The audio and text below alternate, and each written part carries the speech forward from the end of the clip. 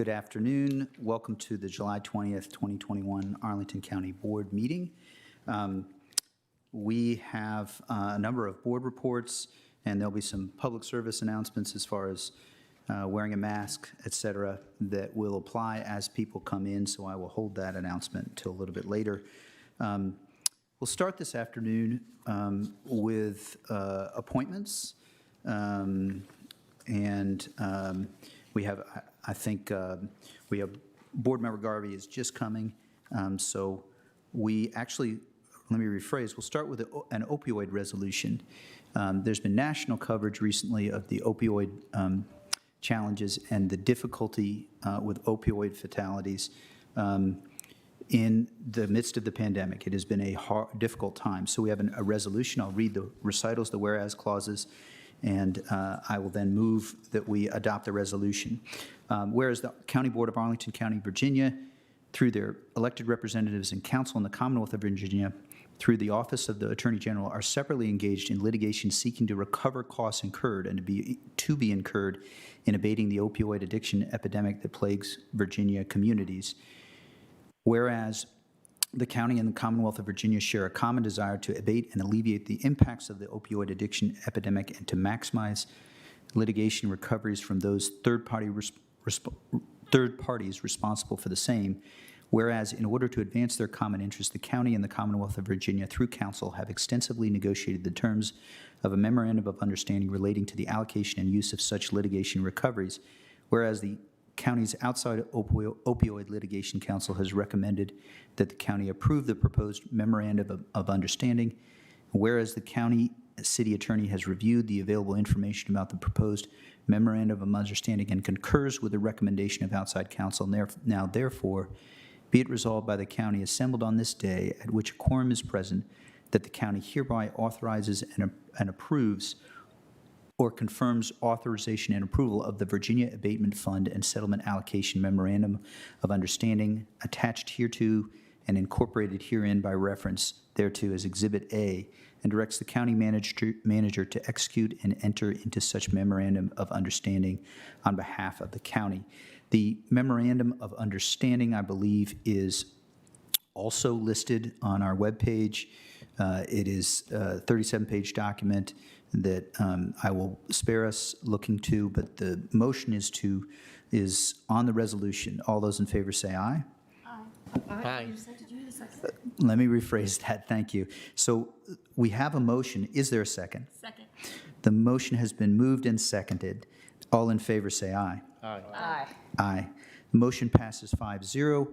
For those following along at home, that's both a reflection of the severity of the opioid epidemic and specifically the resolution, of course, covered our legal process with respect to the opioid epidemic and our involvement with council in the Commonwealth of Virginia's efforts. That is the opioid resolution. We'll now go to appointments. This does not need to be seconded. I will read a number of appointments that we are making, and I am moving all of them, and then we will take a vote on the appointments for this month. I move that to the Community Services Board, we reappoint David Fitzgerald for a term ending on January 31st, 2024. Reappoint Stephen Gallagher for a term ending on that same day. To the Disability Advisory Commission, we reappoint Rosemary Ciotti for a term ending on July 31st, 2023. Reappoint Alexa Mavroidis for a term ending on July 31st, 2023. We reappoint Doris Ray for a term also ending on July 31st, 2023. I also move that we reappoint to the Economic Development Commission Avril Sisk for a term ending on June 30th, 2024. We reappoint Mary Margaret Schoenfeld for a term ending on that same day. We appoint to the Emergency Preparedness Advisory Commission Andrew Lewin for a term ending on July 31st, 2024. We appoint to the Human Rights Commission William Rice for a term ending on July 31st, 2024. We appoint to the Partnership for Children, Youth, and Families Janetta Brewer for a term ending on July 31st, 2023. We appoint to the Sports Commission Texas Williams for a term ending on July 31st, 2023. We appoint to the Aurora House Citizens Advisory Commission Christine Ketcher for a term ending on July 31st, 2025. We appoint to the Historical Affairs and Landmark Review Board Rebecca Meyer for a term ending on July 31st, 2025. We appoint to the Information Technology Advisory Commission Andrea Wingo for a term ending on July 31st, 2024. Gary Thayer for a term ending on that same date. And we reappoint Kevin Robbins for a term ending also on July 31st, 2024. And we reappoint to the Climate Change, Energy, and Environment Commission Jonathan Morgenstein for a term ending on July 31st, 2023. I believe that is all the appointments. And so I've made a motion. All those in favor of that motion to make the above read appointments, say aye. Aye. Aye. Congratulations. I vote aye as well, 5-0. All of you are reappointed and appointed. Thank you so much for your service to Arlington and to our community and the various missions of each of the commissions to which you have been appointed. Now we have a rare, I'm delighted to get to share these thoughts about Tori Huske, an Olympian who is soon to be Olympian, who is competing shortly in Japan. And as many of you know, Tori has been a swimmer with our very own Arlington Aquatic Club since she was 5. There's Tori up on the screen. Under the guidance of her coach and Arlington County staff, Evan Stiles, Tori competed at the recent USA Swimming Olympic Trials in Omaha, Nebraska. And this is, in her first event, she smashed the American record in the 100-meter butterfly in a time of 55.66, only 18 hundredths of a second off the world record. And my butterfly swim is just above sinking, frankly. And so this is it is a very difficult stroke, and to break the American record is truly outstanding. So she qualified as a member of Team USA, and she's going to the Tokyo Summer Olympic Games. She will swim the 100 butterfly and will also be a part of the women's 400 medley relay. We are all so proud to call her an Arlingtonian. She's a role model as a swimmer, honor student, gifted artist, and many people have come to find me and tell me what a great person Tori is. So congratulations, Tori. We are all rooting for you. We are rooting for all of our participants in the Olympics. We might have a special place for Tori as the games start July 24th. We will be sure to share the NBC broadcast schedule when it is available. So that's a special opportunity to root on Tori Huske. I will be succinct. We have continued work in my report on food security. We sent out the first of our newsletters, which is in this first slide. AFAC is making some adjustments, closing 2 locations that haven't been used as much, but our usage seems to be declining somewhat from the really high plateau of the pandemic. And David Goss and so many others participating in DC Chefs Giving Back. So you can see in blue, we're continuing, free meals are continuing through the summer. The summer is a very difficult time for making sure that all kids and all our residents in Arlington have access and get the food that they need to thrive. So next slide, I think there's just one more brief announcement, and that is it.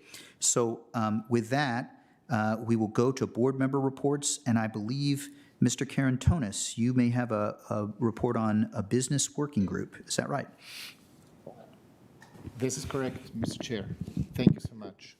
I will try to be as brief as I can. I think, Madam Clerk, you have it. I'm just waiting for the little PowerPoint. Sometimes it takes a moment. Well, I can preface it there already. So I recently I was studying what our economic development departments were doing about small business and what we learned from the pandemic.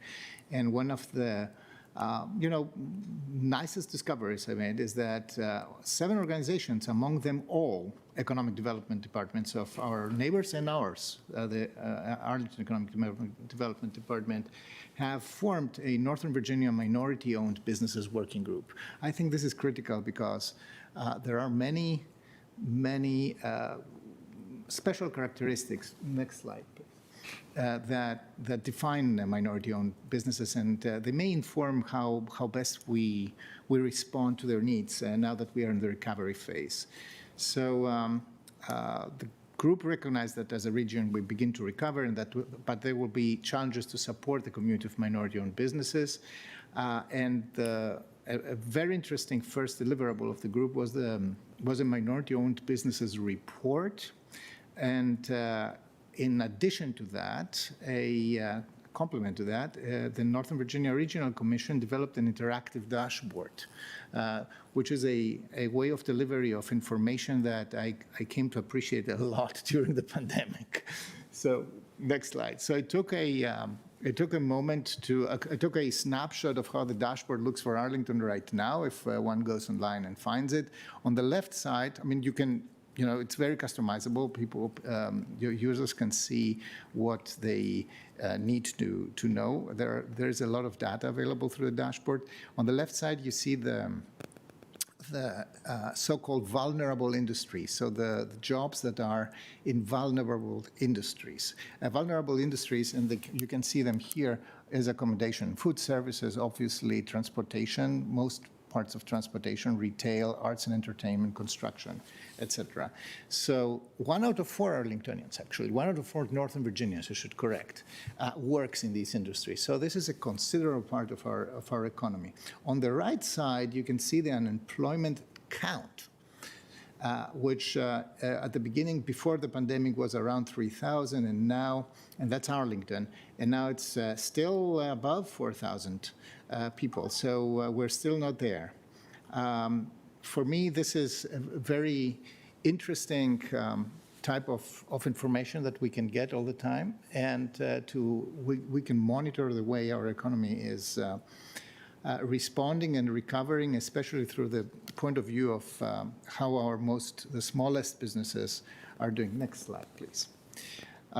One other interesting data that I found is that in Northern Virginia, about 128,000 minority-owned businesses.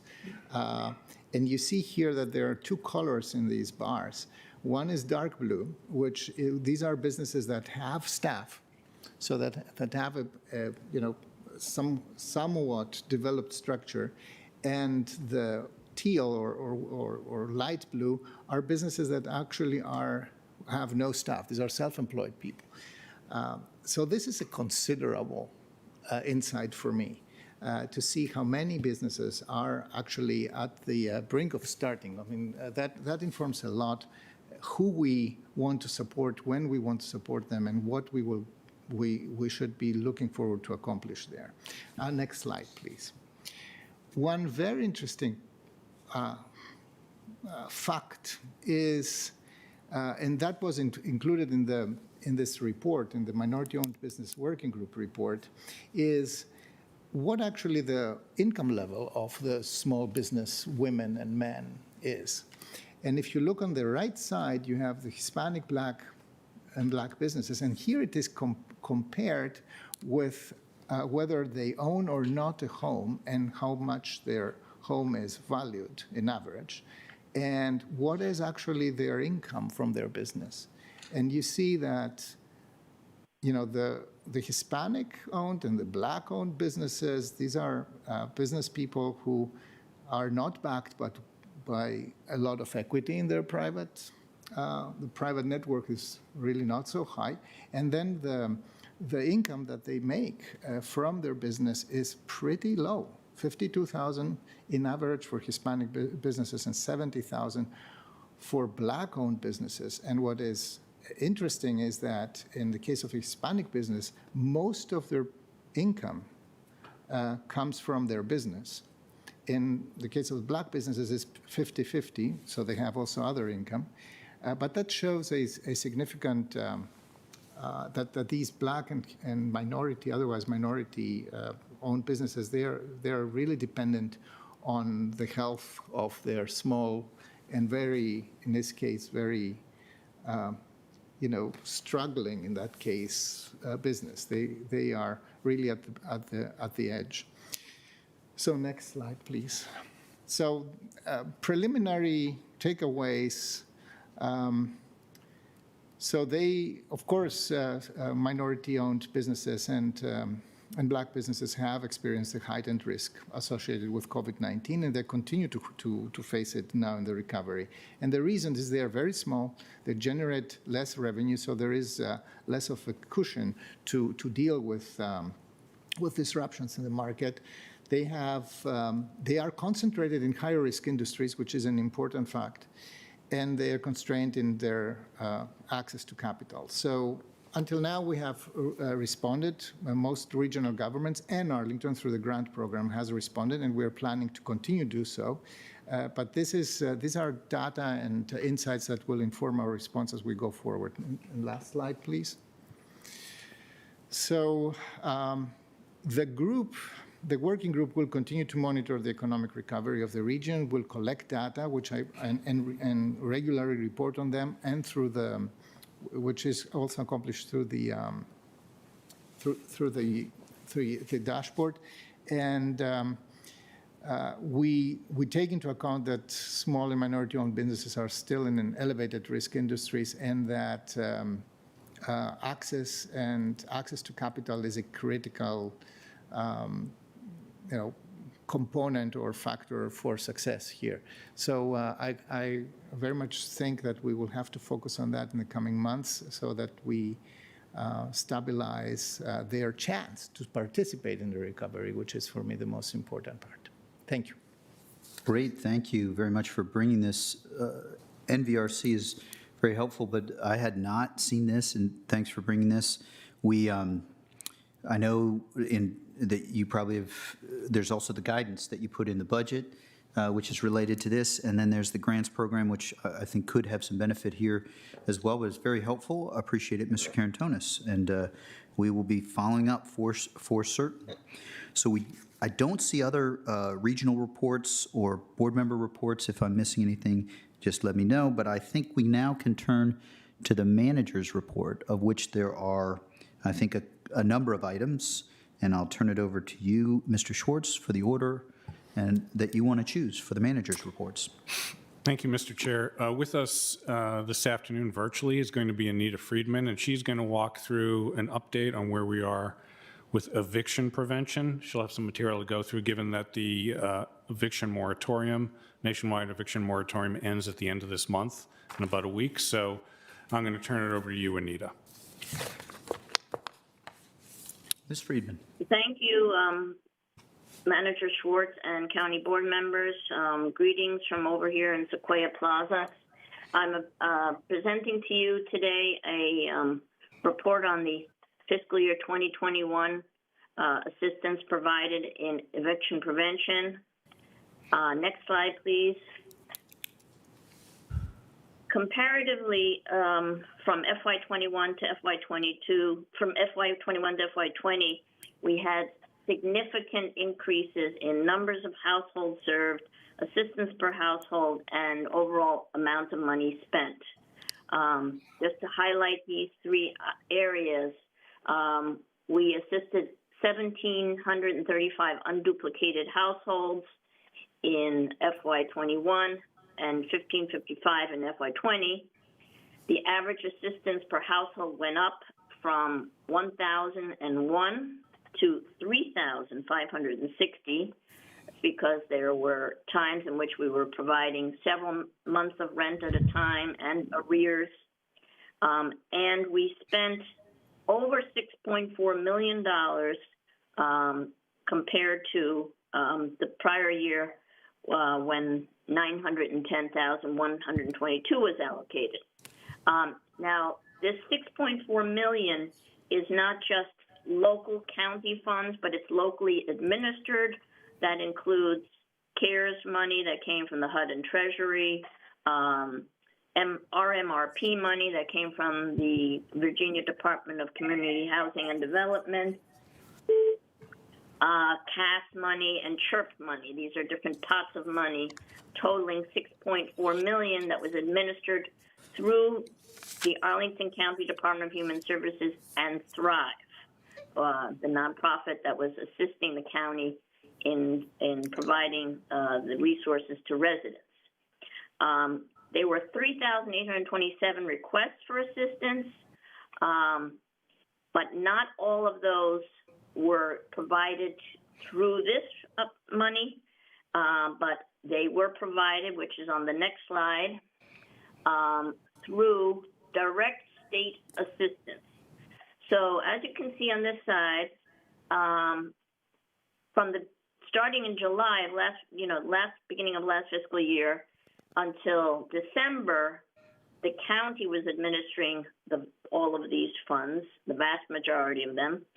Then in December 20, the state began its Virginia Rent Relief Program, in which households could apply directly to the state portal.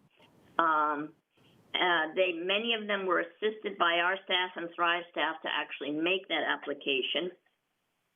So you can see that there was a decline in the assistance provided directly through DHS and Thrive when the state portal came into play. Next slide. Just to review some of the key demographics, most of the households that were requesting assistance were, of course, working age households, and they had lost their jobs as a result of coronavirus. That's the 30 to 49-year-old groups. The majority were female heads of households. 33% of the residents requesting assistance were Black or African American. 43% of residents were Hispanic. So these are numbers that are disproportionate to the population of Black and Hispanics in Arlington. Over 45% of the residents that requested assistance live in the 22204 zip code. Next slide. The state provide, I think we're one of the counties that topped the use of these RRP funding from the state. And from this, since it's only been from starting December 2020 through June 30th, 2021, we're really talking about a little over 6 months. In 6 months' time, that RRP portal provided nearly $13 million of funding to 1,139 unduplicated households. So this is money that did not have to come through the county's administration, and was seen as very, very useful for landlords to be able also to get their funding quickly from households that could not pay. Next slide. So as we move forward, there's a few challenges and items to consider in terms of how eviction prevention will continue through this fiscal year 2022. There's the continuing economic uncertainty, the eviction moratorium, which is set to expire on July 31st. We do envision that the state portal will continue to be having funding flow to our landlords and tenants. However, certain tenants are still not eligible for those state and federal funding sources because they may not have a lease in their name, or they may not directly be able to tie their loss of income to COVID-19. So we likely will need some increased local funding in fiscal year 2022. Next slide, please. Our current state is that we do have, number one, the local money that is in the DHS budget that's allocated to Thrive on an annual basis, $797,967. And we have leftover from FY21 of those same, we call them Carter-Jenkinson funds, of $415,209. So we have about 1.2 million currently. And we do know that there will be additional funding available through that state portal coming from ARPA funds and ERA 2.0 funds. Next slide. In light of the the lifting of the eviction moratorium, we have already embarked on a series of eviction prevention fairs that's being spearheaded by our Housing Assistance and Community Assistance Bureau. You can see that we have 6 dates set up. 2 have already occurred in the community during the course of July and August. In the last Saturday on the 17th at Arlington Free Clinic, we had over 30 households participating at those fairs. We also took advantage and had assistance for applying to SNAP, Medicaid, as well as vaccine provision. So we were pleased with the turnout at the last one, and we envision that as we get closer to the lifting of the eviction moratorium, the number of people attending the fairs will go up. Next slide. We are ready with our staff and Thrive capacity to assist residents with rent, utilities, mortgages, and arrears. We have 9 FTEs and 7 temps working at DHS. Thrive has 5.5 FTEs. We have the capacity to provide services in 5 principal languages. We coordinate every month with the county, with the court's eviction docket, with Legal Services of Northern Virginia as a close working partner. And we coordinate very closely with safety net nonprofits to assist with their clients in terms of eligibility, documentation, and referrals. The primary way that we are still advertising to the community to seek assistance is to call our main number at the Department of Human Services, 703-228-1300. Of course, the Virginia Department of Housing and Community Development's portal is online, and people can go directly to that portal, or the landlord can, to help them apply. However, our staff does help all of those folks who cannot manage that portal use the portal to apply. Please feel free to attend any of our eviction prevention fairs to receive information and resources. And we have special contracts with Legal Services of Northern Virginia and the Legal Aid Justice Center for tenants to receive counsel on legal rights and representation. At the end of my presentation, I'm happy to entertain any questions. Thank you, Ms. Friedman. I'm sure each board member has had this happen on one time or another, but on an instance when you get a request and you can send that request to Ms. Friedman and you know that you've actually helped an individual or household, that is one of the great moments of most days when you get to do that. So thank you for all of that work in addition.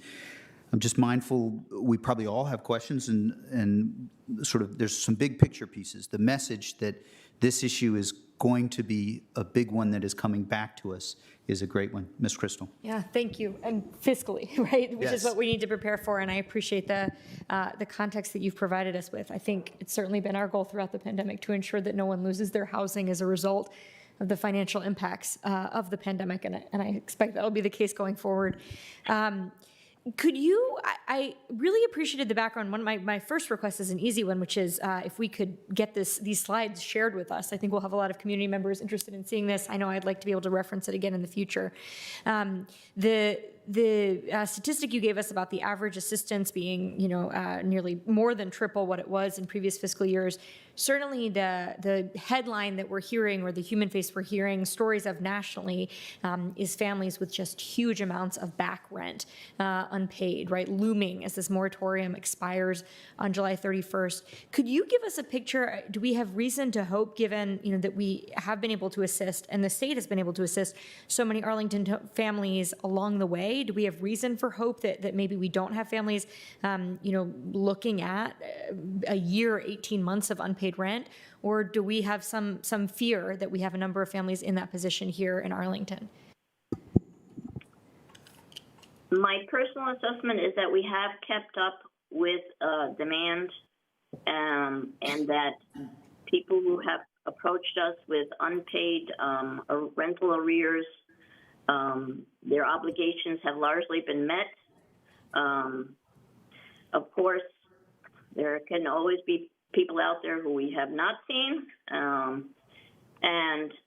I do think, though, that for the most part, because of our relationship with the social safety net nonprofits and some of the advocacy groups, including, the ASHPA and others, we have really tried to penetrate as much as possible all the prospective communities that were facing rental, arrears. So it's just a matter of what happens when the eviction moratorium is lifted, and some of those households that may not have signed, leases, may be going on to month-to-month basis, and then landlords can always decide to take action, based on that. Yeah, thank you. And if just a quick follow-up, and then I'll yield to colleagues. Actually, about that exact point, when the landscape of the moratoria, plural, right, was changing pretty rapidly this time last year. And one of the things I know that our human services team did in partnership, I believe, with Northern Virginia Legal Services, was actually set up camp outside of the courts to make sure those tenants who were showing up in courts knew what their legal options were. Do we have any plans to do that so that people know if their landlords are bringing them to court, what their financial options might be, if not legal ones? Yes, that process has continued. Okay. There is a docket every Thursday, I believe it is, for eviction, and Legal Services of Northern Virginia, and we and other attorneys that may be representing the households try and get the names and the information on all those cases coming forward, and try to negotiate before they even get into the court with, whether or not payment can be made to avert going forward with that procedure, and that will continue. So we have a regular presence at that Thursday eviction docket with the courts. I'm so glad to hear that. Thank you. Thank you, Ms. Crystal. Ms. Garvey. Yeah, thank you. I think I'll sort of follow up right where Ms. Crystal left off. Have we increased our relationship with the landlords? Because that's kind of, we've got to, we've talked and covered, we've covered the courts, we've covered the people, we covered DHS. It's the landlords we haven't really talked about a little bit. Could you discuss a little bit our relationship? I imagine it's different by landlords, but if you can kind of characterize how that's going, that would be helpful. Sure. Well, we have, very strong relationships, obviously, with the affordable housing developers like APA and AHC, where the vast majority of our of at least clients who receive assistance from the Department of Human Services are housed in CAFs, committed affordable units, which many are located in APA or AHC owned properties.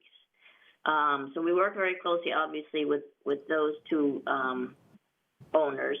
We also have extensive relationships with private landlords when we have had issues where, for example, landlords have not been so interested in utilizing the landlord portal.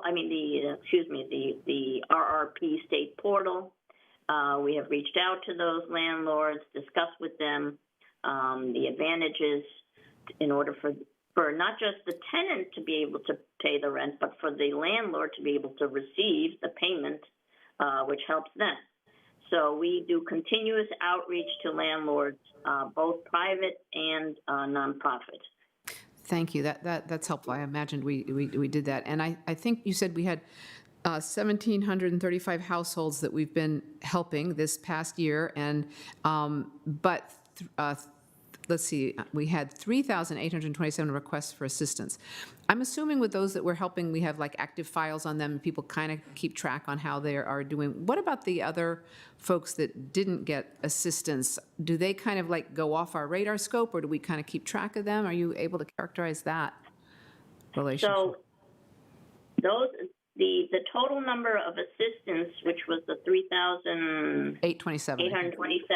827, 1,735 were served through that local pot that I told you that included the CHIRP and the other monies. And then there was another 1,139 served by the state. So in fact, of the 3,827, I'd say we assisted probably at least 3,000 through a combination of both the local and the state portal. And for those, sometimes there are people who are unfortunately over income, although, we've been very flexible with our criteria, or have not followed through with their documentation, and sometimes those are the ones that don't necessarily get the assistance, but we provide all kinds of resources to people, whether they be the direct rental assistance, the assistance for utilities, assistance in locating an apartment. We have housing location, as well as the other, the other programs that we have. Okay, thank you. So for those 1,139 served by the state, we have a pretty good idea of who they are. We coordinate with the state. So we've got sounds like we have a pretty good handle of who's in need and what they need at this point. I guess we won't know for sure until this moratorium ends and we see what shakes out, which I guess is why you didn't come up, I think in your presentation, you didn't come up really with a bottom line about what we're going to need in resources, because I assume we really just don't know at the moment. Well, it all depends what this coming year looks like. And so that's kind of hard to assess, If we had another year like last year, we'd say we'll be spending another $6 million.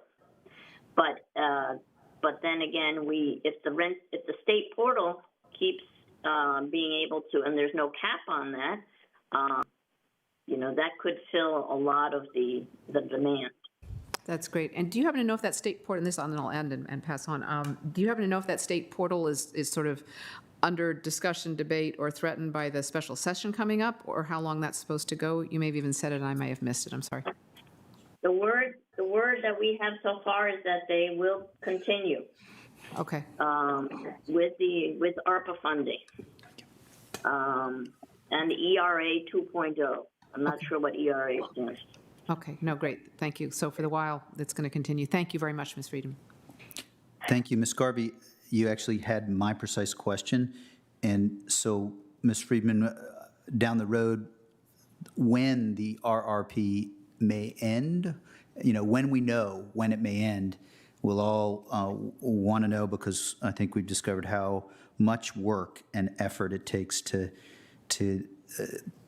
Thrive is a great resource, but that effort is a huge amount. You mentioned 9 employees and 5 on our side, and then 5.5 through Thrive. So that would be a question that I would share, and just thanks for all your work. Mr. Karantonis. Yes, very quickly, Mr. Chair. Ms. Friedman, thank you so much for the presentation and for all the work. I can tell you from my own just anecdotal experience that the level of stress has decreased significantly as your department has been responding during this past year. I have only 2 questions. Number one, who is still coming? I mean, how would you profile the person or the household who still needs our help and cannot, avail themselves of the state program, because the state program is quite generous. It's 80% AMI, and the rent has to be, up to 150% AMI. So who is left? Who should we be worried about? Am I correct to suspect that these are residents who are undocumented and who are otherwise reluctant to go to the state for help? Well, if I could guess, I would connect it to the slide presentation that you presented to us during your report, where you showed us a profile of the unemployed who were in those vulnerable industries, retail, food, and which are subject to volatile changes in the economy. Largely Hispanic and Black households, we know, and more likely if you're undocumented than not, because you can't support your family with other kinds of federal programs or state programs for people who do have documentation. So I think that's always the issue here in Arlington. We know where the most vulnerable people live. We know where, down to the census tract where they live, and it's the same people who face unemployment, healthcare access, and all the other kinds of social determinants of health that we've outlined in the past. Thank you. Thank you, Mr. Karantonis. Thank you, Ms. Friedman, for the presentation. I also just note with respect to all the different partners that work together, the sheriff's deputies and sheriff's office is also, I believe, part of that support on the Thursdays. And it has been an ongoing commitment of the managers, Ms. Cowan, and all of us to make sure that eviction prevention is a high priority. We will hear a little bit later about COVID, but it is still the economic challenges that are approximately 9,000 households who are on incomes of less than $35,000 for a household of four, that we need to keep serving there, and I really appreciate all your efforts. Thank you so much. We'll go to the next piece of the manager's report, Mr. Schwartz, and thank you, Ms. Friedman. Thank you. Thank you, Anita. Mr. Chair, with me this afternoon is Samia Bird and Amber Barnett. Samia took on the assignment gracefully and has done such a great job over the past year. People have wanted to know what she's up to. So she's going to spend some time updating us on realizing Arlington's commitment to equity and all the planning that's gone into that and all the efforts that she has led. And I'm going to turn it over to her. Ms. Bird. Thank you. I'm going to... Maybe the mic. It's been so long. Yeah, it's been a while. Yes, the modern version of mute. And I am trying to connect my presentation here. It is not working. My apologies. No problem. We can, we know you've been busy. So.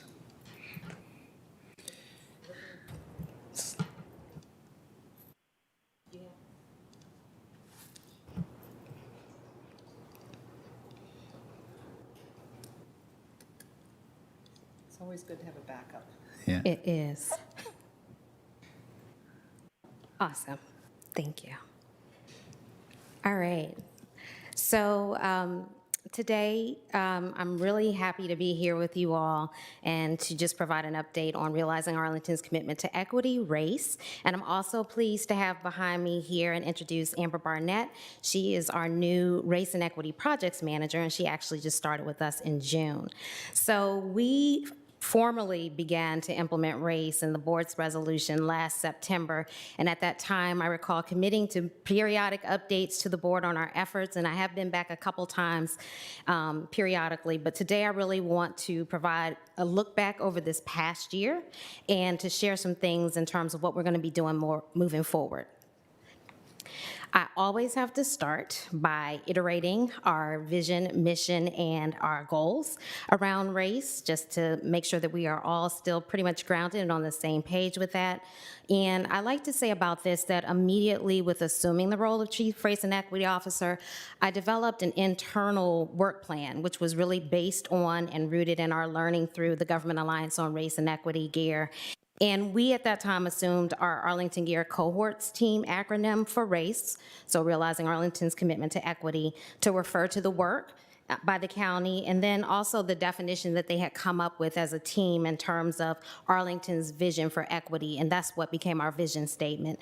And then after that time, we developed the mission statement here and those goals, which again are based on GARE's theory of change with respect to normalize, organize, and operationalize, but I added the fourth one, which is assess to that.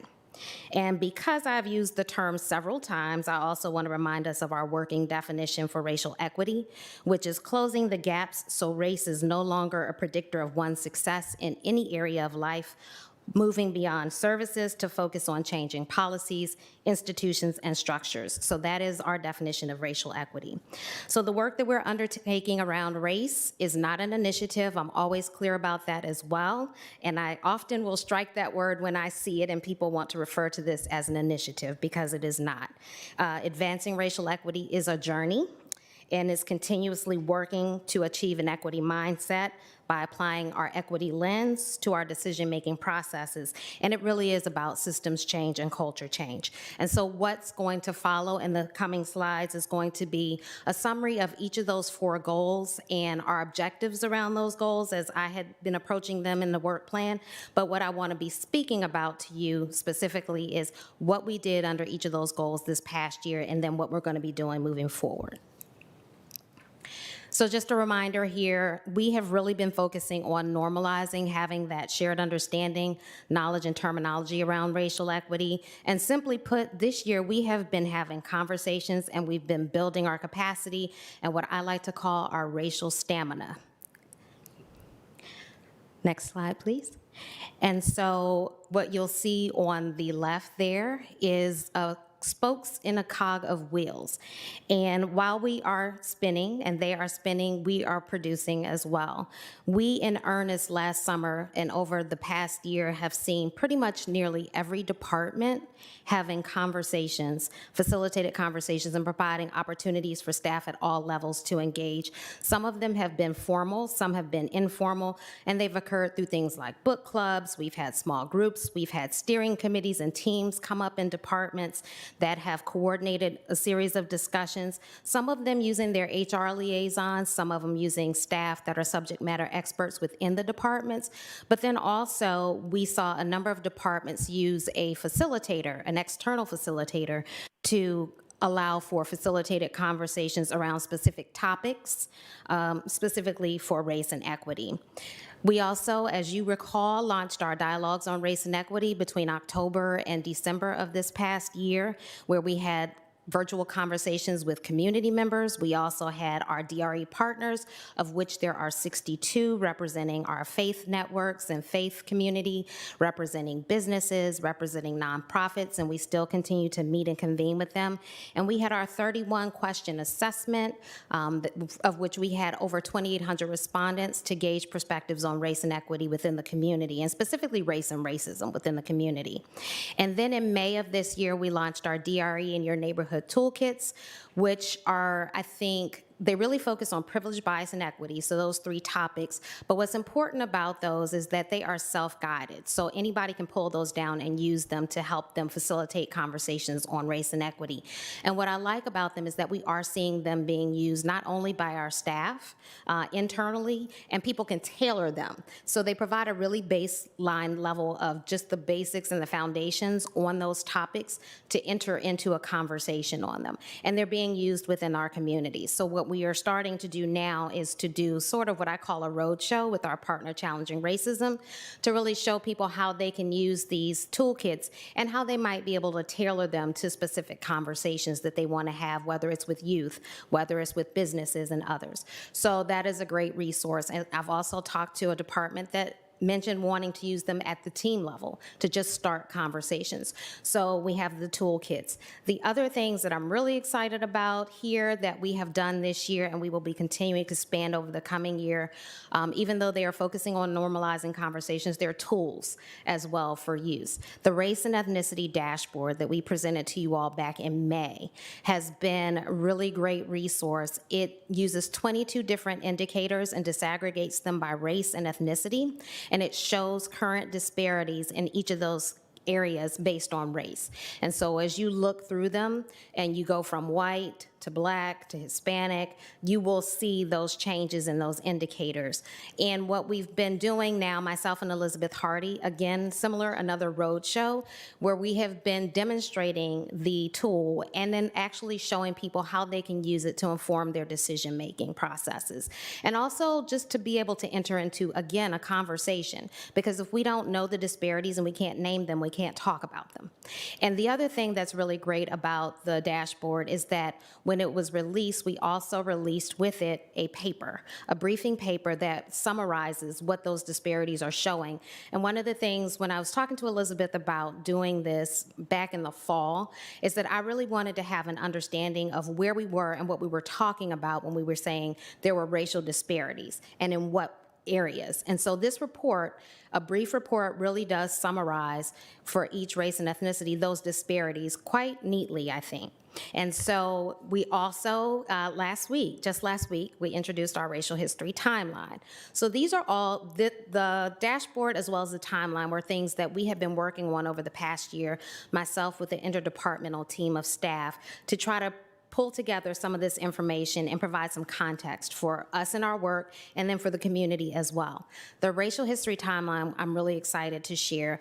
We started with data from our team at COG because when they first started their learning program back in 2019, one of the things that they had to do was present on the history of race to their other fellow cohort members. I think each jurisdiction had to come with some sort of a presentation.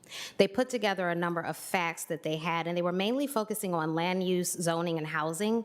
And so when I stepped into the role, I was like, wouldn't it be great if we could expand this to other disciplines? I knew there were some staff that were also trying to look at the history in their departments around things like transportation and parks and recreation. And so pulling that team together to figure out how we can expand the timeline beyond just those disciplines that the cohort had, but then also the time period. So ultimately, we're going to be going back to 1846. If we can go back to 1600s, we will do that too. But starting with the retrocession to start to add additional information to the timeline. And then also, I'm really excited about this. We just submitted a grant application to Virginia Humanities because we want to, instead of just focusing on static facts and figures, we want to make it interactive. And we want to add to it personal narratives, oral histories, and stories. And so we're going to work with community liaisons to convene small groups to come to conversation about some of the points on the timeline and some history based on their lived experiences that we can incorporate into it, whether it's audio, whether it's video. We're also going to interview community members to collect oral histories and add those to the timeline as well. And so our goal is to populate the timeline before 1930 and then after 1960s, which is the information that we have.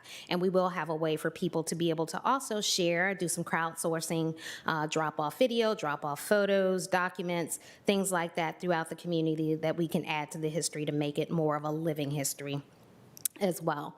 The other thing, I'm sorry, go back one more time. So the other two things on this slide that we are working on are a racial equity course. So over the past several months, we've had some staff working on a series of modules. I think we're around 10 modules, and what they're designed to do is to introduce staff to concepts and terms around race, equity, and racial equity very specifically. So again, giving us all that same baseline definition, understanding that when I came into the role back in the fall, I did a survey of the departments to understand where we were, and we were all in different places, doing a lot of different things. So trying to level set a little bit, having this course for all employees countywide to take so that we're all having those same terms introduced to us, those same concepts. We're going to begin to roll those out later this summer. recognizing summer's almost over, but later this summer, we're going to start rolling those out, and it'll be one module per month for up to 10 months. And so we look to actually make that something that will be longstanding and something that would be introduced for onboarding new employees as well. The other thing on here is that we are in the process of reviewing proposals for a consultant to come in and do deeper dive countywide training on racial equity. And this training goes beyond just the concepts and terms, but really how do we as government do this work, and to provide some technical assistance, I think, beyond that, in starting to implement at the department level the work that we want to do around racial equity. So those are all the things that we're going to continue to be doing around normalizing over the coming year. And we will also continue to do a series of race V-circles, which we've done with Restorative Arlington. They have been well received. We've had 3 so far, a total of 5 planned. They'll go through the summer. And what we've done is taken the theme of race and equity, and for each one have a topic very specifically focused for people to just come to a place of sharing their perspectives and thoughts using restorative mindset and the circle process. They've been virtual. So far, we've averaged, I think, 30 staff per V-circle that we've had. We have 2 more scheduled, one this month and one in August, and we're going to look to do another series of those. What I like about those as well is that the topics, it's been pretty interesting how vulnerable staff are and how deeply they're willing to go and share on this topic. And the first one was on our racial reckoning this past year, how we make sense of things. We did one on truth telling, and we did one on listening to things that are hard to hear, and all specifically around race and equity. So these are all of the things around normalizing that we're doing, and we will continue to do over the coming year. So this is our organize phase. And again, when we talk about organize, we're really just trying to make sure that we have a sustainable and supported structure in place to advance racial equity, whether that be personnel, whether that be financial resources, whatever the case may be. And I always like to say, from my perspective, we want to institutionalize in a different and new way this work around racial equity, so that whether it's me or you or anyone else, it continues beyond any of us.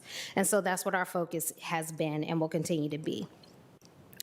So this slide may be a little bit challenging to read. On the left is just a number of the things that we've done.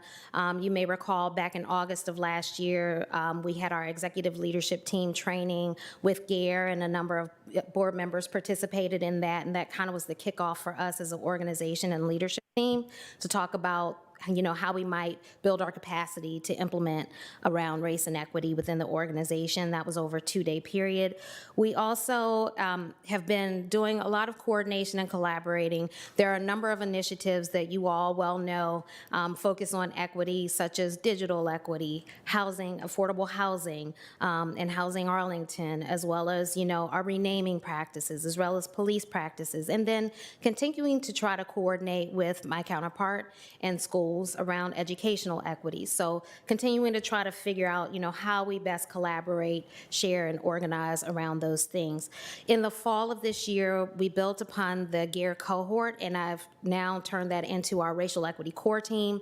We did not have all departments represented on that. Now we do. We also have on that our sheriff department, as well as our county attorney's office, and looking to make sure that we continue to have that full coverage.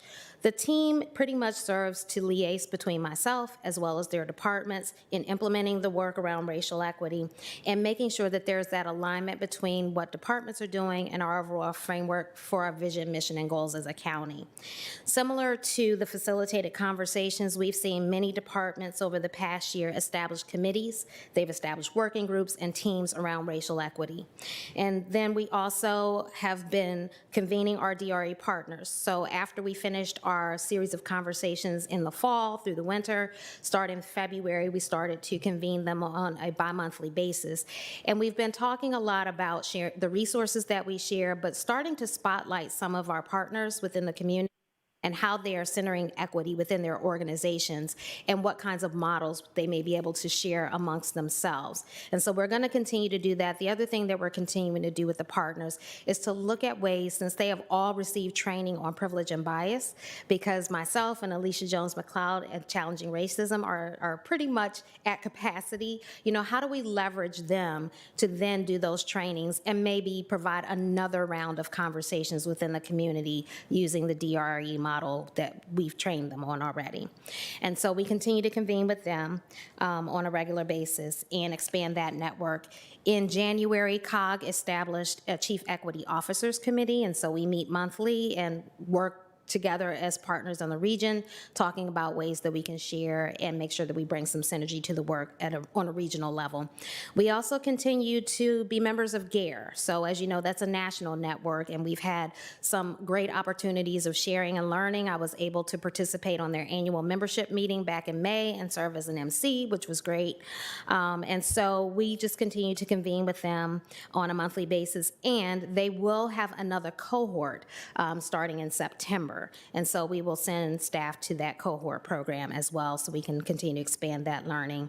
And then we're also going to be focusing over this year on bringing consistency and structure to all of this work as an organization. As I mentioned before, there have been a lot of things happening at the department level. And so one of the goals of the core team is to try to establish in a number of the areas that I've listed here on the right under racial equity action plans, what are the standards and guiding principles that we want departments to use when they are implementing their work around racial equity? And so those categories are in the areas of communications, community engagement, data and metrics, education and training, as well as finance, contracts, and procurement, and then the workforce. And so we're going to be working over the next year as in those work groups to start to establish what those principles are that we want to implement. As you can see, and as you all know, we continue to have support in our budget for this work, as well as staffing, having a new position, which is great, and commitment to the work there.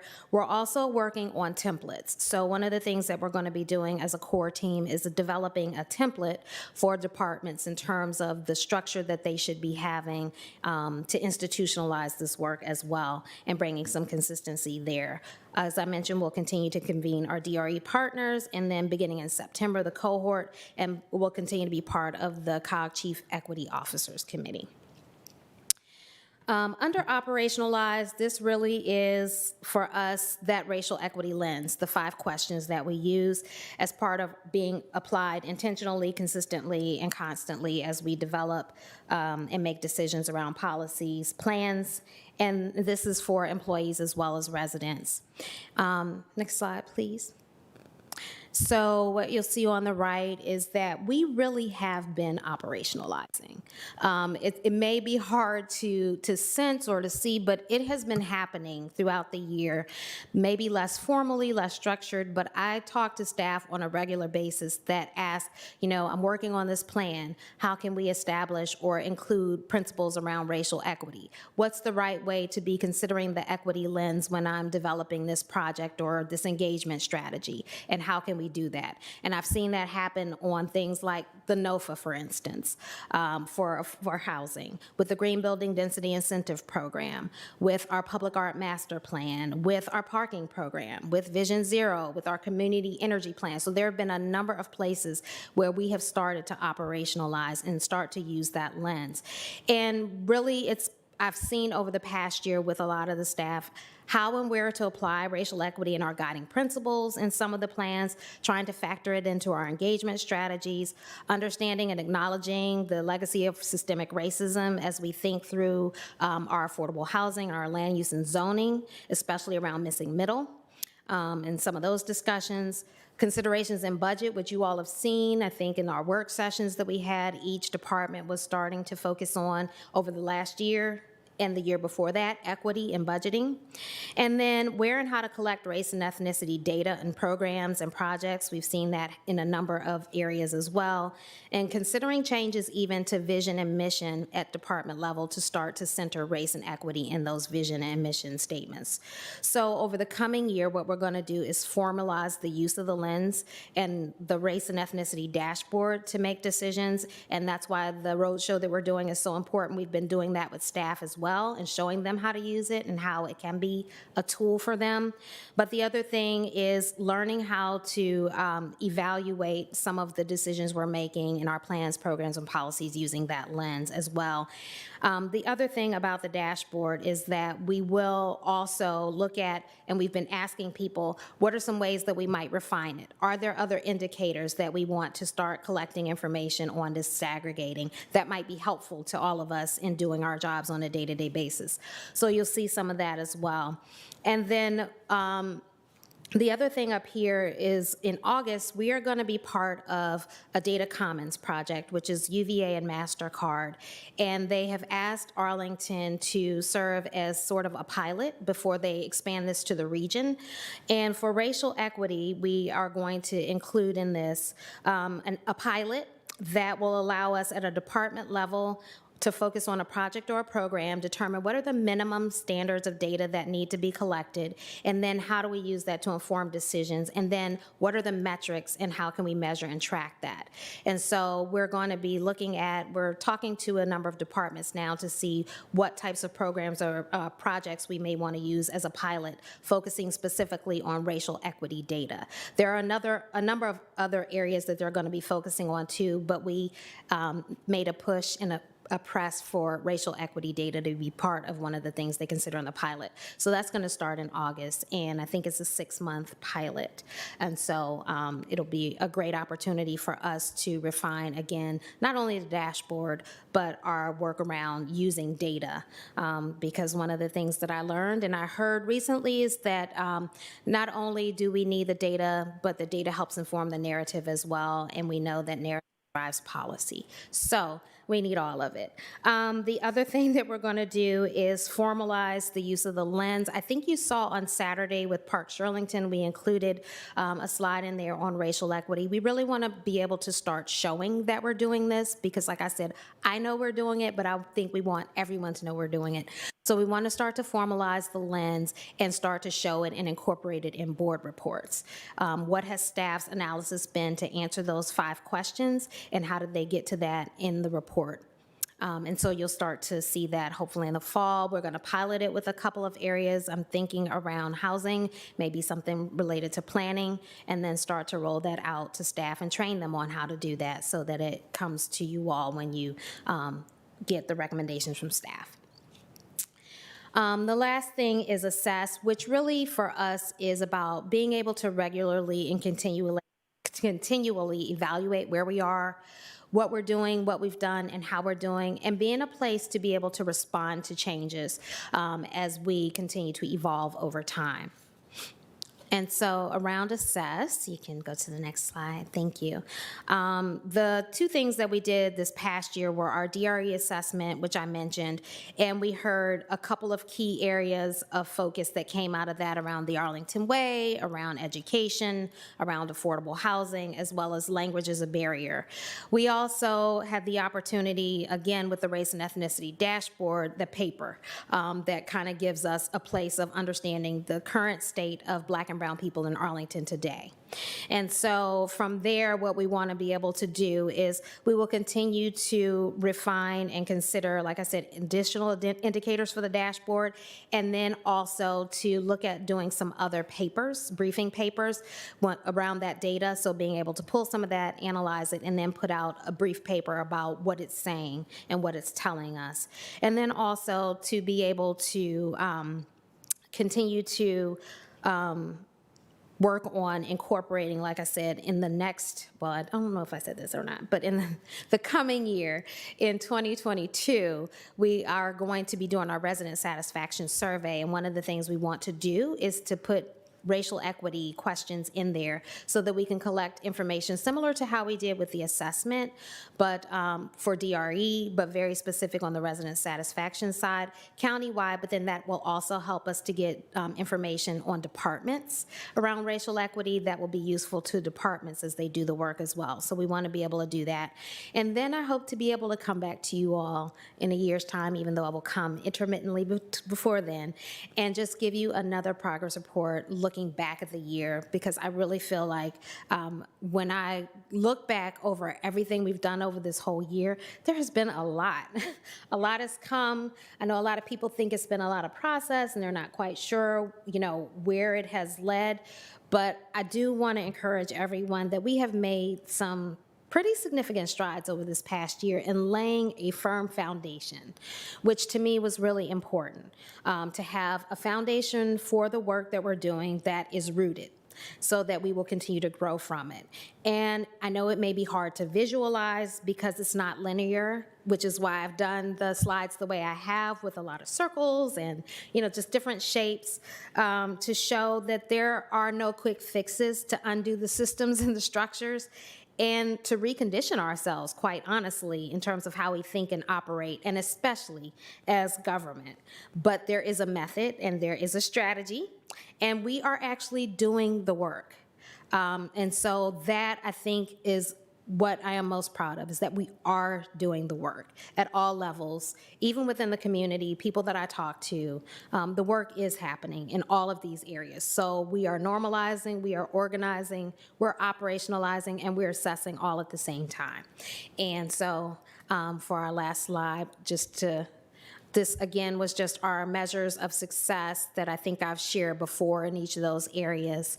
And then you can go to the final slide, which I want to leave us with our 5 questions, and that this really is an approach to an equity mindset.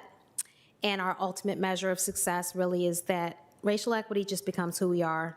It's just what we do, matter of standard practice, operating procedure. And so we are in the process of doing all of that. And so thank you. Thank you, Ms. Byrd. I suspect there may be more than a few questions, and let's open it, Mr. Dorsey. We could have a long discussion here, but I will largely sum up by saying thank you and agreeing that the impact on the organization doesn't come with, one fell swoop or something that's encapsulated in a press release, but comes in the work of the people who come before us and the work that they put before us for our consideration. And it's pretty clear that throughout all of that, people are thinking about it at a real fundamental level, not just the surface level to check a box, but really trying to dig in. Now, with that, there's a lot of competency that needs to be developed there, a lot of skill in trying to figure out how that translates into an equity action plan. So I'm also thrilled that we're continuing to work with GARE and sending new people to the COG cohort. Now, because of my role on COG, I know that part of the reason we were especially pleased to get the cohort for 21-22 was because after the initial one, there are a number of jurisdictions who, for whatever reason, didn't participate, who said, "Nah, I want to get in it too." And so this is allowing them to get some space. Is that going to mean we're going to have fewer people participating this time compared to last? So the way they've set it up this time, so yes, we will have fewer people. The way they've set it up, because of their capacity, which was another issue I think that we saw with GARE over the past year, they grew exponentially over a year. And so they have been stretched as well. And so we have the opportunity for either up to 5 or up to 10. Last year, it was 2019, 2020, there was no true limit. They had tiers of numbers that could participate, but I don't think they capped it. This time it will be capped. Okay. So we are looking at, right now, the thinking is up to 5. And the only reason why I am cautious in terms of the number of people we send is because, like I mentioned, there is strategy to this. And I don't want us to be in a position where we send 10 people, but then we're not sure how and where they fit within what we've already done and the work we're doing. And so we want to build capacity, yes, but we want to be mindful about how we're building the capacity and then how it's used within what we're already building. And so I think coupled with sending people to the gear cohort, that training that I mentioned of bringing a consultant in that could be county-wide, I think that's how we'll be able to balance out that capacity and ensure that there is some consistency and structure to all of that. So it's not just people go off, get trained, and then they do work, and we don't know how it's being impacted or used within the organization, but as part of that broader work that we're trying to do together. So I say that to say, trying to make this enterprise-wide and that collaboration between and among departments, I want to make sure that we still have some of that, balance there in sending people. And just, not that I want to put anything else on your plate, because your plate is quite full with meaningful work, but one of the areas I'm going to give it to Amber. All right, very good, very good. One of the things that I've observed is, for all that we do, and particularly with the work that DRE exposed with people having issues about the Arlington Way, which is another way of saying community engagement, we're going to have a challenge of figuring out how we take these competencies that we're developing within the organization and are able to constructively spread them outwardly. Let's be frank, there's some people who weaponize the word equity for their own intended purposes, but a great many more who I think are very sincere, who just don't fully get it. And so our challenge is going to be, as we're kind of moving in this direction, it runs the risk that we can be moving in a direction that our broader community doesn't understand as well. So just love to have your thoughts about how we continue that way of informing, engaging them with not only our direction, but what it means for them at the same time. It's a tough job, so I just wanted to service it, but thank you. Thank you, Mr. Dorsey. Ms. Garvey? Yeah, thank you. So thank you for the report. I mean, I really feel like you can sense that we've made it's feeling more solid. There's more there. I wanted to talk a little bit about the timeline. We're putting on my hat for the Centennial Committee. We're working on a timeline. Have you talked to Diane Kresh recently? I have. Excellent. So, yes, I've talked to Diane Kresh, and then Cynthia has been on the team working with us on that. So, yes. That's really exciting. So as you know, we're working on something to be, and it won't be done, of course, I don't know this will ever quite be done, but in November. And this is really exciting because there's a lot of work that can go together. I found that the timeline, I just looked at it from our press release and clicked through, as a tool to communicate and get our community on board, incredibly effective. I'm still kind of processing it. I think it'd be great if we go back to 1600, because my memory of history is that racism in 1600 wasn't the same as racism in the 1800s, and and most people they're not aware of that. I found, even though I kind of know the history, it was the accumulation, the year after year, and I found myself kind of, by the time we got to the 60s, I said, oh no, not again.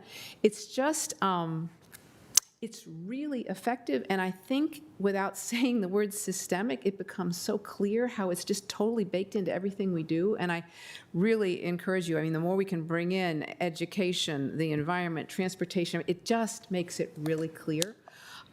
Because I think a lot of people talk about systemic racism. I'm probably even one of them. I don't quite comprehend what it is. And I think it's really, really effective. So I'm glad we're doing that. I keep thinking what we're working towards is systemic equity. That's what I think we're working on. And I just want to thank you for it. Very excited about it. And hopefully, which we'd sort of thought before, now I'm realizing even more so that this centennial that we're planning to do, we're working on that to get our whole community to understand where we've been, how we got to where we are, and where we need to go. And this is just, confirms me more in the idea that it's gonna be good. And I really appreciate all the work that you're doing. So, and continue to let us know how we can help.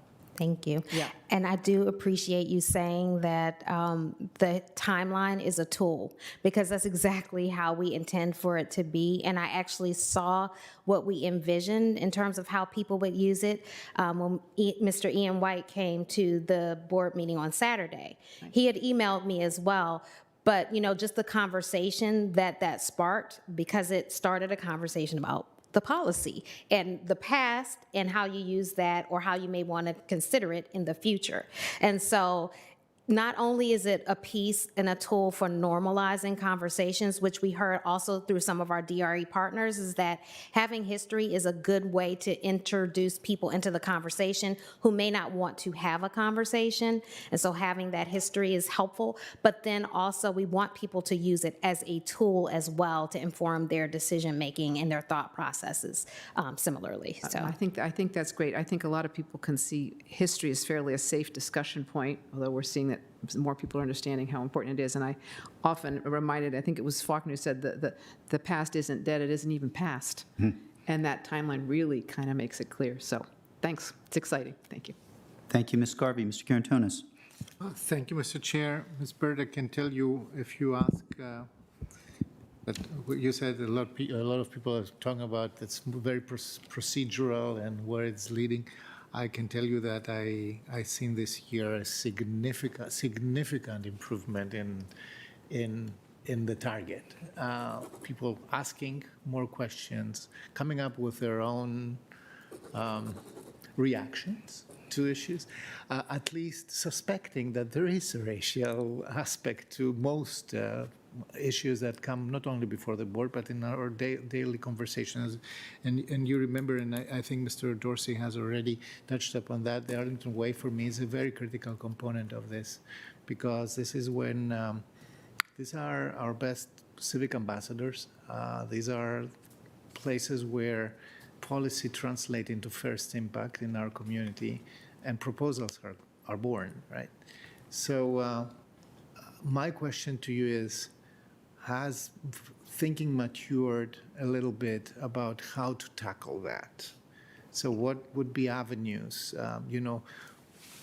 DRE, GARE are, toolboxes for organizations we know. So for the Arlington Way, what would be a first response frame?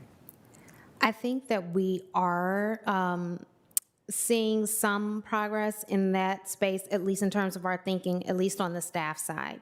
So for instance, starting to use the lens, the 5 questions when we design an engagement strategy, and being able to use that race and ethnicity dashboard to inform who you should be connecting with and how you might reach out to certain populations within an area that you may have a project or a program or a plan.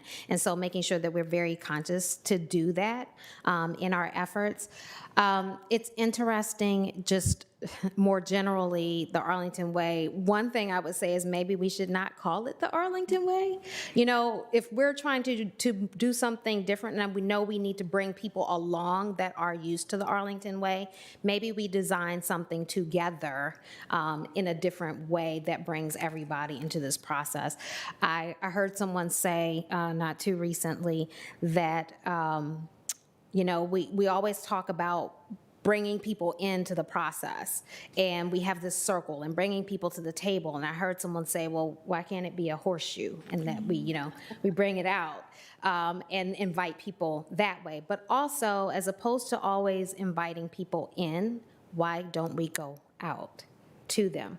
One of the things that I have consistently been learning over this past year, just in talking to people, and I've done a lot of community engagement in terms of going to civic associations, going to boards and commissions, and talking about this very thing. And it's there needs to be a mindset shift too in who can participate and how, and what the requirements are that we are putting out in terms of how you participate.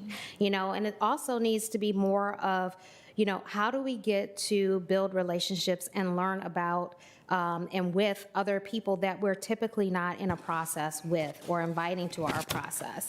I said before, I think I was talking to the Bicycle Advisory Commission and the the Pedestrian Advisory Commission or committees.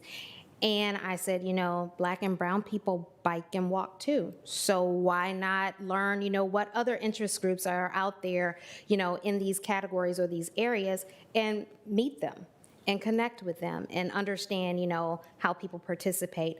I am excited for community engagement director to be coming on board to be able to talk about, how we start to apply the lens. And the other thing in our group around on the racial equity core team, the one that's focusing on community engagement, one of the things we talked about is doing a root cause analysis, which is what we learned through GARE, of the Arlington way to figure out recommendations on what we were terming then the Arlington way forward. But I would like to leave that open for the engagement staff to, be able to term something. But I think it will really need to be an approach where we not just focus on the existing, but focus on together what a new engagement process could look like. Thank you. A lot of work. Thank you, Mr. Carantonis. Ms. Crystal. On a similar line of questioning, I think one of the things you've modeled as a leader, and I have found myself too, is to the value of role-alike training opportunities and getting outside of our own community in Arlington.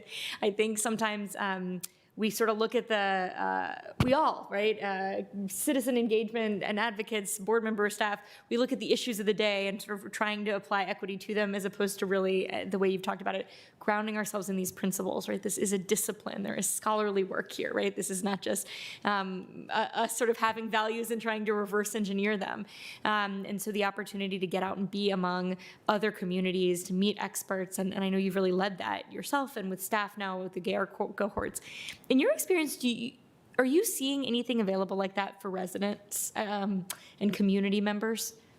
I have not, but what an awesome idea, though. Yeah. I have not.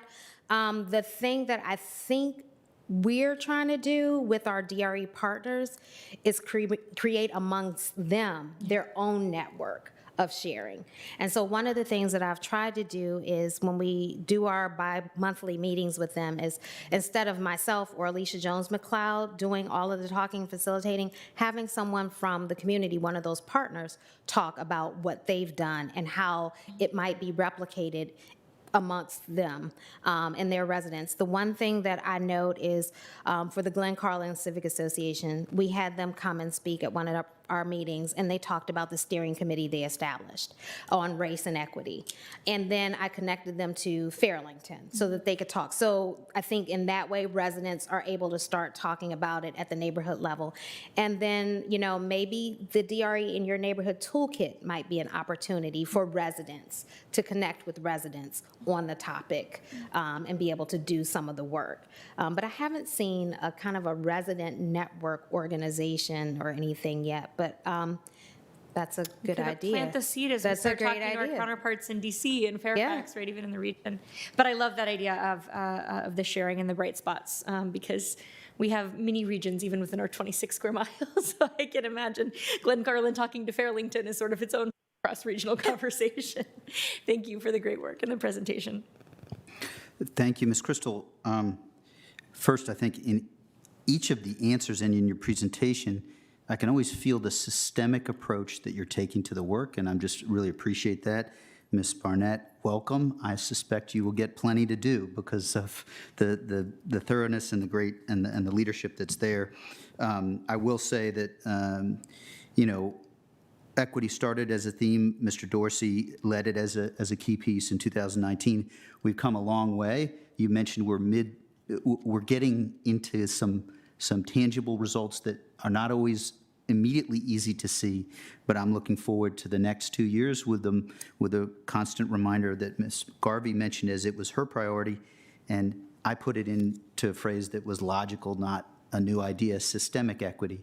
What do we naturally do? So I'm excited about that. The one thought that occurs to me as we did the name change on Saturday, there are policies that may be more profound, pervasive in their impact that are related to equity. And so for my part, I've tried to get on your calendar for 20 minutes here or there.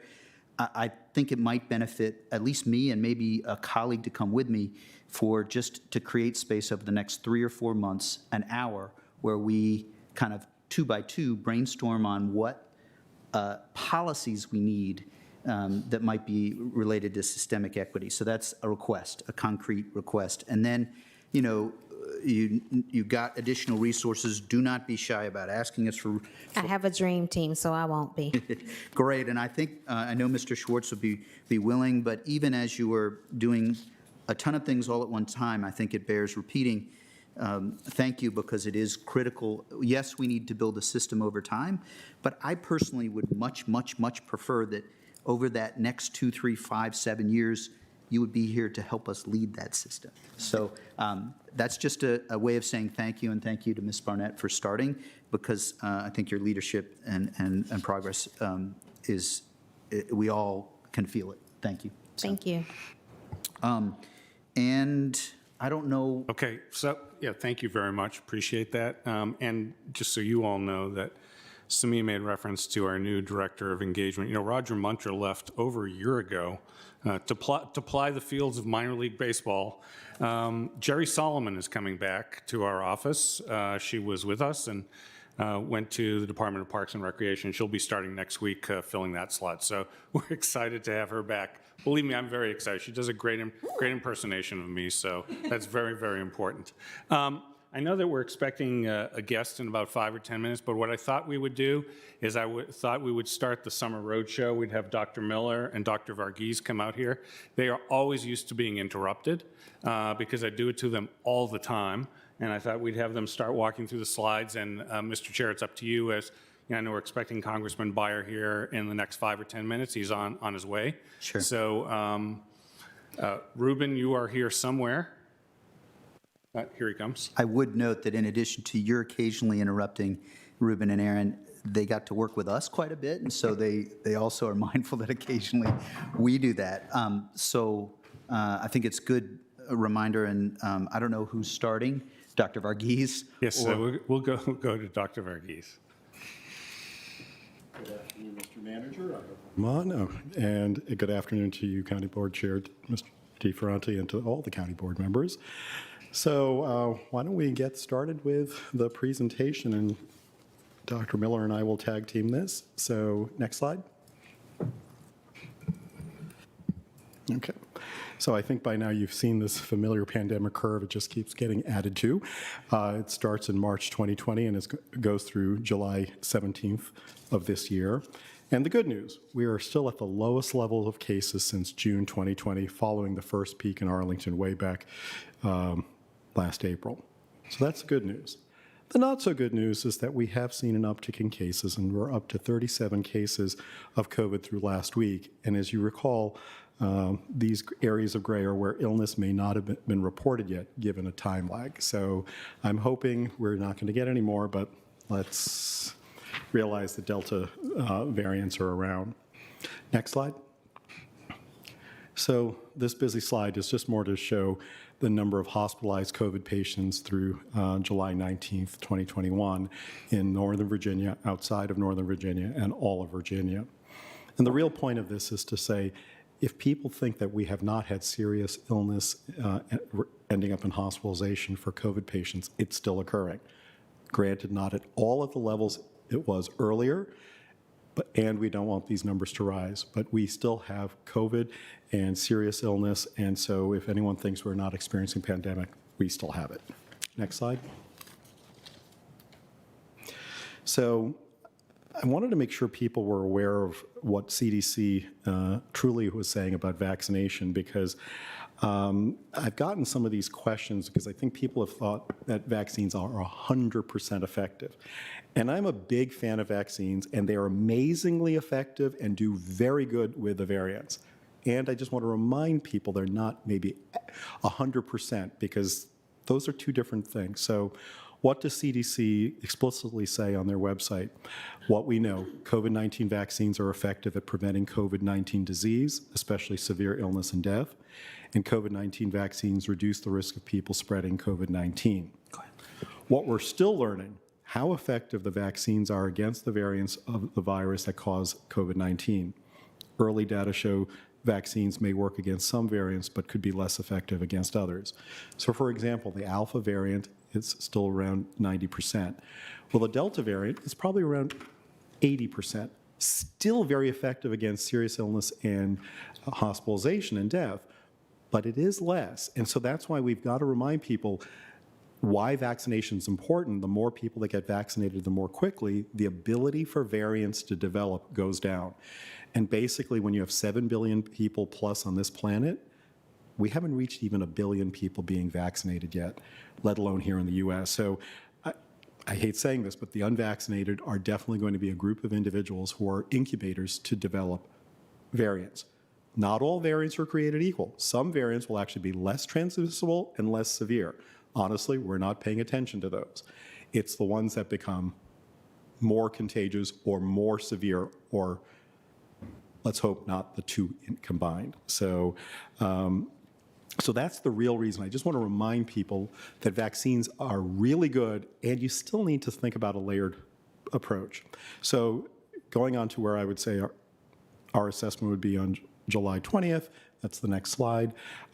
Community transmission is at its lowest since June of 2020, and pandemic continues here and globally. Variant potential, as I said, continues globally among the unvaccinated significantly more than the vaccinated. Asymptomatic transmission continues still. It's a shame that that's one of the variants that hasn't developed, but that is one of the ways it survives better if it can actually do those things. So next slide. Okay. Would you like to go ahead? Yeah, over to me. So as Dr. Varghese mentioned, a layered approach is still recommended in the fight against COVID-19. That layered approach includes persistence of public health factors that we've talked about since last year. Things like wearing a face covering in certain circumstances where they're recommended by the CDC, getting that vaccine, maintaining physical distancing and hand hygiene, particularly when you're in crowded spaces where you're traveling and those things. Testing remains an important part of that fight. To date, we have had 271,600 or so PCR tests reported to the Virginia Department of Health through Arlington County. Our current 7-day test positivity rate is at about 1.5%. This is actually not the lowest that it has been. This is up slightly from the May-June timeframe, about a full percentage point. So our lowest was about 0.5% test positivity rate. We've seen it slowly trending upwards now to about 1.5%. We're seeing about 300 to 400 tests reported to VDH per day. You'll remember that before Thanksgiving and the winter holidays last year, we were seeing in the neighborhoods of thousands, right? So we've seen a significant decrease.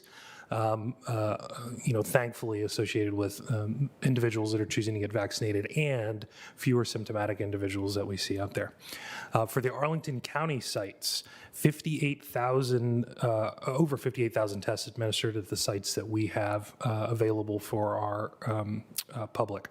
It's about 20% again of all the PCR tests within the county. So we're still trending about that number, which is where we want it to be to help increase availability. You can still visit the Arlington County webpage, arlingtonva.us, click on COVID, then testing information. Testing, in addition to the sites that you see listed for the county sites, over 30 different locations. That includes local pharmacies, CVS's, Walgreens, and now home-based test kits are readily available. Actually, much like some of the first home-based available test kits, I purchased some of the home-based test kits just to see what the experience was like, make sure that they were available at local pharmacies, become familiar with them, and I can say that they are easy to use, easy to understand. I will say, though, that it relies on the individual being tested. Should they receive a positive test, these home-based tests, to report it to their physician so that it can be included and so that they can be contacted by the public health division with the appropriate support, right? So we are still maintaining contact tracing and certain principles to help manage disease spread where it's happening. I do want to mention that our sites, so the 3 curative testing kiosks that you see, Virginia Highlands Park, Arlington Mill Community Center, and the Courthouse Plaza parking lot, are open from 11 to 7 daily. The last walk-up or appointment is taken at about 6:30. No insurance, no doctor referral. Same-day results are not available because these are laboratory tests. The sample is collected, sent to the lab. These are PCR tests. The turnaround is generally about 24 hours because we're using a local lab with that. There is no age restriction. On the mobile walk-up site, that's the site that's operated in partnership with Quest Diagnostics. That is at the Lee Community Center through September the 1st. That operates Monday through Friday, 9 to 4, so a little bit different hours, a little earlier, so people have some access. Again, that one is no copay, no out-of-pocket expenses. However, that one does require a referral or an appointment simply because of the space that we're operating in. We want to be able to manage the space appropriately. As a reminder, visit the website, but more importantly, you heard from Anita earlier today, the 799 call number in cooperation with DES and our DHS employees still is there to help our residents. 703-228-7999 operates Monday through Friday, 9 to 5. I will say that we are seeing some of the lowest call volumes of the pandemic. However, they are still available to connect you to testing resources, to help you schedule and find vaccines available within the community, and connect you with other important resources, including those rental assistance, food, and housing resources. Thank you, Dr. Miller. Dr. Varghese. All right. So continuing on with the assessment. So I think made the point that vaccine, while effective, is not 100%. And what we still don't know is the length of vaccine efficacy. So that's an acknowledgement that some people believe boosters are going to be needed, but so far there's been no indication that there have been wide increasing failures of vaccine more just because of waning immunity. And just reminding people that the CDC definition of close contact to a case of COVID still remains unchanged in non-school settings. So once again, it's maintaining less than 6 foot distances for greater than or equal to 15 minutes cumulatively with a person with COVID. And for those who are unvaccinated, quarantine would still apply. So it's still an important thing to remember, combining vaccination with reducing exposure risk, i.e. using continued COVID-19 mitigation policies is the best way to reduce personal risk from COVID-19 virus or variants.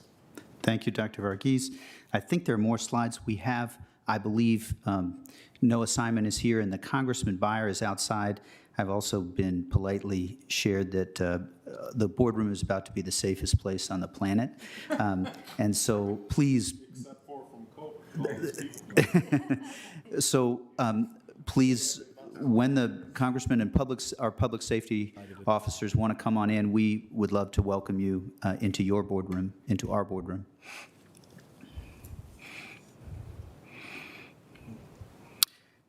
Good afternoon, Congressman Beyer. We have not worked out precisely where you might sit, but I think maybe if you're willing, there's a table up here.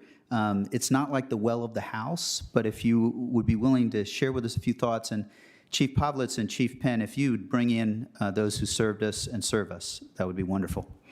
One side prosecution, the other side. No. No, neither, but there is I think we can get you a mic, but let's come on in to all of our public safety. I suspect the Congressman, you probably want to wait until we bring in our officers. Thank you. Thank you for making time. I know you have votes, so we will, It feels odd for us to be up here. Mm-hmm. Oh, no, it's just.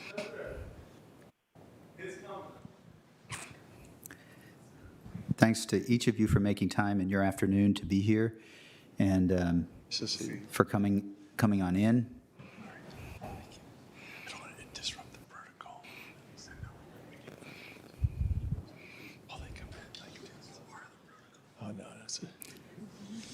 Mr. Dorsey, how are you?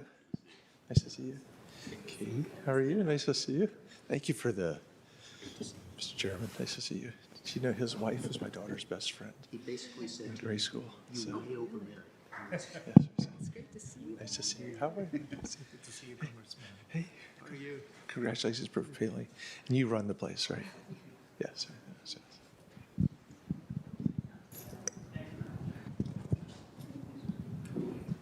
Got it. So it looks to me as though most everyone has come on in, and there's, if you want to start the other side of seats, you can sit wherever.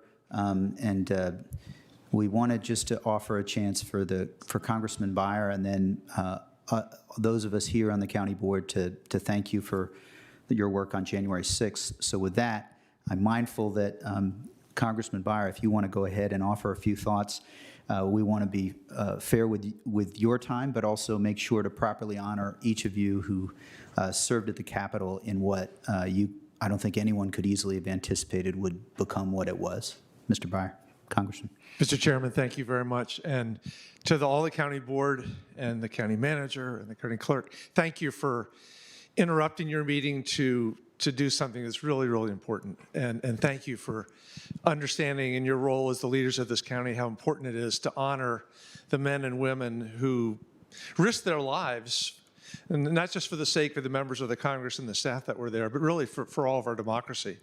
And I'm so grateful for Arlington to be the first and bravest of the responders to come on January 6th. I had a relatively quiet day because the Speaker of the House told us unless we had a speaking role on the House floor to stay over in the House office buildings. So being the oldest child, I of course did what I was told and stay in the office buildings. So when the insurrectionists hit, all I had to do was lock the door, pull down the shades, and turn out the lights and watch on TV. And it was very frightening and frustrating to see how long it took for any response to happen. And then when the Arlington police showed up, everything changed. And so I just want to say thank you very, very much for all that you did. We were, very lucky that so few lives were lost. But sadly, of the people that lost, I think were at least 3 police officers died either that day or as a consequence of it. And I just want you to know that from my heart, and I think I represent all the Democrats and almost every Republican there too, that we are very, very grateful for what you did to protect us that day. Not just us personally, but what you did to protect the edifice of our democracy, the People's House, this representation of American freedom that's recognized around the world. And you brought it back from people who didn't respect it at all and who treated you and treated our country's values and our ideals in the basest of ways. I know all of you put your lives and your bodies and your psyches at risk. I know some of you may have been hurt, some of you may still be hurting now. But I just want to say thank you very, very much. We put a major thank you in the congressional record so that your kids and grandkids and mine too will be able to read about it 100 years from now and 200 years from now. I think probably this week or next week, the commission that's been put together, that will be Democrats and Republicans. As a Democrat, I've promised that we're going to try to make it as non-political as possible. This isn't a commission to beat up President Trump or to point fingers at the other party, but rather to try to get to the bottom of what actually happened.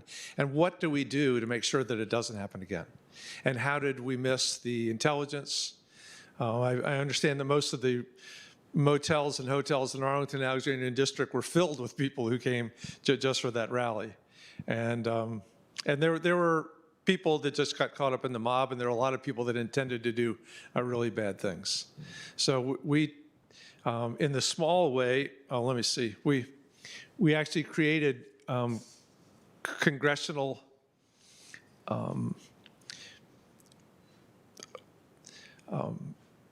proclamations for each one of you, including the firefighters and the people in the 911 office who helped.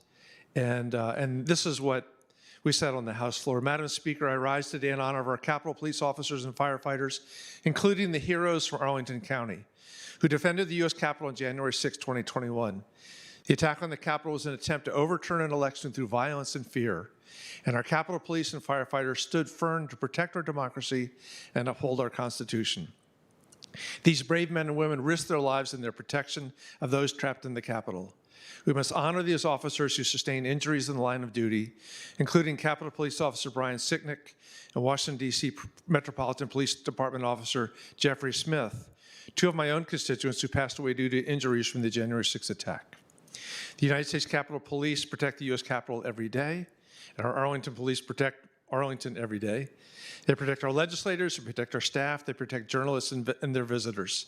Their presence is imperative to the democracy the United States takes pride in, and it is only fitting that Congress honor their courage and ideals.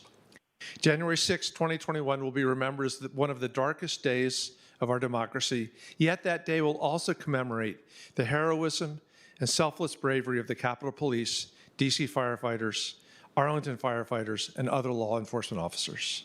Donald Esquire Jr. And let me just also say, I know these are difficult times to be a police officer. I believe the Capitol Police officers are losing a number of officers every single day. You're probably reading about police departments around the country that are losing officers. I, along with everybody that I can influence in the Richmond legislature or in Washington, D.C., want to recommit ourselves to the finest, most professional, best trained, and best paid police officers we can actually find. The defund the police movement is one of the stupidest ideas I've ever heard. What we want to do instead is make sure that you have everything that you need to feel fulfilled in a job that you find meaningful, that actually really serves the community. And I know some of that is salary, but an awful lot of it too is your elected officials standing behind you and recognizing your importance to the community. There is this, to me, unexplained rise in violent crime around the nation in the wave of the opening up the country again. I'm not quite sure how we understand it, but we do understand that the only way we're going to effectively deal with it is to have a great law enforcement community that's willing to stand up for us and protect us. So I just wanted to say thank you. Thank you for giving me a couple of minutes, and we'll be happy to get these individual certificates out to all of you. And thank you to your leadership, Mr. Chairman, and Arlington County Board. Thank you, Congressman Byer. Let's give him a hand, please. I will. And most of all, let's give you a hand. Thank you so much.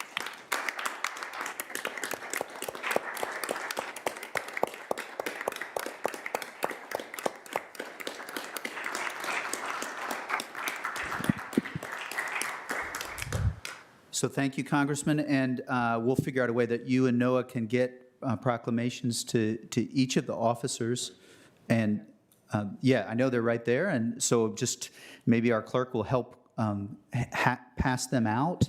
And I don't know if we can do that. I also should just add a thank you for taking the time to come over today. I'm mindful that there's a lot happening, and it's very kind of you to come. I'll just offer a couple of thoughts while the leadership is all convening to get you the proclamations.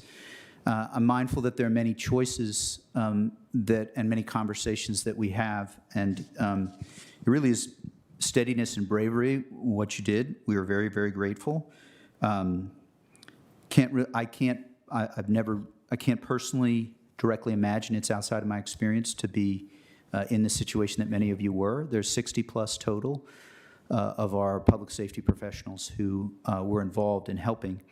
I don't think anyone really easily could have anticipated what it ended up becoming. I've said this before, and I think all of us feel it. There's any given moment in any day where we could go outside or in our own homes, and our public safety professionals could be needed to keep ourselves or our neighbors safe. I think it's really important that we all remember that, and just wanted to say that here today. I don't want to get too over rah-rah. I want to be honest that, of course, we know it is a difficult time to be a police officer. And I think Chief Penn shared with us that the days and weeks after January 6th were not easy days for many of you. And you know, we're thinking of health and wellness regularly for you, and want you to know that. There are plenty of other issues there. It's a reality that the FBI investigation on January 6th is ongoing. It's also reality that I will just say, in the interest of being honest, because we've had conversations over the last few days, we're considering also the Oversight Board tomorrow. I'll just say that, to be honest. I know that many of you support, and the specifics are important, and you want to know that we have your back as you have ours. And of course, you wouldn't agree with everything every county board member says or does, but we know that you are so critical for our community, and couldn't agree more wholeheartedly that, at least personally, it's, and I'm sure others would share, with our professional, well-trained police department, defund the police is foolishness, and we need you, and we need you as public servants and guardians. So that's a long-winded way of saying thank you. I think everybody has gotten their individual recognition from Congressman Beyer, and I just add thanks, and certainly if colleagues wanted to say other brief remarks, I think we're all mindful of how important you are to keeping our community a great place to live. Thanks so much.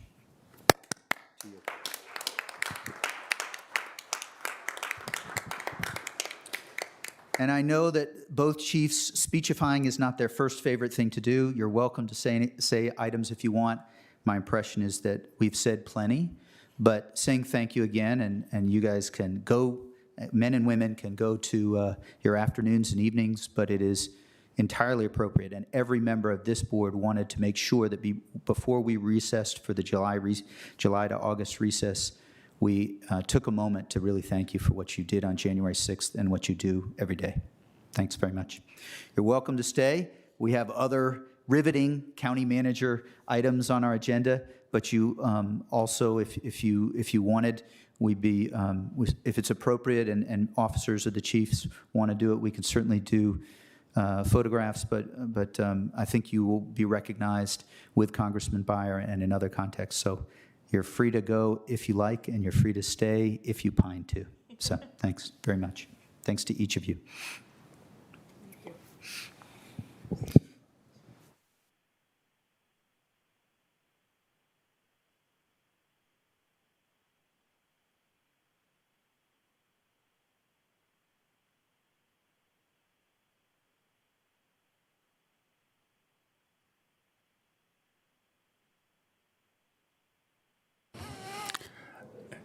As we return to Dr. Varghese, I know he was observing that everybody in the audience was masked or 6 feet apart, and he wanted to add his thanks for that.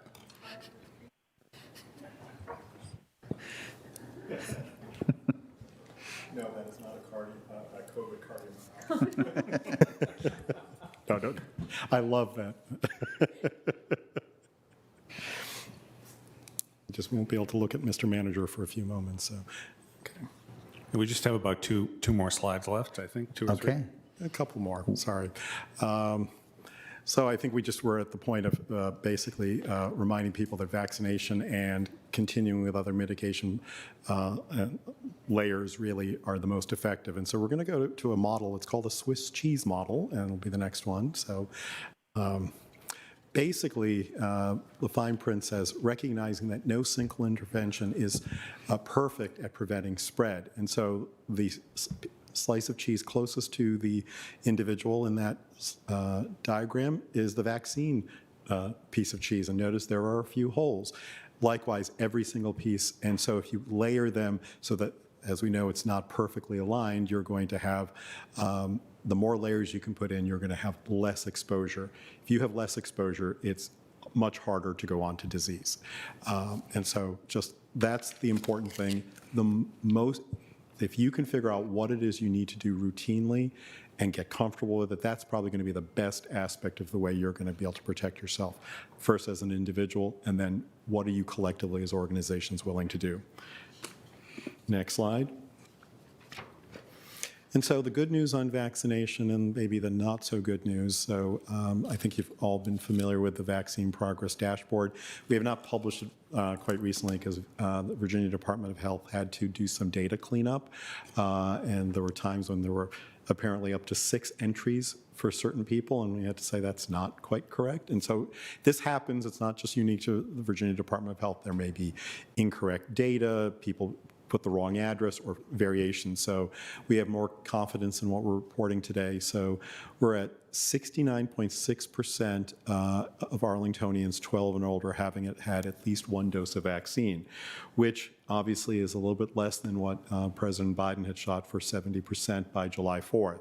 However, I think the reassuring parts for you that you may need to be aware of is we do know from CDC that there are doses trapped, in a sense, the data's trapped in DC and Maryland at about, there are about 14,000 Arlington addresses likely there. The real question is, are they duplicates of some things we have? I doubt that the majority are, but until the data agreements are signed across all of the states, that's one of the problems. You would hope that these things had been dealt with decades ago.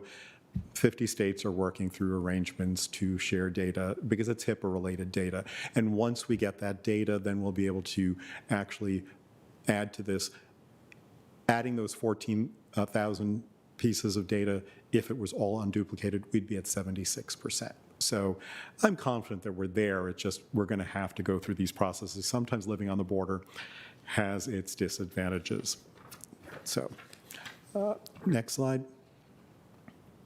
So I think people have also been quite interested in the age distribution of vaccination. And so this is data 12 through 80 plus. And so of the 6 out of 8 age categories or cohorts, 6 of them are at 70% or higher. And there has been improvement in the 20 to 29 and 30 to 39-year-old groups, the first at 58% and the other at 66%. It's going to be harder in those age groups because they're more resistant to getting vaccinations, and that's the work of the Complete Vaccine Committee to try to help with those activities, and we're very grateful for that. The other piece is because of the size of those groups, it is going to take more people having to get vaccinated to get those numbers up. Of the 65,000 people who are unvaccinated 12 and older, 45,000 are between the ages of 20 and 50. So we've got good news and we've got ways to go, but one of the national surveys suggests that the best you're going to do is about 84% because 16% of the population is what they would consider to be vaccine skeptics. And so assuming that applies to even Arlington, well, let's first shoot for 84%. I think we're at 70. Can we, between now and December, although at CVC I was hoping, you know, if we can get it by Labor Day, I'll be happy to be wrong. But it really is at this point, we went from very large clinics where we thousands of people, then we went to neighborhood-based where there were more people. Now we're doing really tiny targeted things. Every single dose that gets into harm, that's what matters. I've told staff if it's only 3 people that day, it's 3. But every week we're averaging between 50 and 150 people at these various events. As long as that lasts, terrific. So the more we can get the message out that as influencers here, you know people who hopefully will get to other people who are hesitant so we can actually cross that threshold. Next slide. So people have also been curious where vaccine uptake occurs and does not occur. And one of the things that we learned from Destination 2027 is that unfortunately demographics, including gender, age, and geography can be predictive. I would love to get to the day where none of those can be predictive of what we would see for uptake. But what the Pew Research group found was the areas in darker shades of purple there were predicted to have lesser uptake. And in fact, our actual geographic plotting of the data that you just saw corresponds to these areas lagging others. All of them except 2 are now above 50%, and the others are just at the border of 49. Fortunately, one is the courthouse area, and the other is Crystal City. And so we have to be gentle and firm and keep getting the message out. Vaccine is important, and I'll get to in the next slide, I believe, kind of some of the issues that people may have and how I've started thinking about vaccine hesitancy. So, but this next slide should first show the sites of vaccination. We have over 38 places where vaccine is available in our 26 square mile jurisdiction. And we're working on a website where people will actually be able to then sort and filter by hours after 5 o'clock, weekend hours, and so on, and almost all of them have that. And the majority also are seeing children between 12 and 17. So I don't think we can say at this point vaccine supply and vaccine spaces are as much of an issue. There are going to still be issues sometimes with computer access if a pharmacy wants people to register beforehand or they have to show up physically and get that done.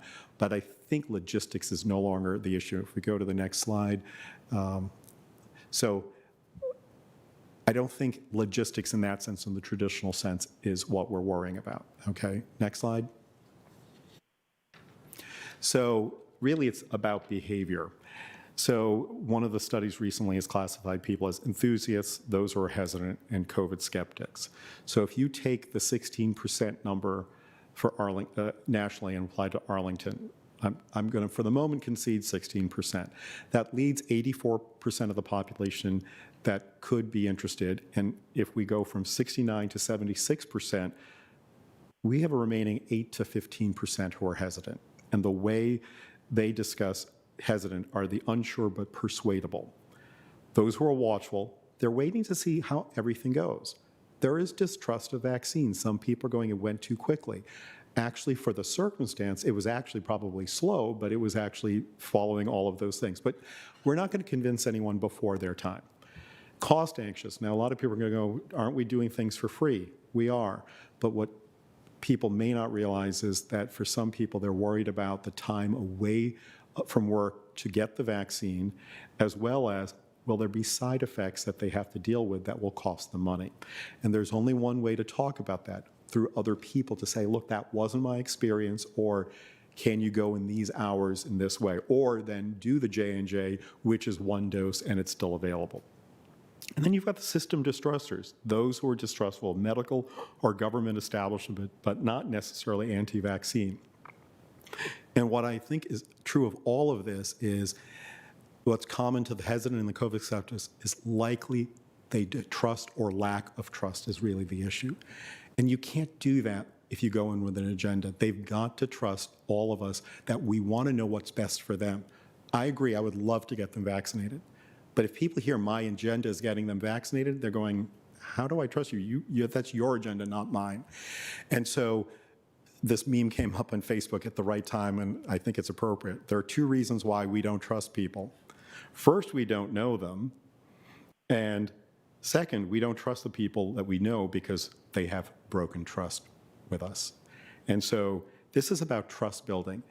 And so although we'd love to get to this by Labor Day or by tomorrow, we've got to get people where they're most comfortable. And so the more we can encourage people to trust the people in the community giving this information, this is part of that long-term thing that I know Dr. Miller and I share.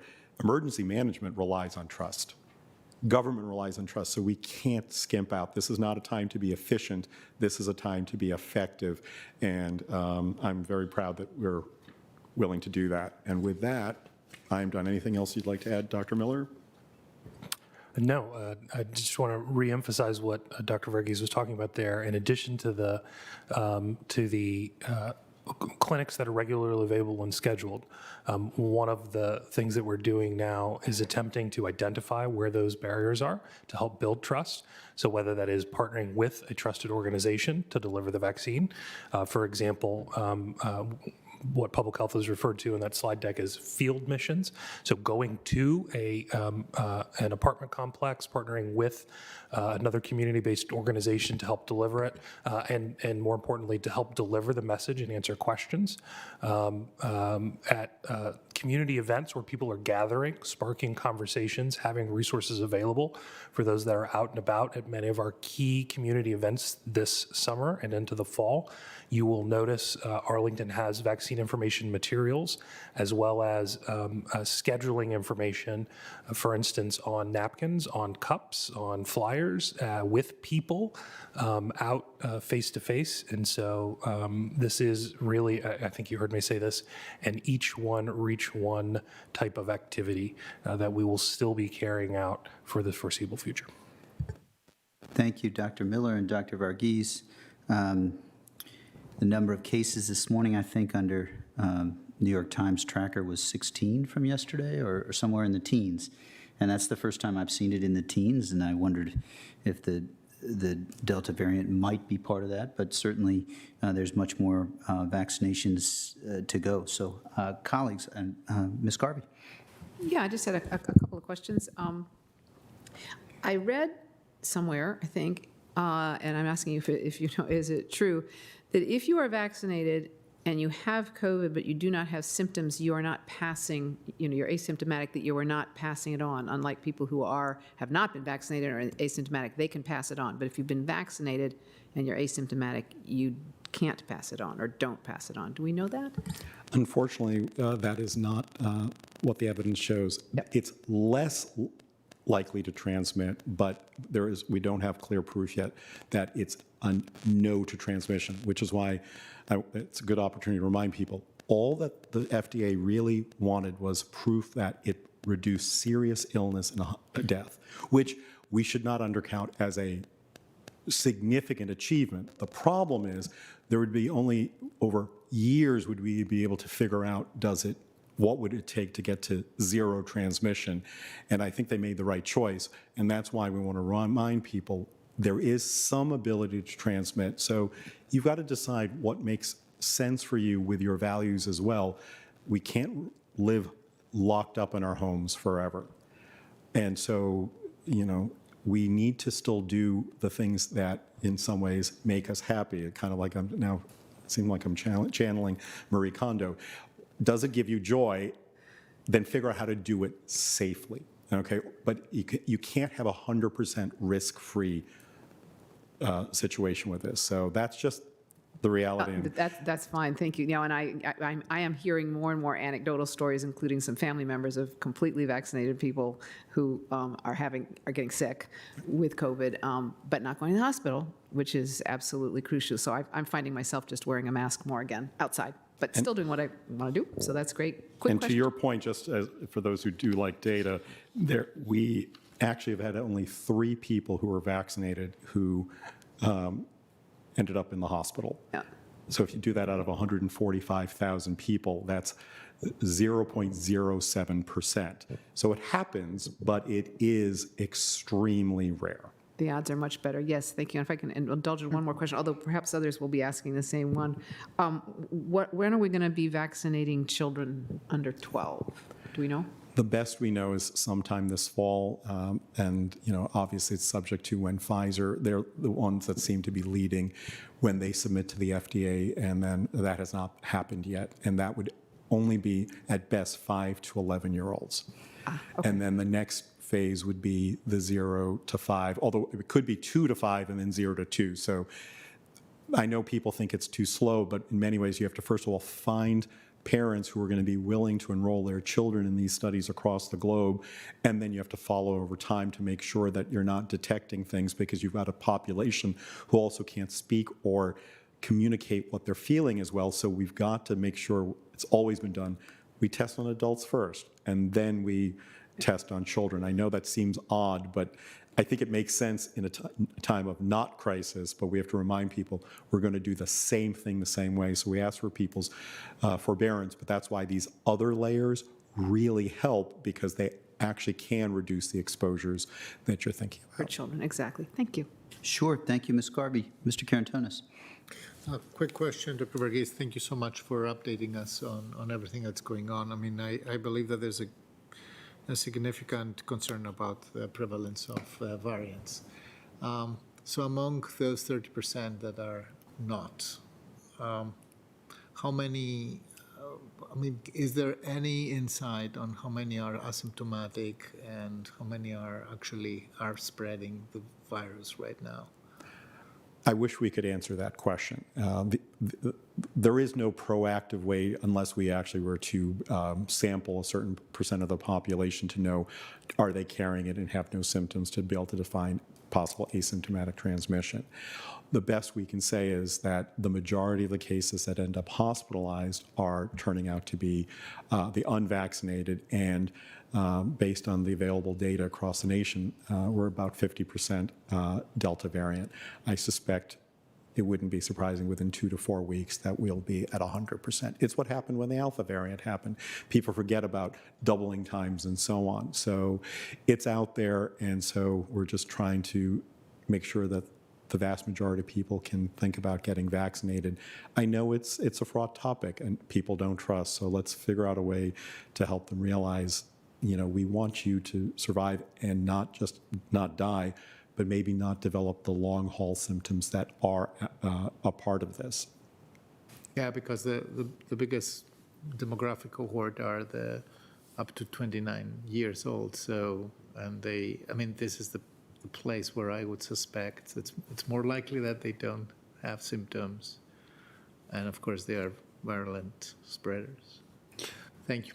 Thank you, Mr. Carantonis. Mr. Dorsey. Thank you. A lot of questions, but I'll focus it on things that, related to something that I know, and one is children, especially school-age children who are too young to have had the vaccine. They will be thrust into an environment with lots of people who are similarly situated in just 1 month's time. So the question really is, has our public school division availed themselves of your expertise in figuring out how to do so as safely as possible, given the spread of the variant and the fact that, quite frankly, spread is likely going to be on the rise as we, start to move from outdoors to indoors, et cetera? Excellent question. We have been working with Zach Pope, who is their emergency manager throughout this crisis, to make sure he has the appropriate information for the school system to make those decisions. I think all schools, as we know, including Arlington Public Schools, is planning to be in full session, and which means that physical distancing will be harder. But as you may know, the American Academy of Pediatrics just came out with the supporting that sort of thing, because you've got, as I've said, communicable disease transmission is only one of the aspects of the calculus we have to do. Because if we only care about communicable disease transmission, well, there is a way to deal with it. You keep everyone at home. But there are other health problems from lack of socialization, lack of education, and so on. So it is a difficult thing that the school systems have to think about, is what's the right way? One of the things that the health directors and I have been talking about in Northern Virginia is, how do we convince people that if you're going to be together, perhaps they may want to think about, as AAP, American Academy of Pediatrics, has said, consider universal masking until more information is done. Obviously, people are going to look to the governor for some control. I mean, be honest, it's a fraught issue, and so people would like to hide behind someone. It's not an easy thing to decide, because masking, while effective, is difficult to manage for children, because they're developmentally at different stages. They can do it, but it's not something that's normally done.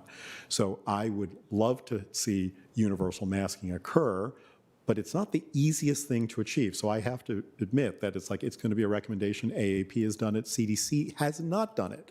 So, they have their own reasons, and each of them have values embedded in those decisions. And so what I encourage organizations to do is think about what is it that, for the parents and the children and the staff, what's the best thing for the values of that community. I think we want to protect our kids, and they need to be in school. So what's the safest way? The more you can do to mask, the better, but that is going to be one of the things about, is that something that's practicable in these systems? Because how are you going to, what's the word I was like, enforce it? Who's going to monitor it? Because you don't want to add so many more people to the classroom for that purpose as well. So it's not an easy decision. So, but I think this is what the school system is going to be weighing, is how to do that, because they are going to be, I'm sure, aware of both the CDC and AAP recommendations, and the governor is supposed to make some sort of announcement, we believe, next week. Thank you. All right, I'll follow up with other questions with you later. Thank you. Thank you, Mr. Dorsey. I will also follow up. I've been wondering, not interested in the lottery, but the 20 to 29-year-olds, if there are communications hooks, like cheesy things that you think we can do, but that still might be effective in getting from 58% above. I know that you guys will think of those, and certainly Mr. Dorsey the 1 month certainly concentrates the mind as we're thinking ahead to what needs to be done. A big thank you to Dr. Varghese and Dr. Miller for all your work. I'm hoping that there may be more days or a few days of vacation. That is also necessary. Because as you referred to mental health, it's also crucial for all of us. So thank you both so much for the update and the context and the informative slides and discussion. And I guess we can go now on to the manager's next item. Thank you both. Yes, thank you very much. By the way, we have, I think, throughout the Clarendon area, a number of coasters that we've handed out that say, "Get your shot," something like that, something clever that our communications team thought up. That falls into the sort of close to cheesy, but good. Right. Thank you, Mr. Lynch. Mr. Chair, given the hour, I am going to go through this last presentation. I'm not going to spend a lot of time on it. These slides, which is my update on the American Rescue Plan and our approach to the funds, will be posted online. I know that I think Lynn's handling the slides. I'm going to go through them fairly quickly. If we could go to the next slide. The main takeaway points on this slide are that in the spring, Congress passed the American Rescue Plan. Arlington County has received an allocation of $46 million in 2 tranches. Our first tranche of $23 million came in May. We have until the end of 2024 to spend it. There's various categories. They're listed here about areas where we can consider allocating those funds. Let's go on to the next slide. There is the glorious process of the Department of Treasury coming up with administrative regulations and interpretations. When the act was passed, there was some intentional obscurity in order to make it past the Congress. So given that, right now, the draft regulations have been put out. Public comment closed last week, so we're not likely to have final regulations on this, probably, my guess is, until the end of August. So we are continuing to work and review the guidance, and we'll incorporate that as we make decisions about funding allocations. We go to the next slide. Just to remind you all, in April when we adopted the county budget, you took the $23 million and allocated it in a few ways. There was $3.7 million that was set aside to deal with service reductions, and then also you set up a $17.5 million contingent. And that contingent was for public health needs such as vaccines, testing, contact tracing, and then also, as you heard earlier today, eviction prevention, hunger, and assisting small businesses. We will, you were asked us, and we will be coming back with proposals for business e-commerce support and the effectiveness of a revolving loan fund. That is all work underway. So we have not forgotten about it, and the pandemic has not gone away, so we assume that that money will go to good use. If we go to the next slide. We, as I said, we're going to be undertaking that planning effort over the next month or 2 months, especially as we get final guidance from Treasury about what it is that we feel we need to do. We go on to the next slide. I just wanted to remind, because I get this question a lot, the allocation for state and local relief was one of the biggest parts of the rescue plan, but there were other allocations. These are worth mentioning. The Federal Transit Administration has given a $10 million grant to help us assist and offset the costs of our Metro subsidy. We also have received a $2.3 million grant fund from the home program that has helped with homeless prevention.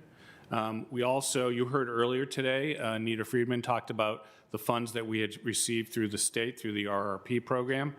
And then the last bullet, which is important, our partners at Arlington Public Schools have been allocated close to $19 million of funding through the ESSER Title III grant program. So let's go on to the next slide. Reference was made to this earlier today. The General Assembly and State Senate will be in session week after next to review the allocation of the Commonwealth of Virginia $6.6 billion in funds. Some of those allocations that the governor has suggested are listed here. For broadband, that is for last mile connections in places in the Commonwealth where there currently is no connection and no internet of any kind. Also, allocation to small business. We're working very closely with our new legislative liaison who started yesterday, and also with our delegation.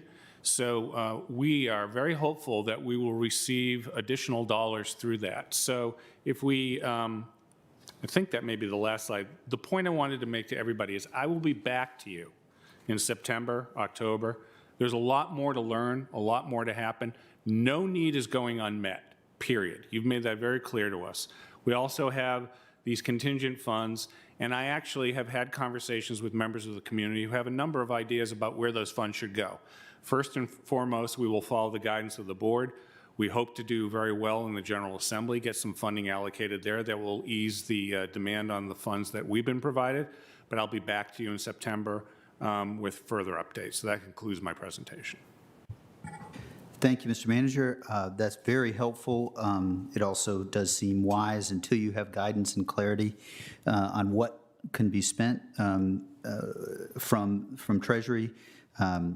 It is wise to not overpromise and underdeliver, but instead wait until we know. We will all be eager as we return in August and then at the September meeting, I know, for this area. So thank you for the update. With that, I think that concludes the manager's report. Now I will make a motion that we move to closed session. I move that the county board convene a closed meeting as authorized by Virginia Code Sections 2.2-3711A3 and A8 for two discussions of the disposition of publicly held real property where discussion in an open meeting would adversely affect the bargaining position and negotiating strategy of the county, and consultation with the acting county attorney and staff regarding the legal permissibility and impact of certain provisions in an ordinance to authorize the creation of a civilian oversight board. Is there a second? Second. All those in favor say aye. Aye. That motion passes 5-0. We will now head to closed session. For those watching at home, we will not be back to hear public hearing items until 6:30 at the earliest. Colleagues, we are now in closed session.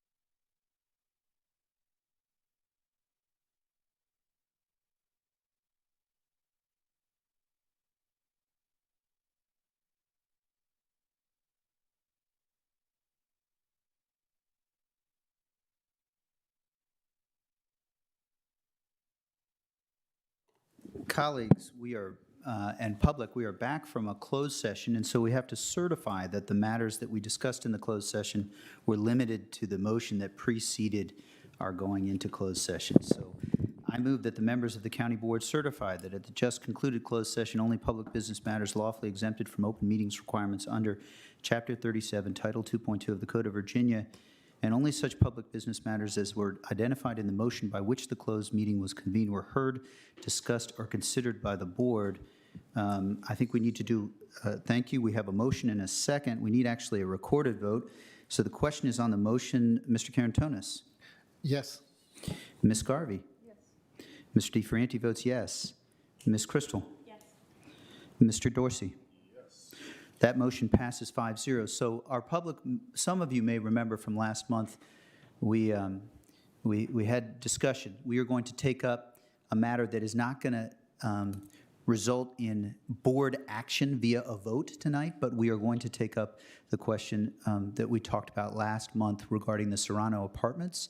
And we're going to hear from families and representatives, and then we're also going to hear from AHC. And so I'd like to at least invite, I know that there are three families that will be, three representatives who will be speaking, and wanted to invite those three. I don't know if there's a specific order, and I was going to check with Ms. Valenzuela. Is there a specific order that you wanted to individual? Mr. Pica will be first, and Ms. Jackson second, and I will be first. Thank you. So just, I wanted to first reassure you that we're not going to be later in the evening as we had the problem last month. We will ask those three of you to speak eventually, and then we'll ask, I believe Ms. Cunningham may speak. I think that may be it. There may be one or two at the most other representatives from AHC who wanted to speak. But I have to give just a little bit of background regarding speaking. We ask, I do see a fair number of masks. If you're not vaccinated, please social distance and mask. We've seen some more cases today, yesterday than we had in the past month, and we want to continue our month plus without anyone losing anyone to COVID.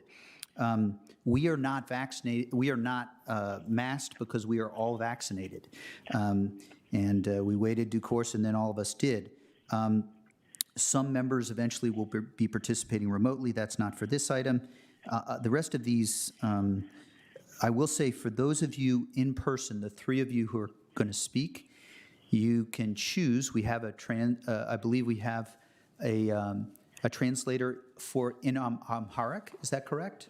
Can you just maybe come to the mic or turn on this mic, one of the two, and introduce yourself, please, via one of the microphones? Oh, you have one on. Yes, the interpreter, sorry. Yes, I assume you perked up, so I guessed that you were the interpreter. If you could just say your name and your role. Sure. My name is Helena Fasaye, and I'm an Amharic interpreter. Thank you very much for being with us. Very important. Thank you. And I believe I think that's the only interpreter that we have for tonight. Oh, I'm sorry. Go ahead and introduce yourself, please. Thanks so much for being here. Go ahead. Good evening, Sandra Tapia, Certified Legal Interpreter, Spanish. Thank you so much. Thank you for being here. We appreciate it very much, and if we need your help, we will certainly ask for it. So with that, I will ask which of our three representatives from the Serrano wanted to speak first.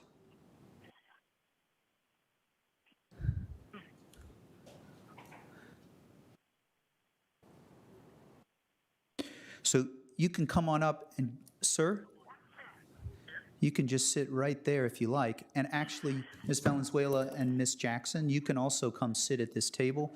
The same is going to apply to the other side at the moment. If the AHC representatives, when it's your turn to speak, just please come to the table.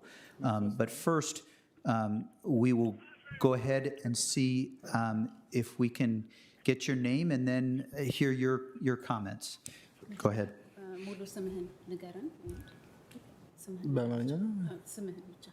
My name is Hika Waltaji.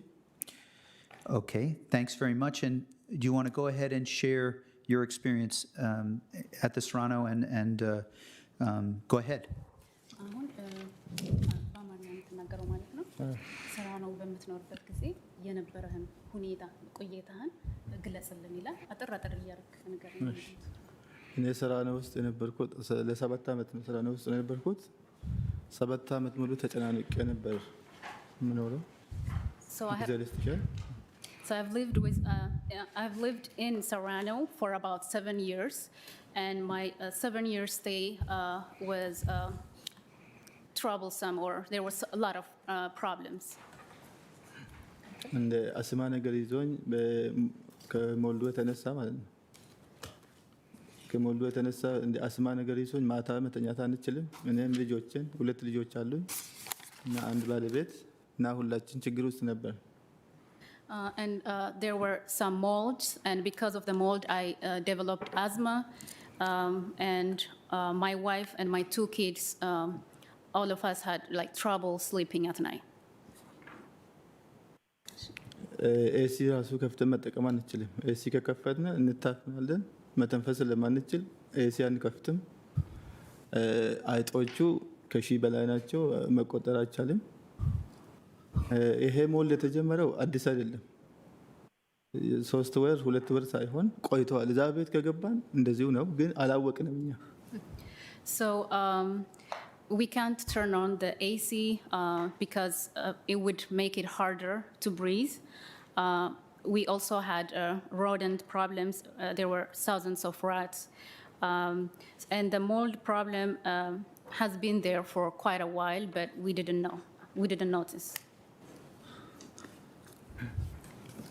እኛ ስለዚህ ጤንነታችን ራሱ ጤናማ መሆናችን ራሱ መታየት አለብን። ዶክተር ጋር ሄደን ለጤንነታችን ዋስትና የሆነው ሰራኖ ባለቤት ነው ማለት ነው። ለጤናችን ራሱ ዋስትና የሚሰጠን እሱ ነው። So even our health, our general health, we still need to have checkups. Risk. We have to see the doctor and do some checkup, because I'm assuming there are going to be some health problems as well. And the interpreter would like to clarify one term. ሰራኖ ምንድን ነው ያልከው? ኃላፊነት አላቸው ነው ያልከው? ሰራኖ ኦነር ካምፓኒ ሪስክ ከሚወስደው እነሱ ናቸው። And I believe that Serrano, the company Serrano, is responsible for that. Thank you. Thought we would try to give about 3 to 5 minutes for each of the 3 of you, but you don't have to use every moment of it. We just want to make sure that we listen and hear the experience that you've had. So I don't know if there's anything else. ምንድን ያለው ለየሁላችሁም ከ3 እስከ 4 ደቂቃ ይሰጣል። ግን እንደዛ ስል የግዴታ ሙሉ ሰዓት መናገር አለብን ማለት ሳይሆን ልታሳውቀን የምትፈልግ ነገር ካለ ብቻ። እሺ ለዚህ ሁሉ የጠፋ ንብረትን ሁሉ ሰራኖ ንብረትን ሁሉ እንድትተካ ነው ካሳ የምጠይቀው። I also would like to ask for compensation from Serrano for the property, personal property damage. ንብረትን መጠቀም አልችልም ከዚህ በኋላ። አልጋን ሁሉም ጥያለሁ፣ ሶፋን ጥያለሁ። ያልተጣሉት ደግሞ አሉ፣ ልብሶቼ፣ ሱቶቼ እንዳለ አይተዋል እነሱም። እና ይሄን ሁሉ እኔ እንትን አለኝ ዝርዝር አለኝ እና ወደ 100,000 ይጠጋል ማለት ነው ንብረቴ ጠፋው። ይሄን ሁሉ ተጠያቂነት ያለበት ሰራኖ አፓርትመንት ነው። And the interpreter would just like to clarify the numbers. ቁጥር ምን ያህል ገንዘብ ነው ያልከው? ወደ 100,000 ነው፣ በግምት ነው። ወደ 100,000 ዝርዝር አውጥቻለሁ። And also, I had to discard my bed, my sofa, my clothes, my suits have been ruined. They also have seen that. I had made a list of all the damages, and it would get close to 100,000. And again, I believe Serrano is responsible for that. Okay. Is that it?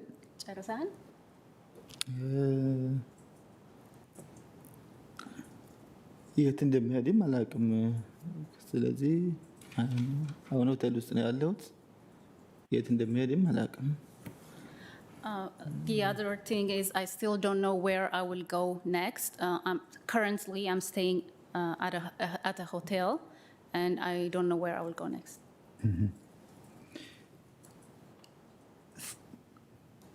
Thank you. I just want to thank you, sir, for sharing your experience, and we will want to listen to Ms. Jackson and Ms. Valenzuela unless there's other items that you wanted to share with us. እንግዲህ አሁንስ ለሰጠህን ቃል በጣም እናመሰግናለን። ሌሎቹ ደግሞ የሚጨምሩት ነገር ካለ ከነሱ ደግሞ እንሰማለን። አንተ ሌላ የምትለን ነገር ከሌለ ወደ እነሱ እናልፋለን። Okay. Thank you, Mr. Hika. I think we'll go, is it right next to Ms. Jackson? Go ahead. Thank you. I appreciate being able to speak this evening. So I am a previous Serrano resident. I resided at the Serrano for 6 years. I just recently transitioned into another AAC property called the Apex on July 1st. But I just wanted to, and at that time, the transition, I just want to give you guys a little bit of my experience of what happened. I would like to speak on the past and what I went through, but I do want to speak on my transition because I know that some people are transitioning out of the Serrano. So some might consider my transition a success story.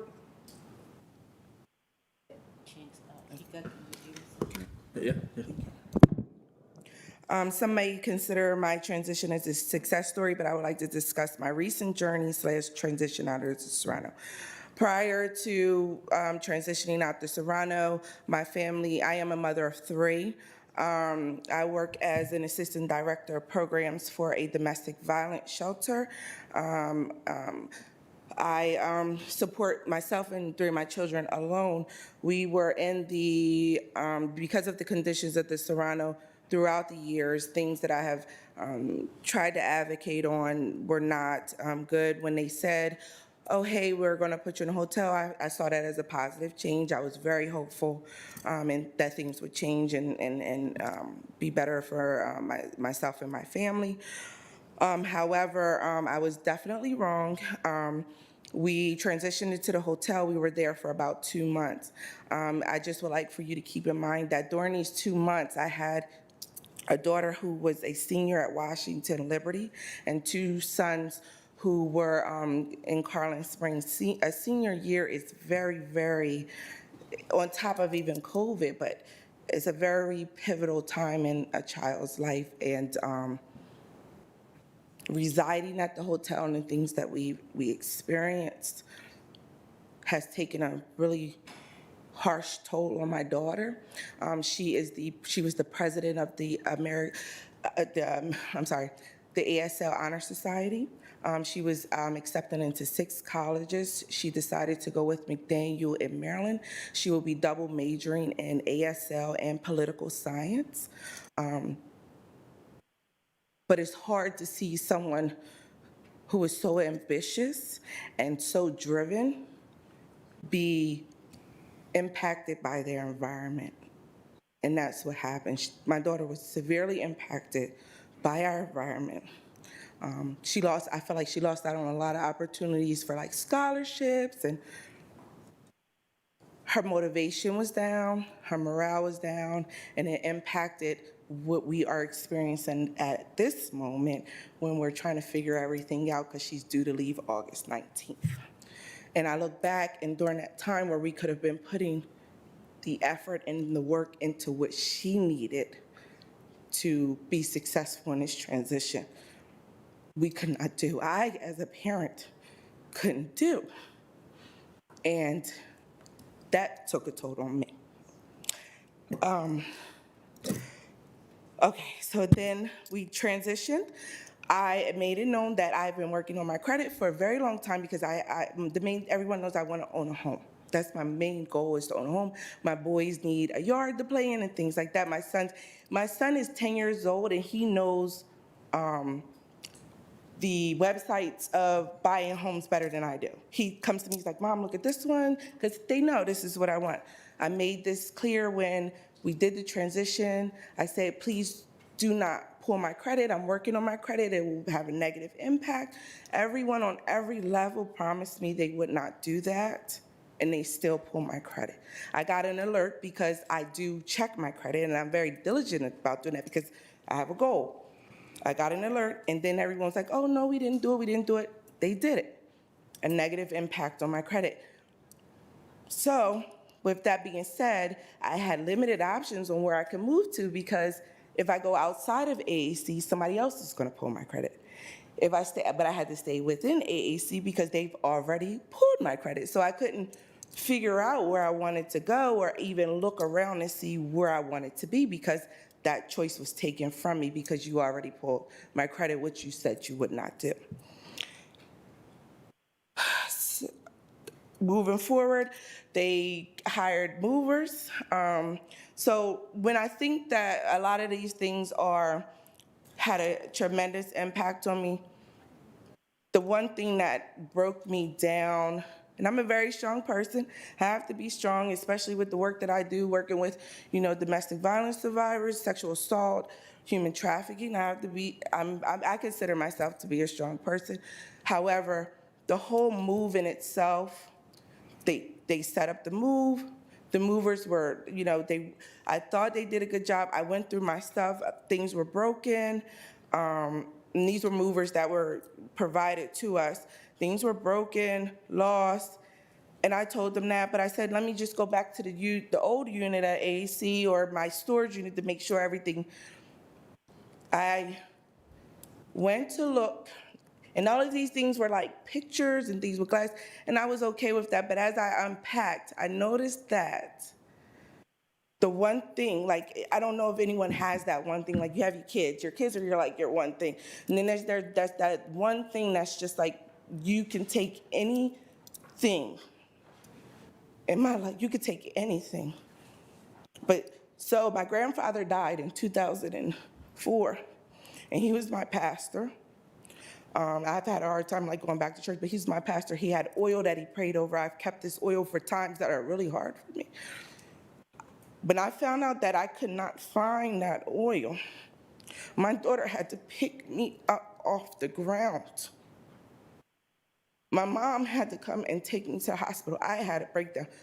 Something that you can't replace. And I said to the doctor, I said, they could have had anything. You could have took anything in my house and I would not have cared. This one thing that they lost. I was done. They mishandled my things. It seems like from the beginning to the end, when you thinking everything is getting better, it seems like they just do not care. And it's just a thing to say, let's hurry up and be done with it. So I just want to say that I know that I'm not at Serrano anymore, but I know that there are other residents there, and the way that this whole situation has been managed has had a tremendous impact on our lives. And I would hope that somewhere along the line, people can be held accountable for this. Thank you. Thank you, Ms. Jackson. Ms. Valenzuela. Good evening to all of you. First, thank you, Ms. Crystal, Ms. Garvey, for coming to the Serranos to see and hear about the struggles of residents there. We appreciate the efforts by all of you to help. You, like us, have been at this for about 2 years now. Real change has been too long coming. You've heard tonight from 2 residents about the continued issues that we have at Serrano's. People are suffering, and their pain has been magnified by disrespectful treatment as AHC rushes to complete the work. Some of that work is shoddy. As you can see from the photos, mice and mold is still a serious issue into many units. You can see the pictures over there. And while AHC talks about customer service protocols that might sound good in practice, they are not being followed. For example, workers come unexpectedly or don't come when they say they will. They treat residents' belongings disrespectfully. They pressure non-English speakers to sign statements only in English, on and on. No one in Arlington County should have to live this way, let alone suffer like this for years. We have been promised changes for 2 years now, but we are still waiting for real results. We welcome the arrival of the interim CEO and will work with her to try to bring about progress. But we have trusted AHC many times before this and been let down. We need the county to continue persistently to hold AHC accountable for real, effective improvements for the residents. This includes regular reports from the county manager and AHC and tenants at monthly county board meetings for the foreseeable future. AHC must understand that there will be regular public scrutiny of these actions or lack of them. AHC needs to stop blaming the residents and the county. All of these problems are the result of years of neglect from them. We look forward to another opportunity to update you at the September County Board meeting. Thank you for your time. Thank you, Ms. Valenzuela. Thanks each of you for sharing your comments. I want to just frame this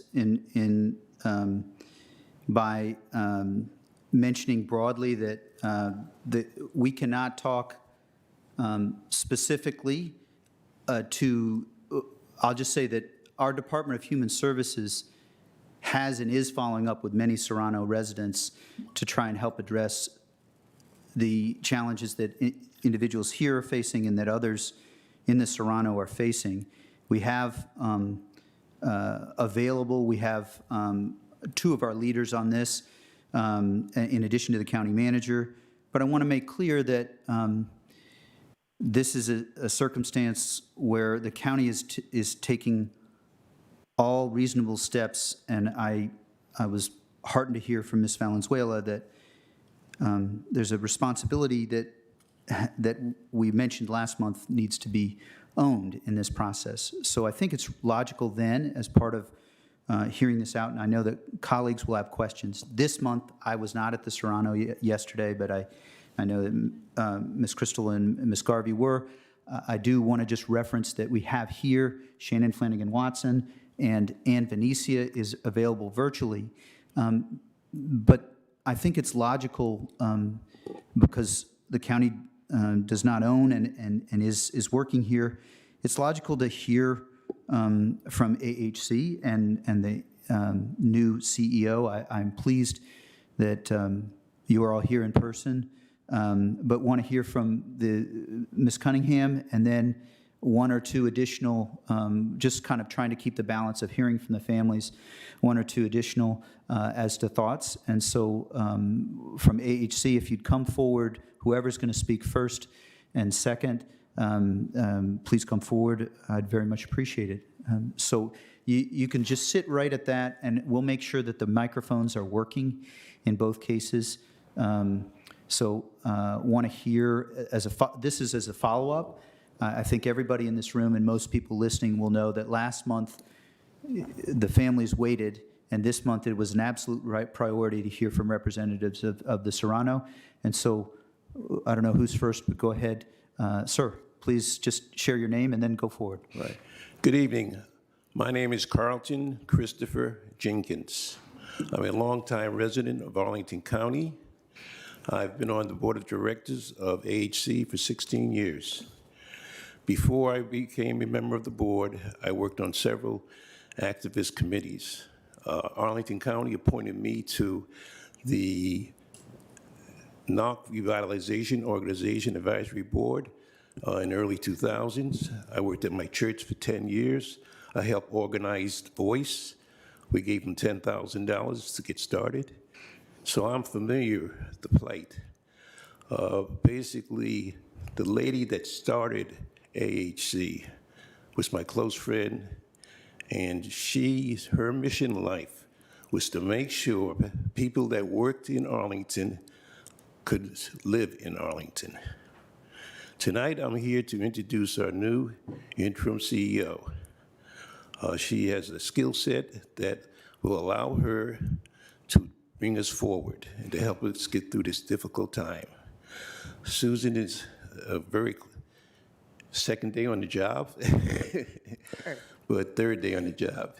And Susan Cunningham has the skill set that'll help us all. Arlington County and AHC had a wonderful relationship when I first started on the board 16 years ago. And this has been a very difficult time for the board. And we've made changes, and hopefully we'll be successful. And now I'd like to introduce Susan Cunningham. She's a longtime resident of Arlington. Thank you. Thank you, Mr. Jenkins. Go ahead, Ms. Cunningham. Great. Thank you all for having me here. And as Cece said, it is day 2.5, but I am really, really grateful to be here and have had an opportunity to talk with many of the folks in the room, as well as many of our residents and many of the folks on site. And I look forward to working with all of you to get this right. I wanted to share. Hearing. Sure. Thank you. Is that better? Sure. Yeah? Is that good? Yes, I can definitely give you more than one word. Yes. I wanted today, I know the intent was to have a midsummer check-in and share a quick update. I know you guys have had a very, very full week and still have a full night ahead.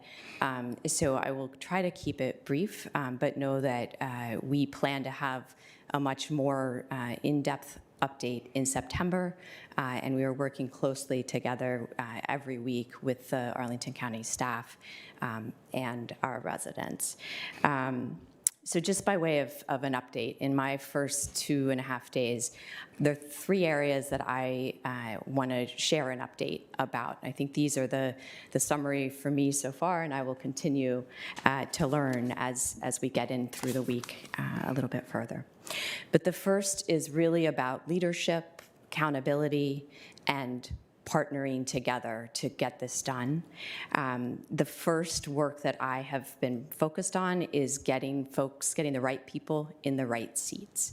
And so we had a very, very good conversation yesterday with our county board members, with our county staff, and with our community leaders to talk through a kind of formation of project leads to begin with for the next couple of weeks so that we have a single point of contact for AHC, for our project management team, for the county, and we are working on 1 or 2 from the community leadership, resident advocate community as well. I think that will help a great deal. There's been a lot of work going and a lot of input going, but at times a lack of coordination, and that makes it tough. So we all have the best intentions, but we need to make sure that those intentions are fueling action and results. I wanted to share that in the appointment of me as interim CEO, the AHC board has fully empowered me with all hire, fire, and resource authority. And so I am, until we find a permanent CEO, I am the full CEO, and you can expect that full accountability stops with me. And I would say that, our conversation last night went long and was very productive. We talked a lot about how do we make sure we're hearing each other, respecting each other, and transparency and sort of sharing of information in real time is a really important part of that, and we will continue to come back to that. I was delighted to see today that the photographs that were taken have now, have dates and have units, and we'll work on getting those to each other more quickly so that we can make sure that we are checking things that may have fallen through the cracks. And then finally, on that partnership and leadership piece, I really need to give a shout out to our county partners who have been there every step of the way to support reaching beyond normal roles for sure, and we will continue to build that. I would say there have been some moments of imperfect comments, and I think that we will certainly work hard in these coming weeks to make sure that that partnership is fully intact and that we are all behaving and speaking in the way that we mean to be. So that's the first one. I think it's the most foundational and fundamental, and we will be working on that. The second is absolutely urgent, which is the rehousing of the families who have been most affected and who have been in hotels. We have made good progress, but we are not done there. And again, this has been a very close partnership with our Arlington County staff partners. Of the 29 families who have been temporarily in hotels, 23 are now back in permanent secure homes, some with AHC and some in other places with the full input of those families. There are 6 who are still in the hotels. 2 are placed and are ready to go to their new homes. They're just brand new and being finished, so they will be there by the end of the month.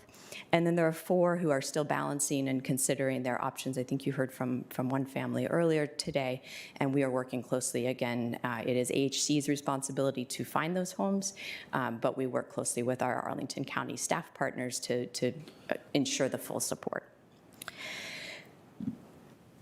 The third area is about prioritizing and delivering physical repairs to the property. And I think the first to lead with there is the pest problem. It is very extensively a mouse problem. And for those of you who've experienced that, it is a complex challenge that has sort of multiple levels to it. We have 3 different expert vendors on site. 2 are making plans, and a third is auditing and checking and revising. We also had a great our first in-person resident meeting last week, and took good comments and observations from residents to refine that. And it is a work in progress, but we are filling holes. We are getting ready to pull cabinets.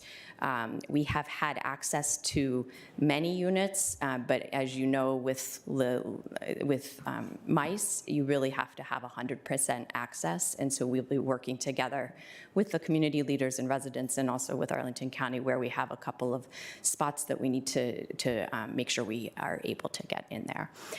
So I think we are getting on top of it, but we won't feel that for sure for a couple of more weeks. And it, even with a perfect pest control strategy, if one were to have one, it does take some time to get the populations down. So but that is a huge, huge focus. It is absolutely a quality of life challenge for our residents.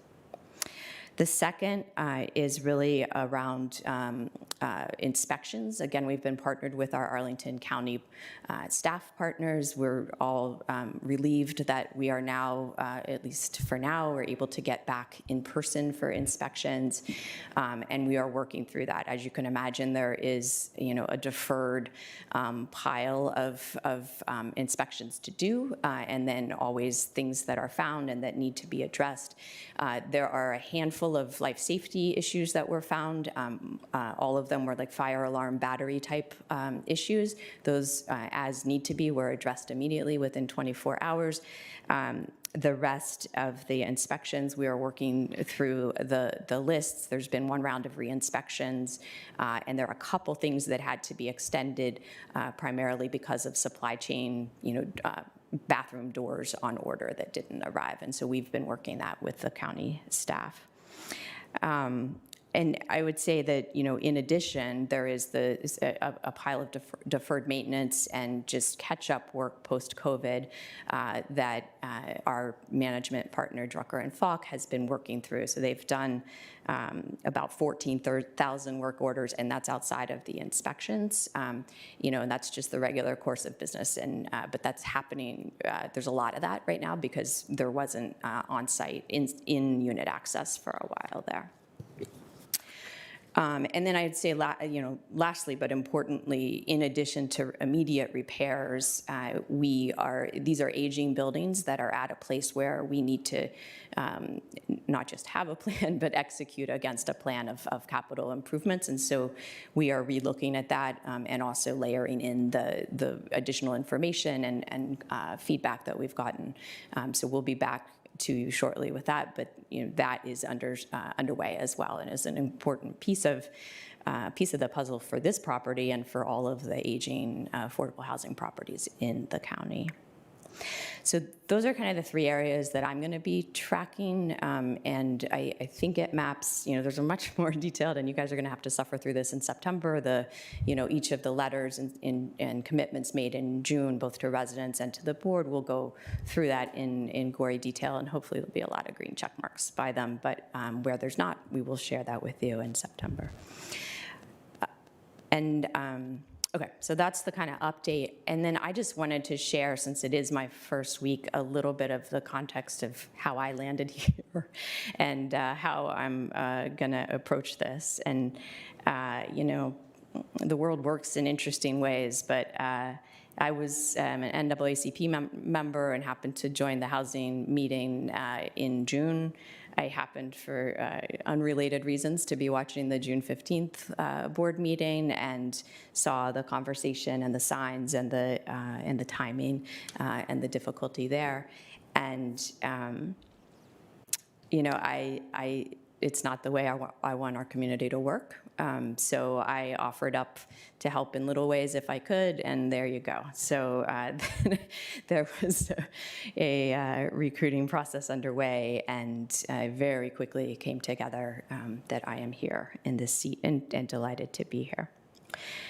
I think many of you up here know me well, and fewer in the audience, but some know me, and I am a straight shooter. I'm not going to sugarcoat where we are and where we need to be. I care deeply about our community, and I care a lot about accountability. So my own accountability, yours, ours as a community, and the problem solving and continuous improvement that it takes to deliver the kind of quality that we expect in the county. So I think it's reasonable to expect that you'll get what I've got on all of those. And you have my full commitment and the board's that we will do what is needed to get this right. Our fundamental and most important mission is the experience of our residents, and every single person in this room, in all seats in this room, is here to get this right for residents. And it's going to take all of us, frankly.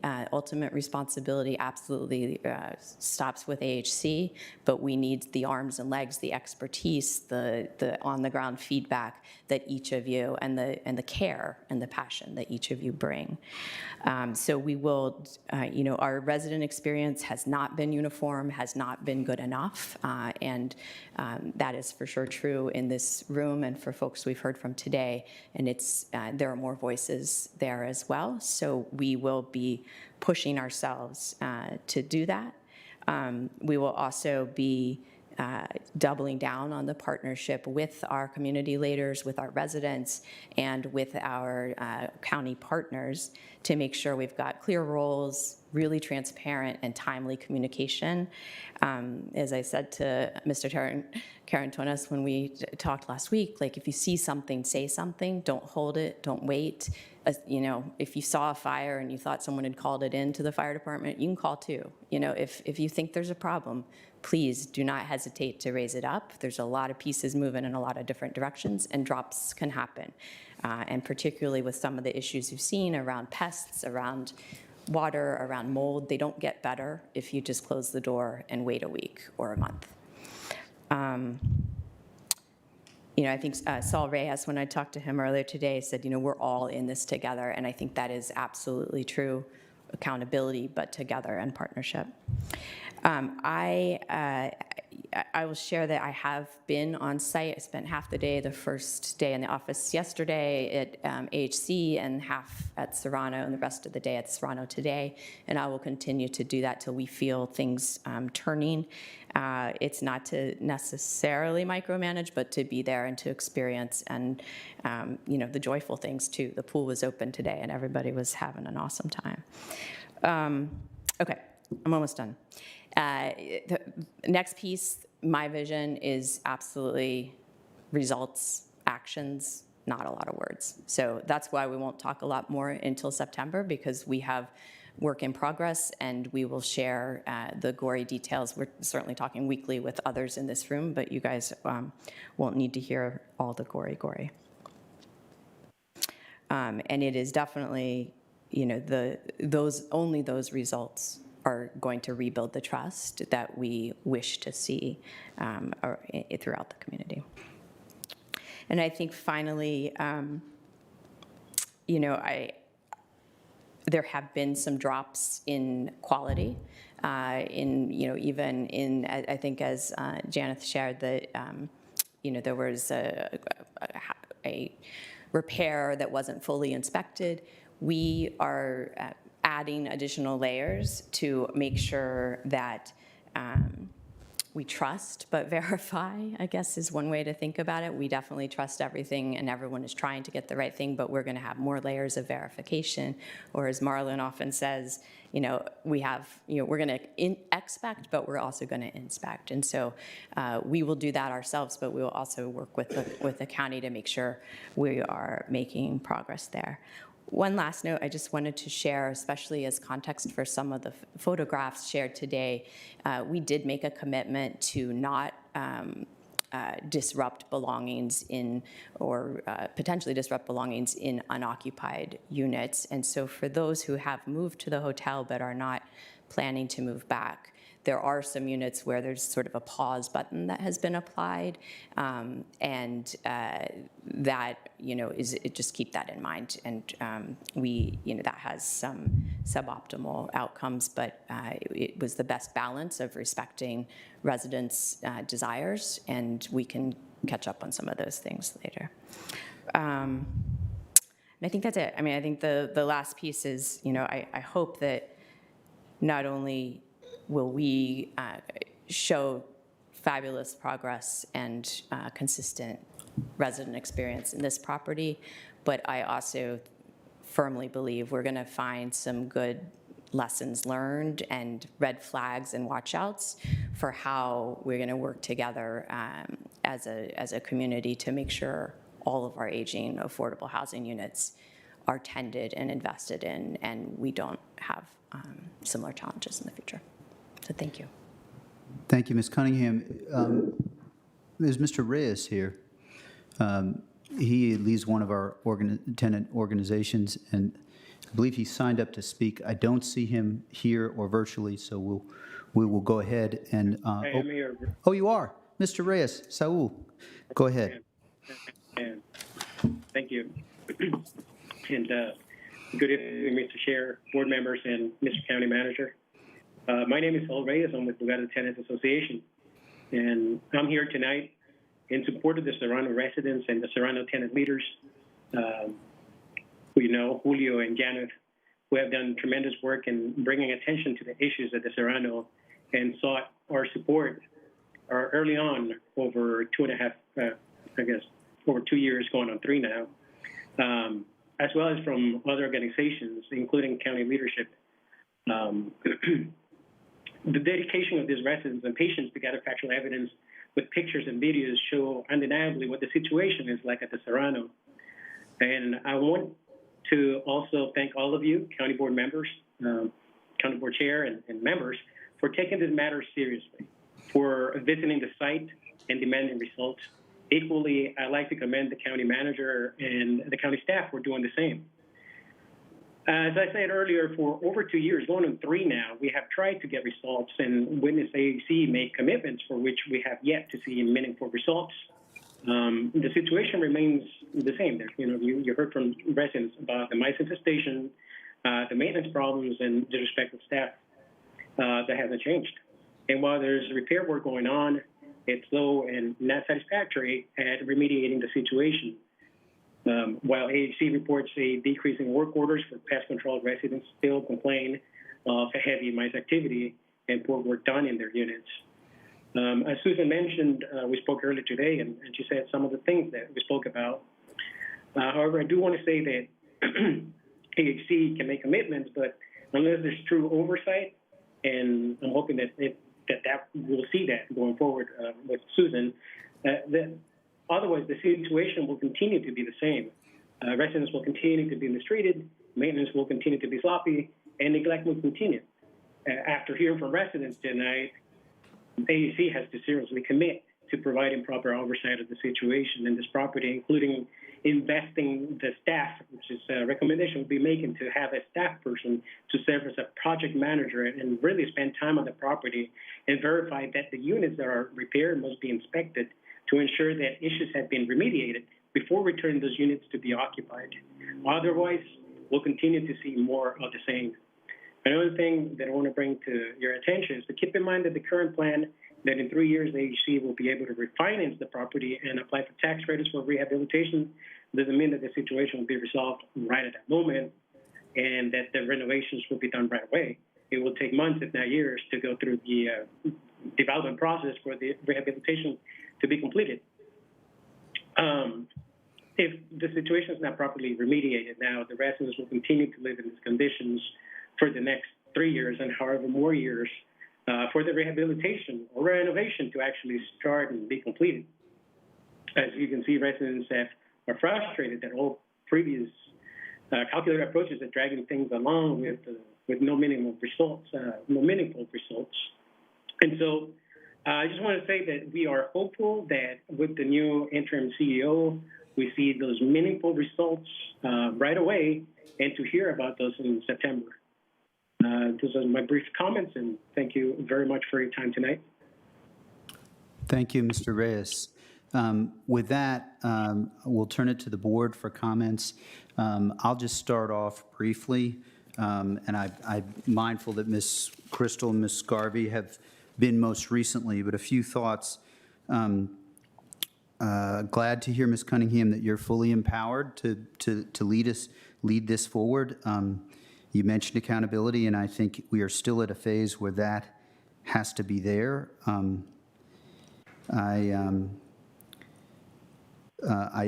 am mindful that this has not been an easy building, but ultimately we still need ownership by AHC for making this right.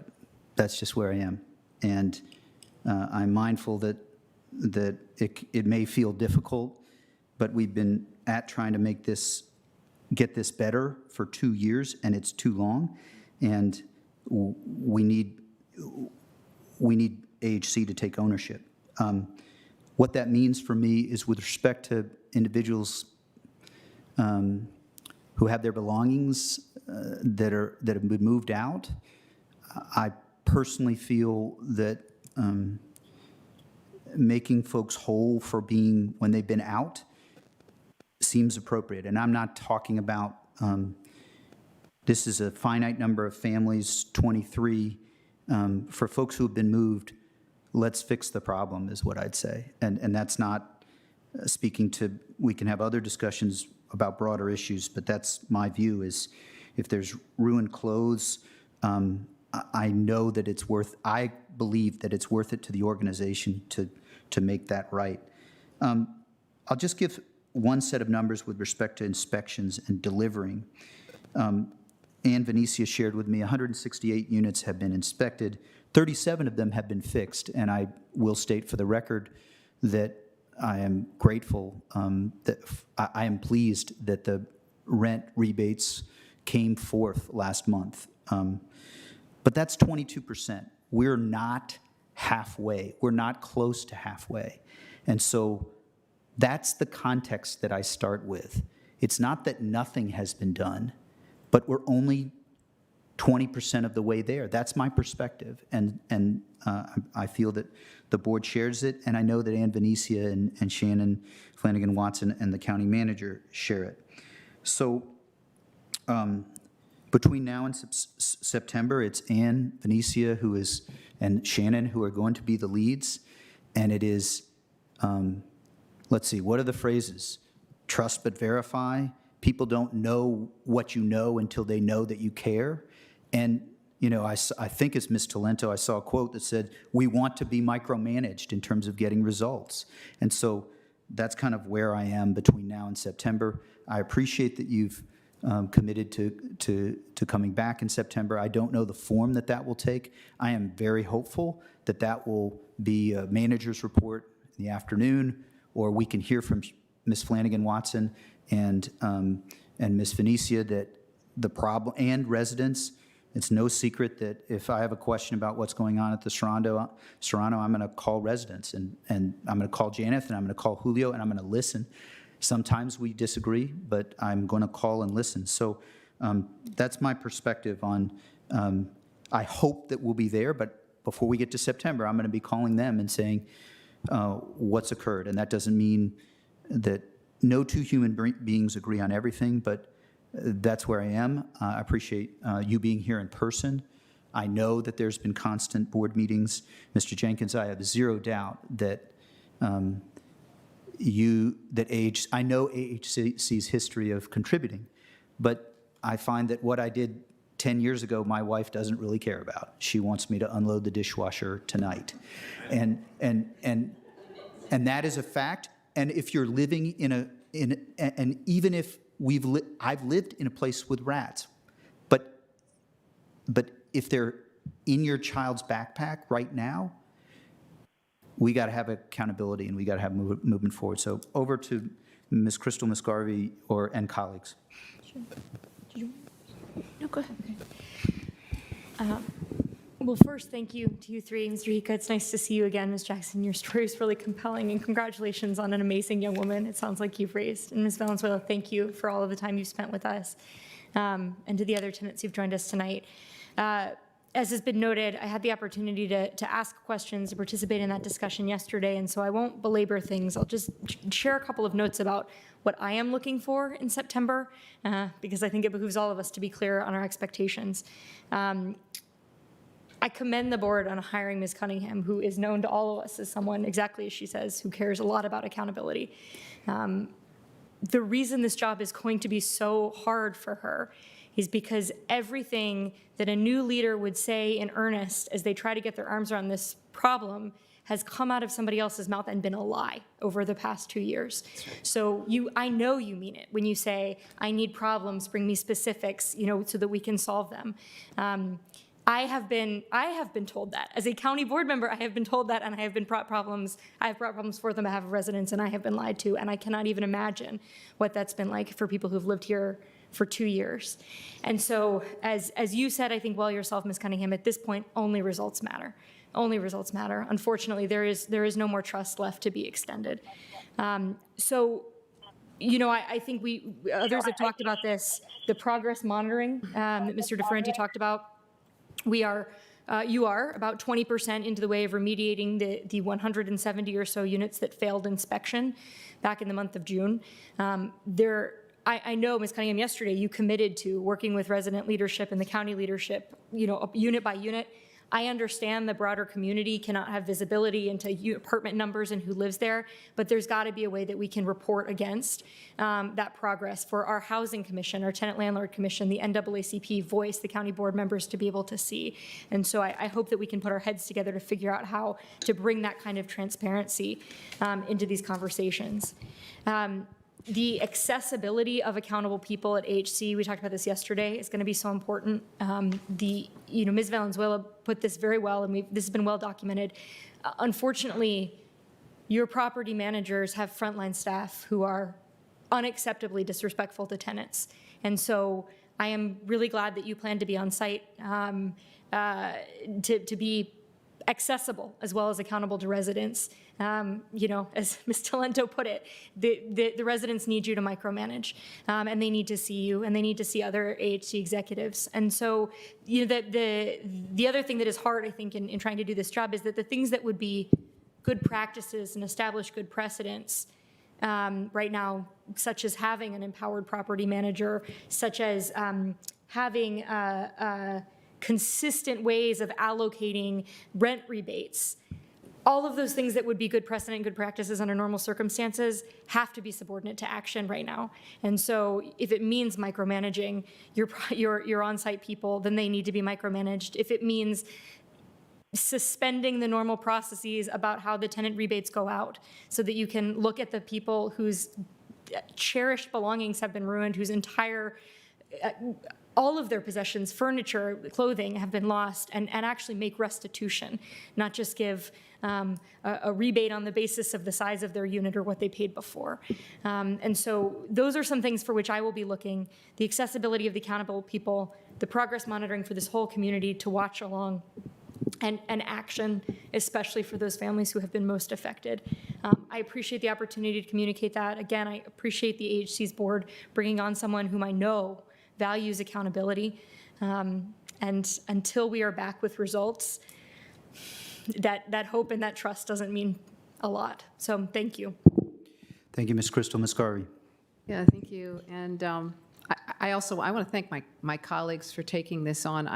Yesterday was my first time going to the Serrano, so I'm sort of late to this party, although I have certainly been following it, and I'm glad I could go, and it was good to hear from everybody. I think, Ms. Jackson, your story really touched me quite a bit. I share Ms. Crystal's congratulations with your children and your daughter. I think your story shows how important good housing is. You're struggling, you're doing a great job with your kids, everybody's doing really well, and yet you just keep getting battered by the people who are supposed to help you. And losing, I know when you've lost a loved one and you've got something very special from them, it can't be replaced. And you just have the heartache over again. So I'm very sorry for that. I think I will echo a bit what Ms. Crystal said, the advice to Ms. Cunningham: micromanage and verify. Just do it. Because clearly that's been the problem. And I feel for you in a way, because there's no way you can clean every apartment, you can do every repair, but it's clear the people who are doing that are not doing their jobs, and they're not doing it well. And so, it's a bit, we depend on our employees, and luckily we've got great employees, and they do a good job with our county, but we depend on them. There's no way we can do that work. You can't, but you're going to have to start right now. And I think you may find you need to be making some changes, because you've got right now the people with you who've been creating the problem, frankly. It's obviously a culture issue, and hopefully that will change. And then I finally said what ownership by AHC means. I think when you come back, I think you're going to pick it up as you hear more and more, but that has been one of the problems, is that in working with AHC, and I know there are people here from here that I know and I like, but a lot of times in written and in spoken comments, it's the county's fault because the county didn't do this, or the county owns half of this, or the county should be doing that. No, it's AHC. And also the residents, well, they didn't do this, or they should have done that. No, it's AHC.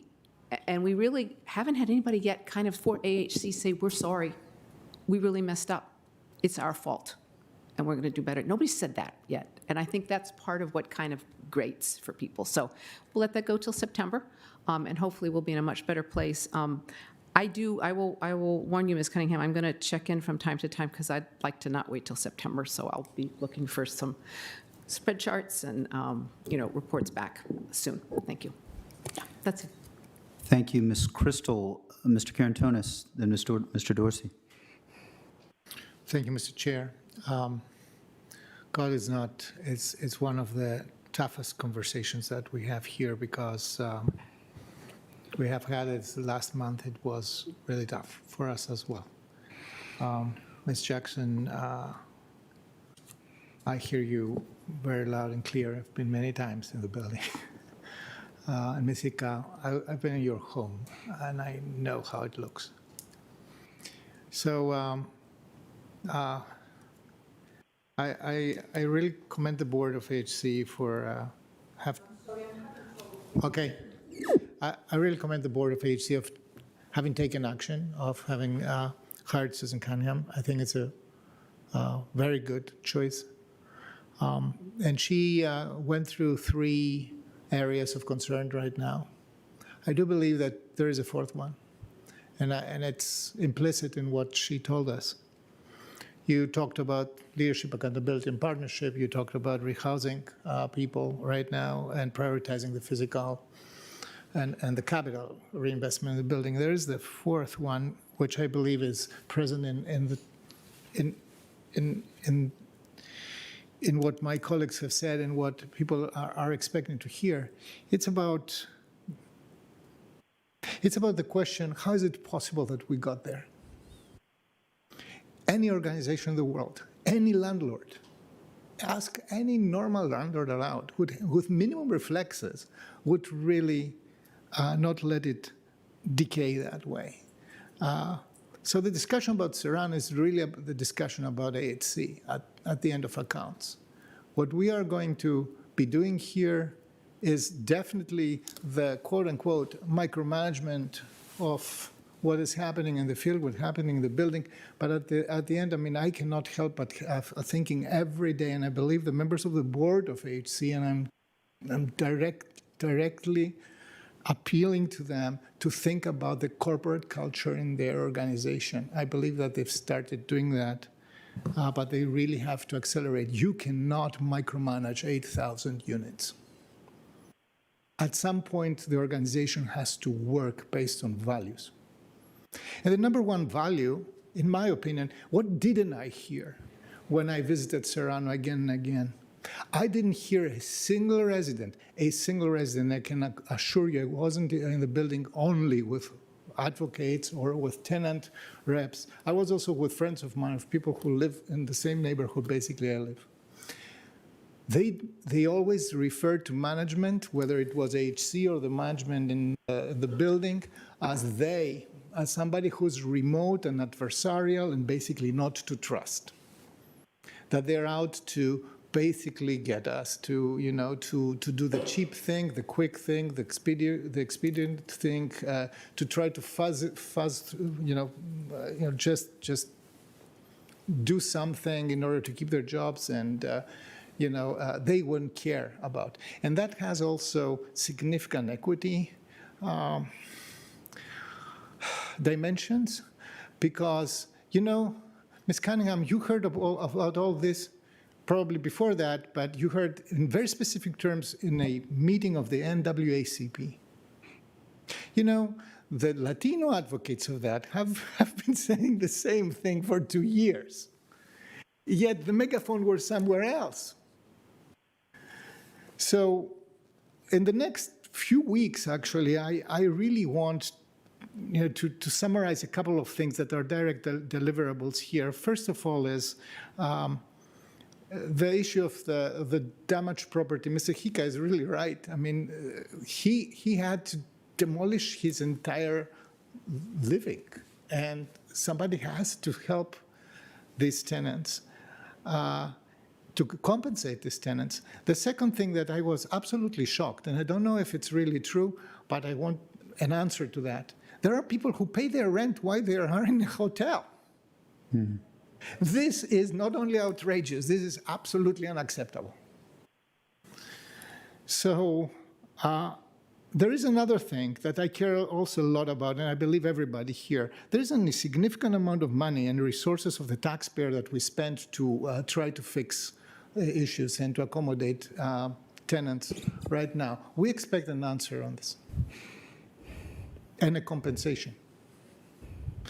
We commit. We expect to receive reports on the condition of the building. I know that you have already commissioned that, and I believe that it's in the public interest to know how big the problem really is. So anyway, I don't want to take more time, Mr. Chair. I know that we will continue having these conversations.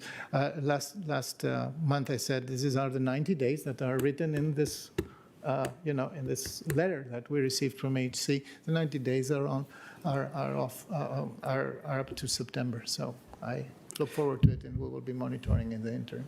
Thank you, Mr. Karantonis. Mr. Dorsey. Thank you, Mr. Chair. Thank you to the former residents of the Serrano for coming and being with us this evening. I can only appreciate that it's traumatic to relive painful experiences, especially when they deal with the emotional health and safety of your children. They deal with the dignity of your living circumstances. It takes a lot of courage to do it. I thank you for it, but it's extremely necessary. So we are grateful that you did it. It's certainly shined a brighter light on the Serrano situation, but I would like to voice a little bit of encouragement because for both people who are associated with the advocacy community and anyone listening in, how Ms. Cunningham described herself is the way I've known her to be, and that's a stark change from what we've experienced over the last month. Someone who's willing to put their reputation on the line, to tell it to you straight, and to tell it to you without any unreasonable or, quite frankly, disingenuous excuses. So I think this is encouraging, and I look forward to September, where we can, certainly see progress at a greater rate than what we've experienced already. I have to admit, this continues to really flummox me. I don't understand why we're here, and I don't understand it for a couple of reasons. One, most of the people representing AHC over on that side of the aisle are people that I have known for quite a long time, have a great deal of personal and professional affinity for. Aside from the fact that I'm learning tonight that the second C in CC is Christopher, which I didn't know before. I mean, I feel like these are people who I know their heart, and their heart is inconsistent with the circumstances that bring us all here today. So I'm trying to figure out, why. And at some point, Ms. Cunningham, I hope you can really help me focus on that why, because I put it all together. The people that I know are at AHC, the circumstances of, while managing an older apartment building is not an easy thing. It's not something that AHC doesn't do in other places. It's not like it's a new thing in the multifamily industry. The company that they have managing it is one that manages multifamily buildings that are affordable Class A. None of this should be that frickin' hard. But somehow it's just not making sense. So if you can, over the course of the next couple of months, just help us all make sense of it, at least that will be significant progress. And, that's all for now. Thanks, Mr. Dorsey. I'll just synthesize one point, which is, I think Ms. Garvey said, made clear the sense of accountability. I do think that everything else about the rest of AHC as an organization has to be on hold until we have evidence that this can change. I am not in a position to consider other projects. And so I think it's an argument for one person who's responsible and accountable. And right now, the evidence, I like each of the people, a lot of people at AHC, but the evidence seems to me that Ms. Cunningham, you got to micromanage, and there's an argument for you to be that one person. That's my 2 cents. But and I know that there's resident services and there's there could be details, but Ann Venetia says one person, Shannon Flanagan Watson says one person. We need you to own it, and the evidence to this point is this is a moment where we really need you to step forward, Ms. Cunningham. To the residents, thank you for sharing your story. I'm sorry that last month we weren't as on time. We will follow up in September, and Ms. Garvey, Mr. Karen, to all of us will be following up before then. And Ann Venetia and Ms. Flanagan Watson will be following up as well.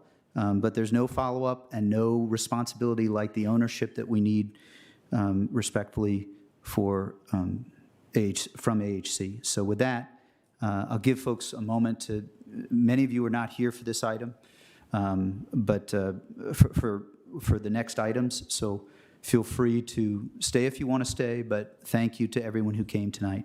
And thank you for everyone who's trying to get us as fast as we can to a good solution that we would want for our own families.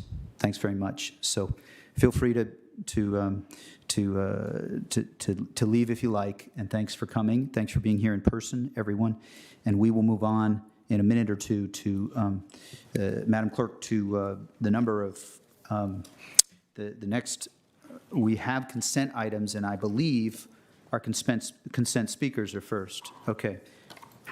So, colleagues, I'm mindful it's a long evening. Thanks to each for coming, and we will give a minute or two before going to consent speakers.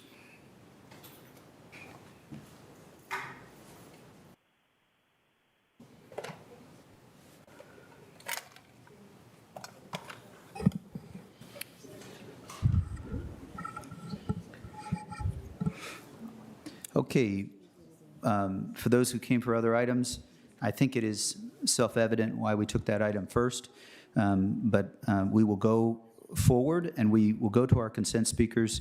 And Madam Clerk, could you call our first consent agenda item speaker? For those in the room, you can come up to this podium when you are called. For those virtually, you can remove your mask for those in the room as well. You can lower or increase the height on the podium if you like, if you're in the room. For remote speakers, you may need to unmute yourself, that's *6.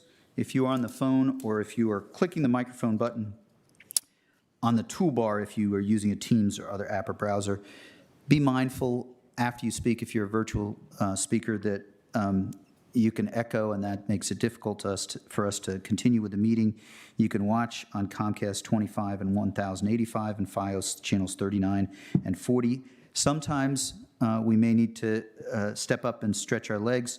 The microphones go back to the back so we can hear you, and there are monitors in the back as well. With that, Madam Clerk, our first consent agenda item speaker. Our first speaker is Gifford Hampshire, followed by June O'Connell. Mr. Hampshire. Good evening, Mr. Chairman, members of the County Board. It's good to see you in person. I was following you virtually the last time I saw you, so it's nice to see everybody in person and everybody without masks on. My name is Gifford Hampshire. I'm from the law firm of Blanking, Sheep, and Keith, and I represent Southerly Hotels, which is the owner of the Hyatt Centric, which adjoins the project at 1830 Fort Myer Drive. You may recall that Hyatt voiced concern about the rezoning and other permits that are the subject of the Ames Center next door at both the Planning Commission and the County Board last January. And we take this opportunity to do so again for the record.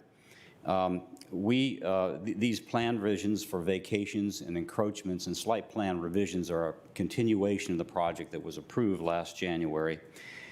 And I'd like the board just to keep in mind that the approval that you gave last January and the refinements that you may give tonight represent a near doubling of the height and density of what is allowed, even with a special permit under the Arlington County zoning ordinance.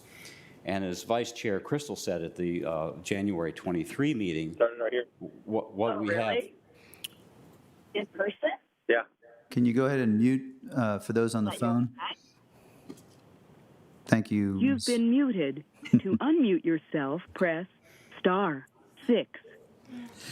Thanks, Ms. Jacobs. Go ahead, That's a great power to have. Sorry, Mr. Giffords. It's quite all right. So it's a near doubling of the height and density that's allowed even with a special permit. And as Vice Chair Crystal said at the January 23 meeting, what we have here is a concept in Arlington of extraordinary height and density for extraordinary benefits. And so the question was before you, did you really get those extraordinary benefits?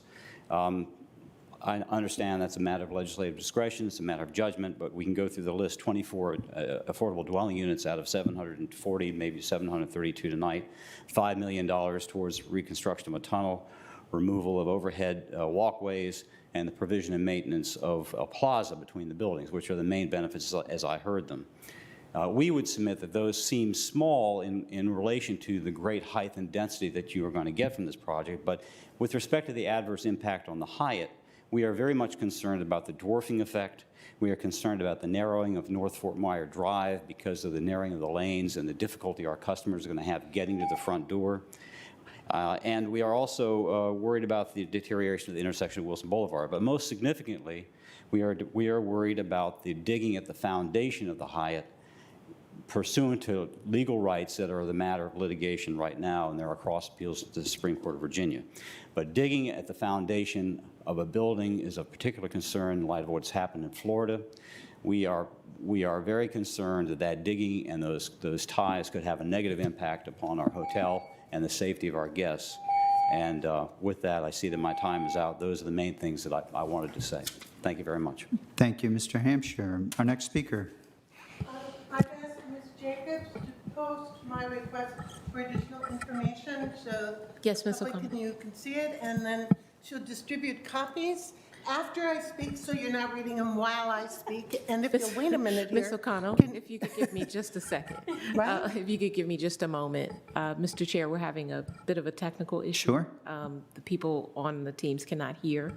I need to fix that problem. Okay, no problem. That may take a minute or two. I'm going to ask Ms. Crystal, I need a glass of water. With pleasure, Mr. Chair.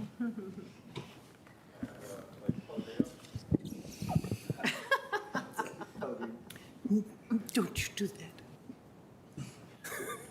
We have to talk. Have you been on the plaza? Have you been to the Marriott? Do you walk?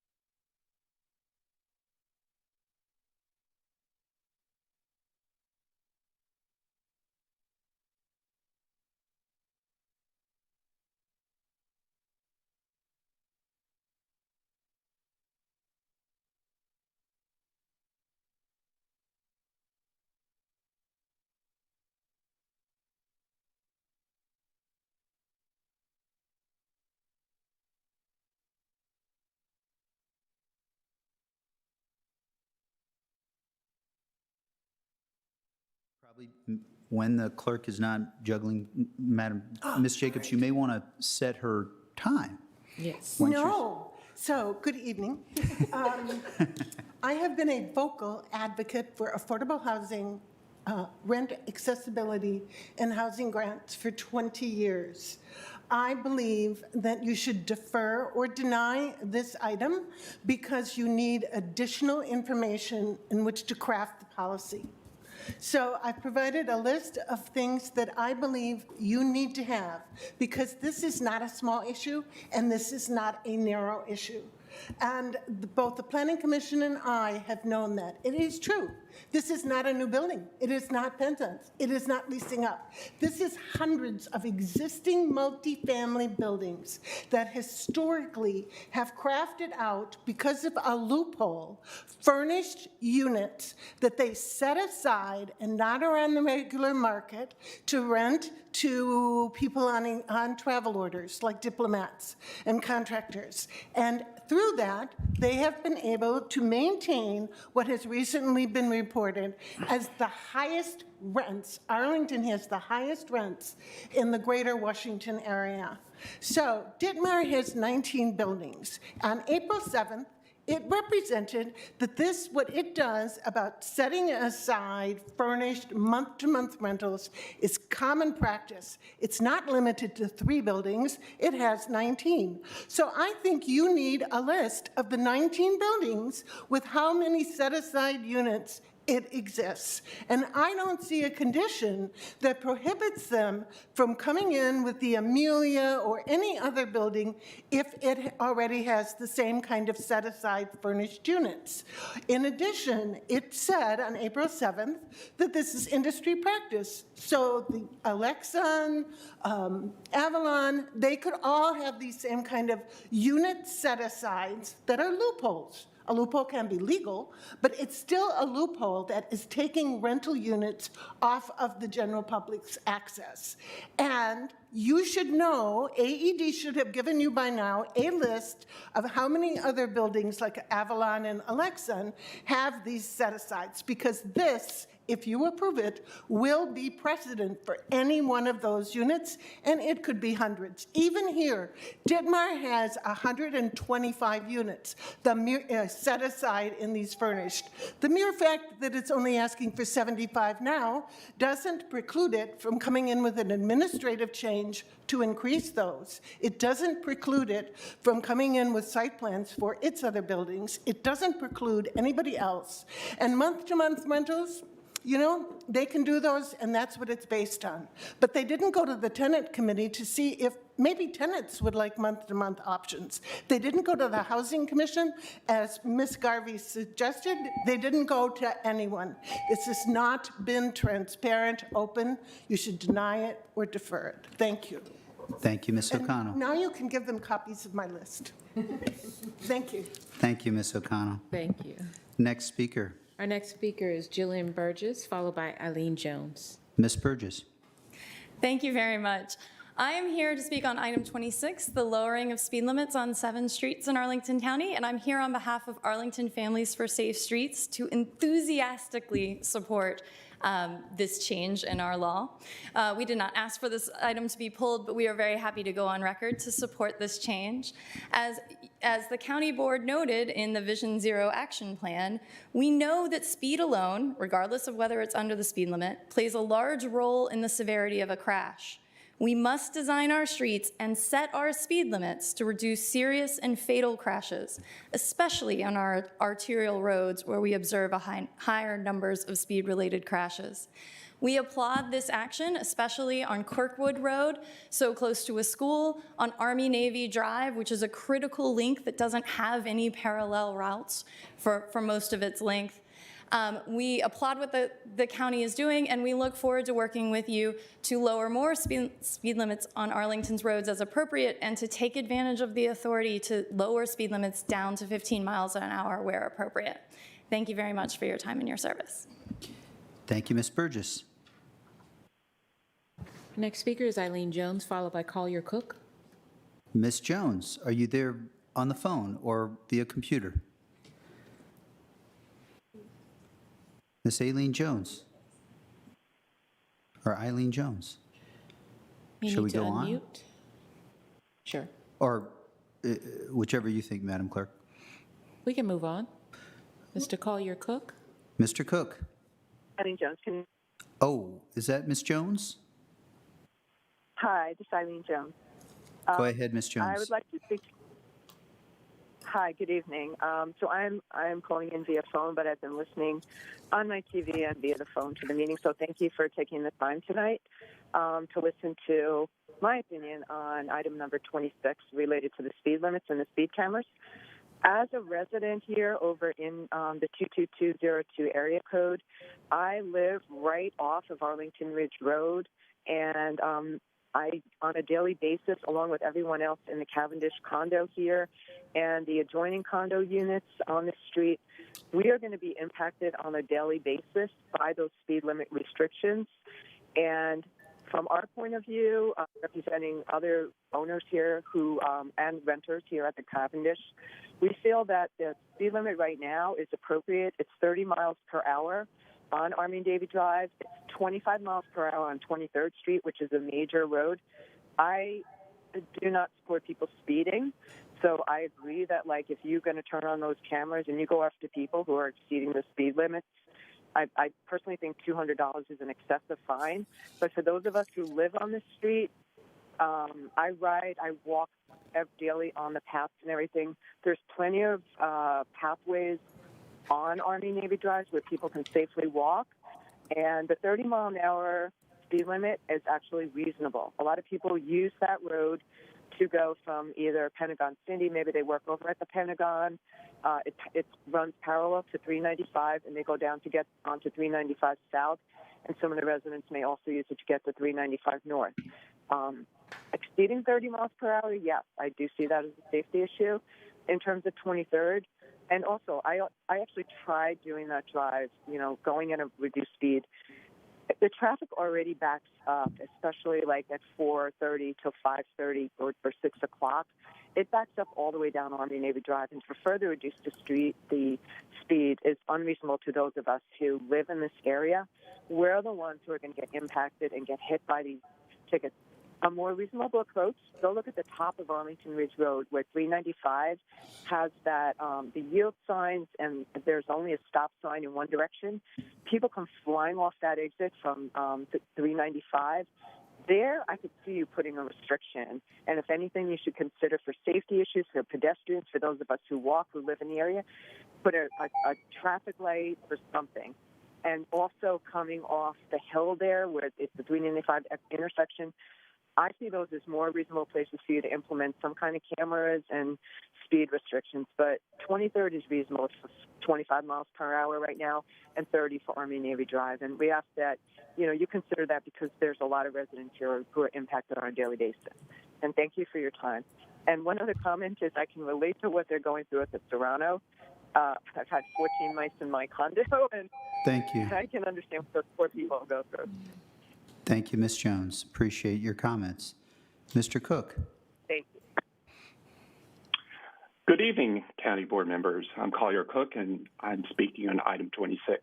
I'll keep this short as you have a long agenda tonight. I just want to reinforce the prior testimony supporting the county manager's recommendation to modify the county code to decrease the speed limit in 7 corridors under consideration tonight.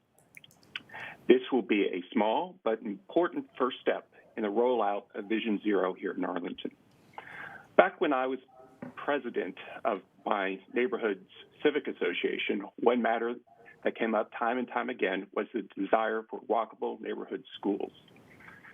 As was mentioned before, one way to expand school walk zones is to tame those high-speed streets that constrict the walk zones. So if you move forward with the recommendation tonight, it will help more school children in my neighborhood safely walk to school. So I urge you to enact the ordinance amendment to help improve safety for all Arlingtonians, both young and not so young. Thank you. Thank you, Mr. Cook. Appreciate the not-so-young reference. Next comment. Next speaker. Our next speaker is Pamela Van Hine, followed by Carol Fuller. Ms. Van Hine. Can you hear me okay? We can. Can Go you hear ahead. me okay? Good. I'm going to leave my video off for assorted reasons. I'll try to be fast. Thank you, Honorable Board Chair, board members, and staff for your hard work and for giving us this opportunity to comment. I'm Pamela Van Hine, a pedestrian advocate, 36-year resident of Aurora Highlands, and a big fan of public transit and the Transitway. These are my personal comments only on the placement of the bus shelter. I want to make 3 points. That the north side sidewalk on 12th is a critical pedestrian link for our community, that the placement of the existing Transitway station at 18th and Crystal Drive is dangerous for pedestrians, and that I'm speaking to you tonight because I feel that there was insufficient public engagement on this project before the easement proposal came to you, yet again. I have commented previously on the importance of the north side sidewalk on 12th and the east side sidewalk on Crystal Drive. These were some of my points. They match pedestrian desire lines in our area. Our Strava slides show the heavy pedestrian traffic along these sidewalks, and their use will continue to grow as our community grows. They are a key segment of the sidewalk network that extends from 12th and Hayes to Crystal Drive, then all the way down Crystal Drive to Route 1 in Alexandria. They are an essential segment of the green ribbons being promulgated through the Pentagon City Planning Study and Livability 22202 connectivity plans. They connect residents, office workers, and visitors to Longbridge Park, Amazon, grocery and drugstores, restaurants, the CCC, and Mount Vernon Trail, major transportation hubs, and everything else. Finally, for most of the route, the sidewalks are flat and accessible, and they have an existing 10-foot clear zone most of the way, and pleasant shaded landscaping with few curb cuts, driveways, and intersections to cross. However, the placement of the existing transitway shelter at 18th and Crystal Drive is a pedestrian hazard. The location is on a heavily used sidewalk on the east side of Crystal Drive and is in between two major pedestrian gateways, 18th Street, which funnels pedestrians from a wide area to the west, and the Crystal City Connector, our gateway to the Mount Vernon Trail. The bus shelter is literally on the sidewalk, and pedestrians need to weave through waiting transit riders, and there's no room. We fear that the placement of the proposed transit shelter along 12th will also be a major conflict point between pedestrians and transit riders, perhaps even worse because the clear zone at 201 12th Street is only 6 feet wide in spots, and pedestrians will have to walk in the street if the shelter space is too crowded. Finally, I have 4 requests. Ensure that this proposed transitway shelter along 12th and all remaining proposed transitway shelters do not block the sidewalk or impede pedestrian flow through the area. Have staff show the exact placement of these shelters and how transit riders and buses will interact with pedestrians and cyclists safely. Encourage staff to bring plans forward to the board only after sufficient community engagement. And finally, truly support a car-free and livable community by providing safe, comfortable, convenient, fully accessible, connected, and protected bike ped infrastructure throughout 22202. This infrastructure should include 10-foot minimum clear zones along major streets, open spaces, and high-density development. Thank you very much. Thank you, Ms. Van Hine. Next speaker. Our next speaker is Carol Fuller, followed by Krista All. Ms. Fuller. Thank you very much. I'm the president of the Crystal City Civic Association, as you know, and we support what our Transportation Commission colleagues have laid out so clearly on the transitway and the bus station. This request for an easement raises much larger issues that we asked the board to address. I forwarded to you yesterday a timeline of concerns.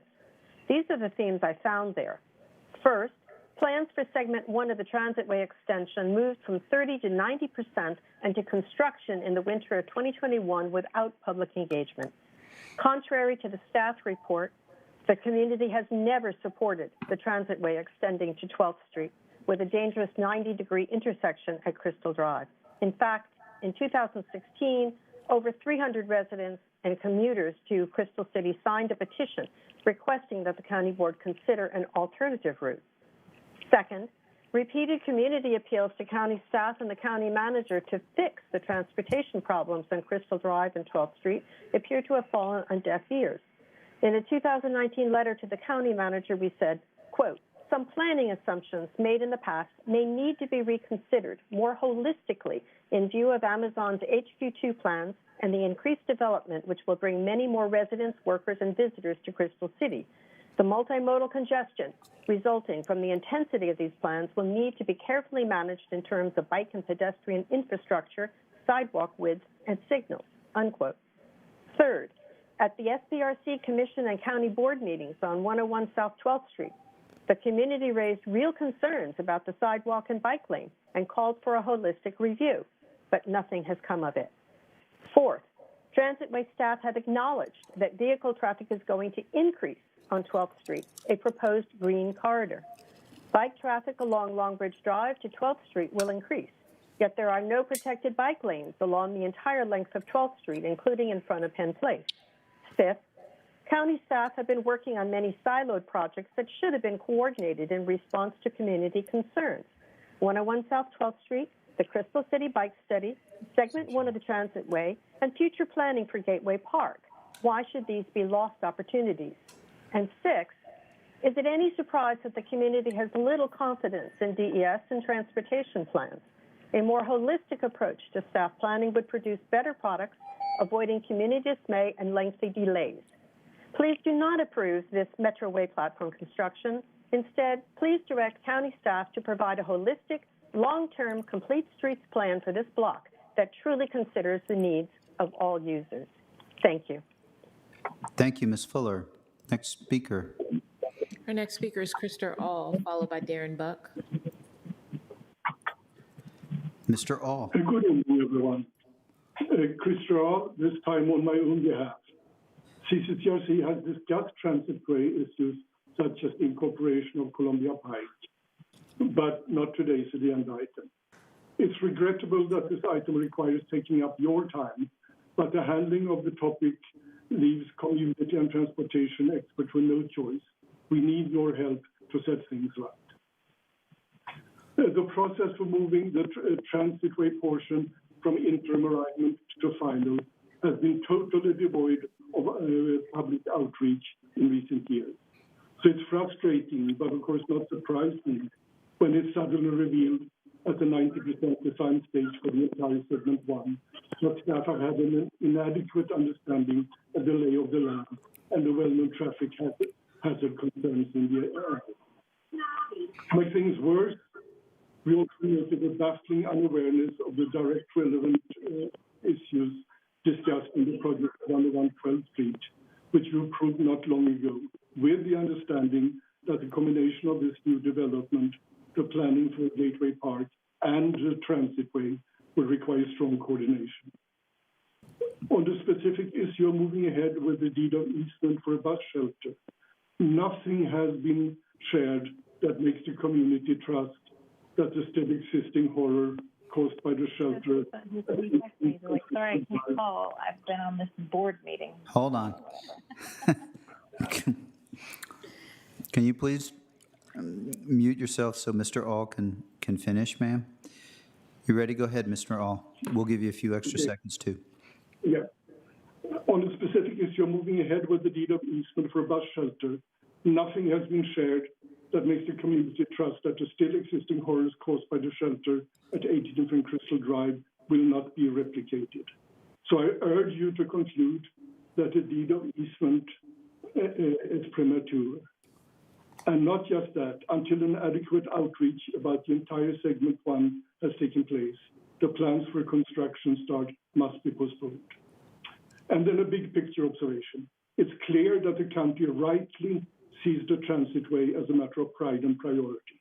But how can it then be, especially after the inexcusable flaws in the initial planning and implementation, that we now yet again see this special project handled in a clearly inept manner? And that both the Transportation Commission and those who are similar with the local area have yet again been shut out. We just had Umata introduce the underground part of the second metro entrance, but no accompanying staff presentation of how all the obvious issues above ground are planned to be handled. And we heard from VDOT about the NEPA study for CC2DCA, but no staff comments on how to deal with the flip side of Crystal Drive potentially becoming a de facto airport access road. Both these projects involve a critical stretch of the main street for the transitway. The track record is really scary and certainly does not offer us any reassurance. Thank you. Thank you, Mr. All. Our next speaker is Darren Buck, followed by Chris Slatt. Mr. Buck. All right, thank you very much. I just wanted to put in a note about item 26. I had signed up to speak about that one as well. My future Oak Ridge Elementary School student was going to testify with me, but things are running long. I wholeheartedly support lowering speed limits, particularly on Arlington Ridge Road, where my 5-year-old daughter will be walking across to get to school starting in September. But now I'm going to waste a little more of your Tuesday evening with what should have been a routine action. That's item 51. And I think we're all a little sorry that we have to waste all this time just to see a partial drawing of this platform finally after so many years. We're concerned about the design and how it constrains clear space for walking and bicycling here, between here and the nearby Long Bridge Trail, and most importantly, how little transparency and coordination appears to be happening. I'm asking that you consider pressing the pause button on the platform construction and directing the many county staff and stakeholders overseeing plans to provide a real complete streets plan for the block that really considers the needs for all users. If we pass on the opportunities offered by the numerous adjacent projects, such as the 101 12th Street South development, the Gateway Park redesign, and the Transitway, to rethink facilities for all ages of abilities of walking, running, and bicycling to the Long Bridge Trail will squander a huge opportunity. You may recall that this issue came up during the 101 12th Street SPRC, located right next door to this platform. TC, in its November 2020 recommendation to the board to approve the project, advocated for amending the public space plans if it was included in the Crystal City Bike Network, and cautioned about the possibility of losing such opportunities to upgrade public spaces. Many of you seem to concur with that and expressed an expectation that the Crystal City Bike Network plan would bring some resolution and upgrades to this block. Sustainable Mobility for Arlington has repeatedly raised the issue of how important this block is for connectivity during the ongoing Crystal City Bike Plan process via our March 2021 recommended network plan and suggestions for short and long-term changes to improve access. Planners have not proposed any changes to this block in either their first nor their latest revision to the network plan, haven't provided a response to our recommendations or a rationale for rejecting them, and by extension have ignored the board's stated interest in improving walking and bicycling connectivity from the 101 12th Street South discussion. As it stands, this plan proposes to leave everything unchanged while a trail extension is developed that will reach all the way to DC. That's a flawed plan, and I would encourage board members to reflect on their stated expectations from 101 12th Street SPRC. There needs to be a holistic long-term solution for this block, one that involves all of the stakeholders. Being not as bad as 18th Street is not good enough. There are 3 parallel processes that are progressing in silos, and all appear to be ignoring the potential and opportunity for this block in providing access for walkers, people on bikes, and runners to the Long Bridge Trail, which is someday going to reach all the way over the Potomac. Thank you, Mr. I would Buck. suggest rerouting. Sorry, thank you, Mr. Buck. Your time has run out, but thanks very much for sharing your thoughts and also sharing your email. Our next speaker is Chris Slatt, our next and final speaker. Mr. Slatt. Good evening. I don't think I have to tell you that I am a huge proponent of the Transitway and a huge fan of Metroway, which is why I find it very frustrating that I need to be here this evening to keep this project from going as sideways as it appears to be going. To the best of my knowledge, until the board report for this item was posted today, the general public had never been shown any construction plans for segment 1 of the Transitway extension, which this stop is part of, and the public still hasn't seen plans for the proposed modifications at the corner of 12th and Crystal Drive, nor plans for the station at 15th and Crystal Drive. A November 2018 open house dealt exclusively in generalities. The promised summer 2019 public open house to present traffic and operations analysis findings in segment 1 construction plans never occurred. A project of this magnitude should never reach this level of design without public engagement on the actual design, not just on generalities and alignments. You can't take a sentiment that the public is in favor of the Transitway and extrapolate that to a sentiment that the public approves of any specific design moving forward. If proper engagement had been done on this Transitway, we would have been having an entirely different conversation during 101 12th Street SPRC. We did not have the information that we needed about what was coming forward because this project was moving forward to apparently nearly 100% design without that conversation.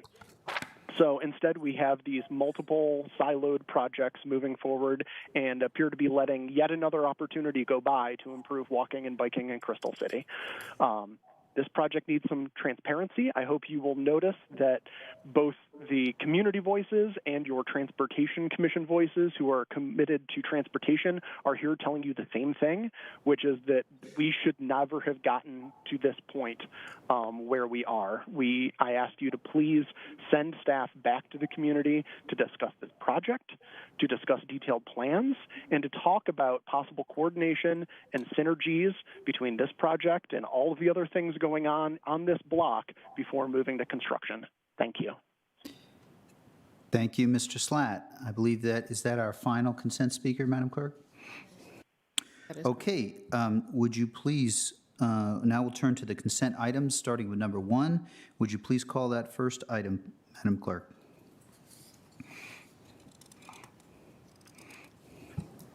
Yes.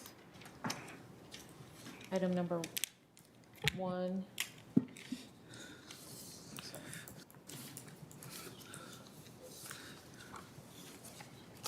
Item number 1,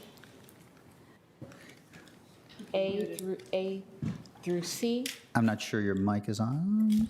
Item number 1, A through C, are items related to site plan number 1 for site plan amendment, ordinance of vacations, and related encroachment ordinances for the property at Ames Center site at 1820 and 1830 Fort Myer Drive.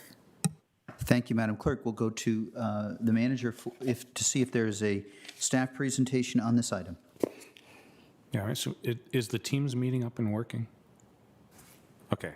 Michael Cullen is here to give a short summary, and then we do not actually have any slides on this. So, Mr. Cullen? Yes, thank you, Mr. Manager and members of the board. So very briefly, this item is a site plan amendment request for several revisions to the Ames Center redevelopment project, following continued design work after the project was approved in January this year. The amendment proposes conversion of commercial space to residential space, a reduction in residential units and parking spaces, minor exterior changes, additional density exclusions, and revisions to easement encroachments and vacations. This amendment does not increase the density of the project, nor does it conflict with the amended site plan approval, and it is consistent with the goals and recommendations of the Roslyn sector plan. So I'm happy to answer any questions regarding this item. Thank you. Thank you, Mr. Cullen. The conversation is, I do not believe there's an applicant, there's no advisory groups. The conversation is now with the board. We'll go to Ms. Crystal for a motion and then discussion. Indeed. Colleagues, I move the manager's recommendations in 3 parts. First, that we adopt the ordinance, which is attached to the staff report dated July 8th of this year, to approve a site plan amendment to site plan number 1, subject to all previously approved conditions with revised conditions 2, 56, and 58 in the staff report. That we further enact the amended and restated ordinance of vacation attached to the staff report dated June 29th, 2021, and authorize the real estate bureau chief or his designee to execute the deeds of vacation and other documents needed to effectuate the ordinance, subject to approval as to form by our county attorney. And finally, that we enact the amended and restated ordinance of encroachment attached to the staff report dated June 30th of this year. Thank you, Ms. Crystal. Is there a second?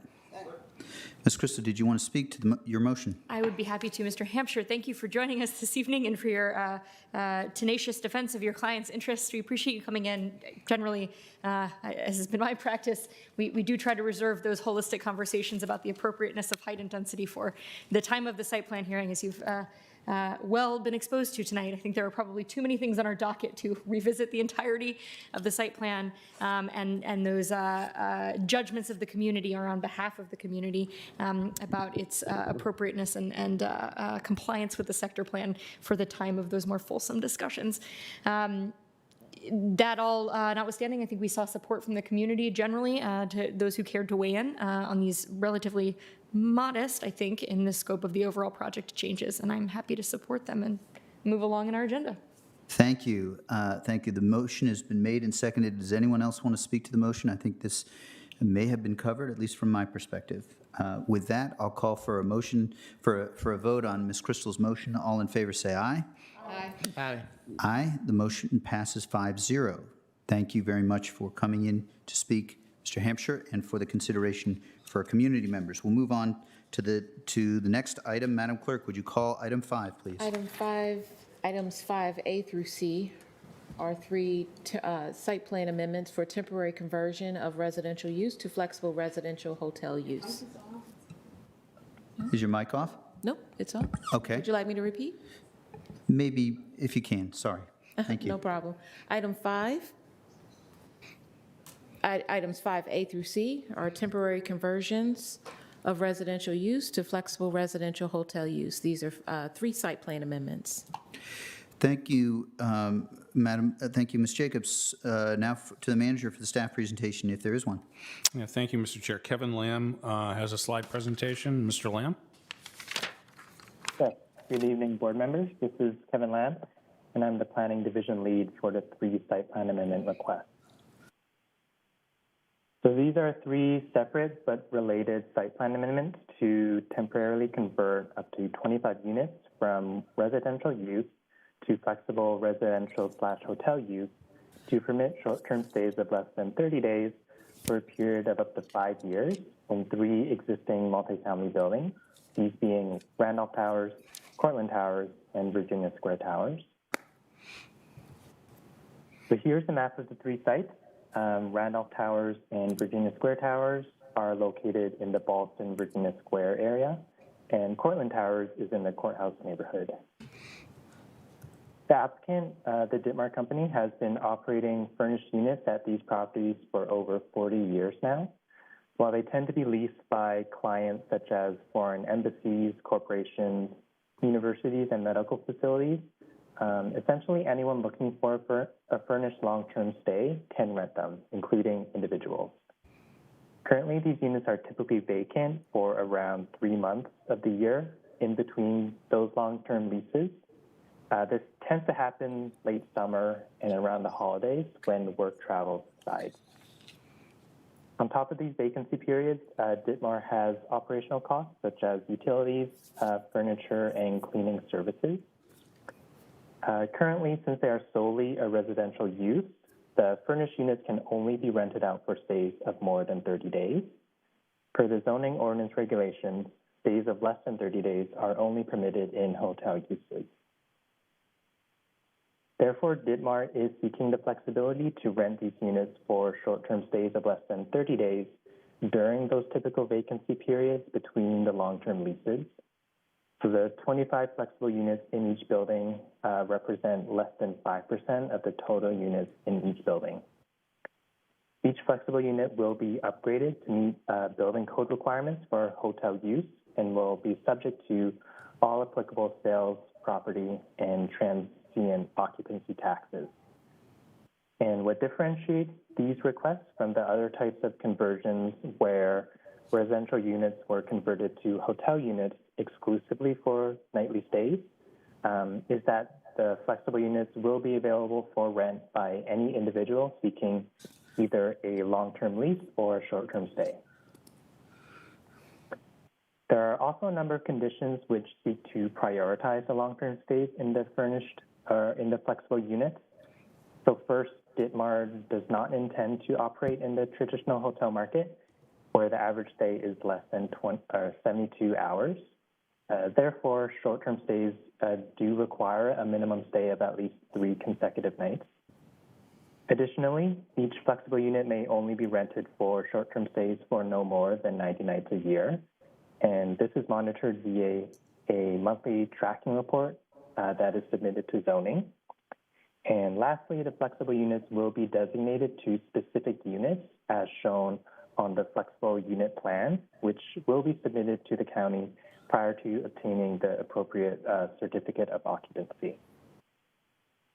So in conclusion, staff recommend approval of all 3 site plan amendments for the temporary conversion. With that, thank you for your time, and I'm available to answer any questions. Thank you, Mr. Lamb. I believe we have an applicant presentation. Mr. Cummings, Mr. Bushkoff, or Ms. Rain. Mr. Cummings, go ahead. Yeah, Nicholas Cummings here with Walsh Blucci on behalf of the applicant. We do not have any specific presentation to share. I think the staff presentation covered the details of the application quite well. We are here and available to answer questions. There's myself with Mr. Robert Bushkoff and Mr. Greg Rains from the Dittmar Company. Thank you, Mr. Cummings. Appreciate your brevity and appreciate you being here should and as we may have questions. I believe our Planning Commission is represented by Mr. Sarley. Mr. Sarley, are you there virtually or in person? Yes, I'm here virtually. Go ahead. Thank you, Mr. Sarley. Go ahead. Thank you, Mr. DeFerranti. Thank you, County Board members. The Planning Commission, I'm Leo Sarley, of course, and I'm here on behalf of the Planning Commission. The Planning Commission had a conversation about this issue on their May 5th meeting, and we had one public speaker, and the public speaker essentially voiced a little bit of a concern about this change to the current housing situation, and mostly with the impact that would have on affordability. The discussion with the Planning Commission centered around the notion of filtering, which I think is, again, sort of similar to what the public speaker mentioned. And then we had a little bit of a concern also with the length of the period that they were asking for the conversion. Finally, the gist of the conversation was we were essentially curious or interested in hearing more and having better policy guidance on this so that going forward we could, be better advised. But that's about it. Thank you, Mr. Sarley. I believe that's all the advisory groups. The discussion is now with the board. I believe we certainly can have discussion. We had Ms. O'Connell's comments. I see Mr. Carantonis. You wanted to make comment, and I also think, why don't we do this?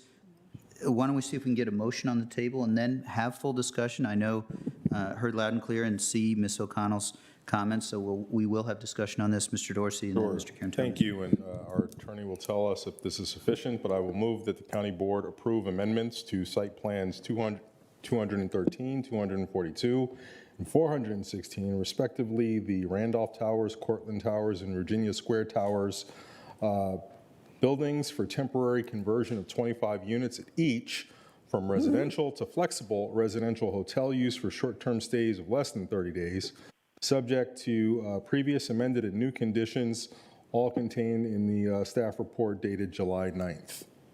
There's a motion. Is there a second? Second. It's been moved and seconded. Now discussion. Let's start with Mr. Dorsey. Do you want to speak to your motion? And then Mr. Carantonis. So not to move to concluding remarks yet, since I think there will be some questions and discussion, but I generally find that the very interesting study that needs to take place regarding the conversion of units for different uses from what they were originally entitled as is one worthy of being not only on the planning division work plan, as we indicated a couple of months ago. It's worthy of a lot of community conversation. I do think that those larger issues, which I do believe need to be thought about carefully if they are not to adversely affect affordability, are distinctly different from what is before us today, which appears to be easily summarized as authorizing units that are used right now for shorter term furnished stays to allow there to be a period between those rentals for them to turn over for hotel stays of 3 nights to 29 days, which to me is very different than converting uses entitled as residential and used as long-term lease residential to a hotel use. So for those reasons, I am willing to explore that here and therefore move approval. Thank you, Mr. Dorsey. Mr. Carantonis, to start a conversation, if you still have questions. It is a very short question because we have had a lot of conversation about that. That was also the last time that we reviewed the item, and things have changed. The 90-day limit, the 3-day limit, etc. The only thing I wanted to ask is when do we expect the study about this short-term rentals to materialize? What is a approximate? Mr. Manager. Yeah, you're going to have the opportunity. I think when we come back in September, we're going to have the planning work plan work session. I've already told Mr. Fusarelli that this will be very high up on the list, but you will have the opportunity to make that trade-off. If you want to move it to the top of the list, it can go there. But we can, I'm not trying to put you off, I just haven't seen the full list. So in September that we can make that final determination. Fair enough. I'm just mentioning that because the reason why we got there is because we have seen so many developers coming with, again and again and again and again with the same business model, right? Okay, thank you. Thank you, Mr. Karantonis. We'll go to Ms. Garvey and then Ms. Crystal. Yeah, thank you. I did have a question, which was when are we going to hear about this? So September we'll start, because I have to assure Ms. McConnell I've had a meeting with staff. I've been talking to them. I've asked them questions. They're going to work on getting some data.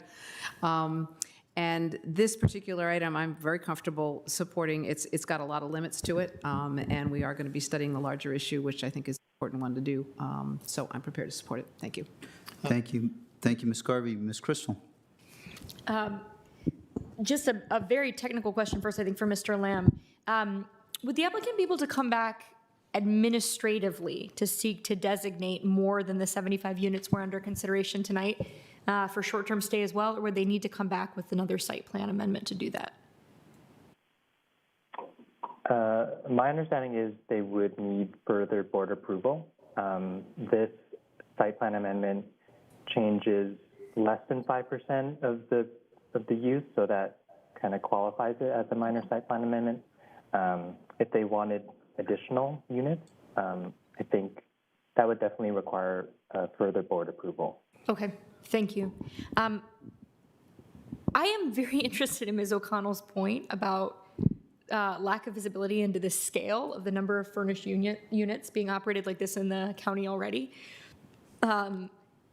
I feel, as my colleagues have mentioned, that there are sufficient protections here that we're not inadvertently setting precedent. I'm happy to signal from the dais tonight that I'm really not interested in entertaining any more such conversions until we have the study at least underway. I think this one is materially different enough from proposals to take long-term rentals off the market. But this notion that we maybe have a large scale of furnished units is one that presents some concern. And so I think if we could, well, I was about to say fold that into the scope of the study, but I think I'd actually like an answer on that sooner.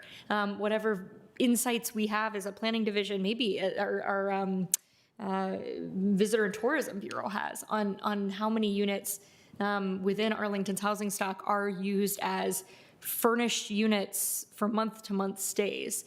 To sort of get our arms around that could be a helpful piece of information. As I said, I think there are enough guardrails here to move forward with this vote tonight, but I would appreciate some insight into that while we're waiting for the board to approve when the study will go as part of the planning work plan. Then it will need to be scoped, then it will need to be conducted, and all of those steps. So thank you. Thank you, Ms. Crystal. We go to Mr. Dorsey. I guess there's some question, if you have in your mind a time frame on that, or maybe staff has thoughts on that. But first, Mr. Dorsey, and then we can come back to that question. I actually don't need an answer. Okay. I saw notes being taken, which I appreciated. I know where to find you. We will follow up. Fantastic. Thank you, Ms. Flanagan-Watson, for saving me.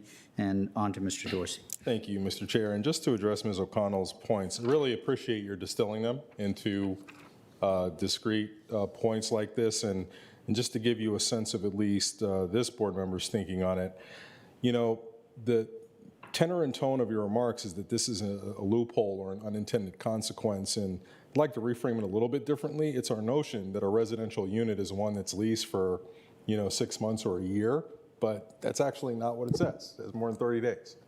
So anything that's operating more than 30 days is a residential unit. And whether or not that needs to be revisited, that's another question. But I think that at least informs my thoughts on the first and second questions that you asked. I'm not really sure on what basis I would ask Ditmar to provide us with a list of where they're following the law, or to do so for other people. I'm just not really sure under what basis I would ask anyone to produce an accounting under those circumstances. But I appreciate why you're asking, and I think it's worthwhile in thinking about whether or not we need to think about units differently if there is a nexus between multifamily living and affordability and density, all of which I suspect to actually be reasonable and true. Beyond that, I would also just like to address the last couple of points. Ms. Crystal thankfully elicited the question to your third point. And then the next one, I think you raise a very thoughtful question. And I think the dissuasion, speaking from my own behalf, comes from telling an applicant very transparently, there's a lot of uncertainty around this. So if you think that proceeding with looking to do wholesale changes, which are going to thrust the board into seeing a potential impact on affordability and its growth strategies, we'd advise you against it. That's what the dissuasion would look like. So, that's, I think, at least to give you some response to the questions that you ask, which I do think are reasonable. For all the reasons that we've mentioned, I'm comfortable moving forward. Thank you. Thank you, Mr. Dorsey. You covered it really, really well. I agree with Ms. Crystal's point on precedent, not interested in it. Mr. Dorsey said it in a different way. I appreciate your thought on the list of 19 buildings, but I think Mr. Dorsey addressed it, so I am prepared to support this. 20 years of advocacy on housing and your attention to detail, we are lucky in this community to have it. Thank you very much. And this issue will come back in part, frankly, because of your advocacy. So in the short term, a related issue will come back in part because of your advocacy. So the question is on Mr. Dorsey's motion. All in favor say aye. Aye. Aye. Motion passes 5-0. We will go on. Thank you, Ms. O'Connell. We will go on to item number 26. Madam Clerk, please call that item. Item 26 is an ordinance to amend, reenact, and recodify Chapter 14.2 of the Code of Arlington County concerning maximum and minimum speed limits by decreasing the speed limit in several corridors in Arlington County. Thank you, Ms. Jacobs. I guess we would go to the manager for the staff presentation. I know this item has been pulled, but I think we are in vehement agreement on this item, but I'm curious. Yeah, Mr. Chair, this is the third time the item's been before the board. Sarah Famillion and Hui Huang are available if you have questions that you haven't already asked. Thank you, Mr. Manager. Ms. Famillion and Ms. Huang, thank you for being here, and I'm glad you're here virtually, so you didn't have to come in. Is there a motion? Would a colleague like to make a motion on this item? Mr. Karantonis. So the motion is to enact the ordinance, attached to the staff report to item 26, to amend, reenact, and recodify Chapter 14.2, Motor Vehicles and Traffic, Section 14.2-12A of the Code of Arlington County, Virginia, concerning maximum and minimum speed limits by decreasing the speed limit on the above-mentioned corridors. They are listed in the attached ordinance, the attached staff report. Thank you, Mr. Karantonis. Second. There's a second. The question is on Mr. Karantonis' motion. All in favor say aye. Aye. Aye. Aye. Any opposed? No. Motion passes 5-0. Colleagues, thank you for tolerating not extensive discussion where there was vehement agreement. The next item is item 51. Madam Clerk, would you call that item, please? Item 51 is a deed of easement for public transit station, utilities, and temporary construction purposes at 201 12th Street South. Thank you, Ms. Jacobs. Over to the manager for the staff presentation. Thank you, Mr. Chair. Dennis Leach is available online and going to walk us through a few slides on this. Mr. Leach. Mr. Leach. Thank you, Mr. Manager. We have two staff members that are going to take you through this item. We have Jennifer Butler from our Real Estate Bureau, who's just going to talk about the real estate aspects, and then Diana Azaza from our Transit Bureau and project manager for this project will walk you through the slides. We also have Lynn Rivers available, our Transit Bureau chief, to answer questions as well. So with that, I'm going to turn over to Jennifer Butler first, and then Diana. Ms. Butler. Good evening. This is Jennifer Butler. I work for the Real Estate Bureau, and we're here to discuss item 51, a request to approve an easement for a Metroway bus platform at 12th Street South and Long Bridge Drive. The item before the board is a request to approve acceptance of a deed of easement for public transit station, utilities, and temporary construction purposes at 201 12th Street South, and to authorize payment of compensation for the easement. The item was pulled from the consent agenda for discussion of matters not directly related to the easement or the amount of compensation to be paid for the easement. To address the concerns that were raised, I'm going to hand this over to Diana Isaza from Transit. Good evening. My name is Diana Isaza with the Transit Bureau. I would like to start presenting an overview of the easement we're requesting today. We are asking for a proposed easement with a total area of 762 square feet.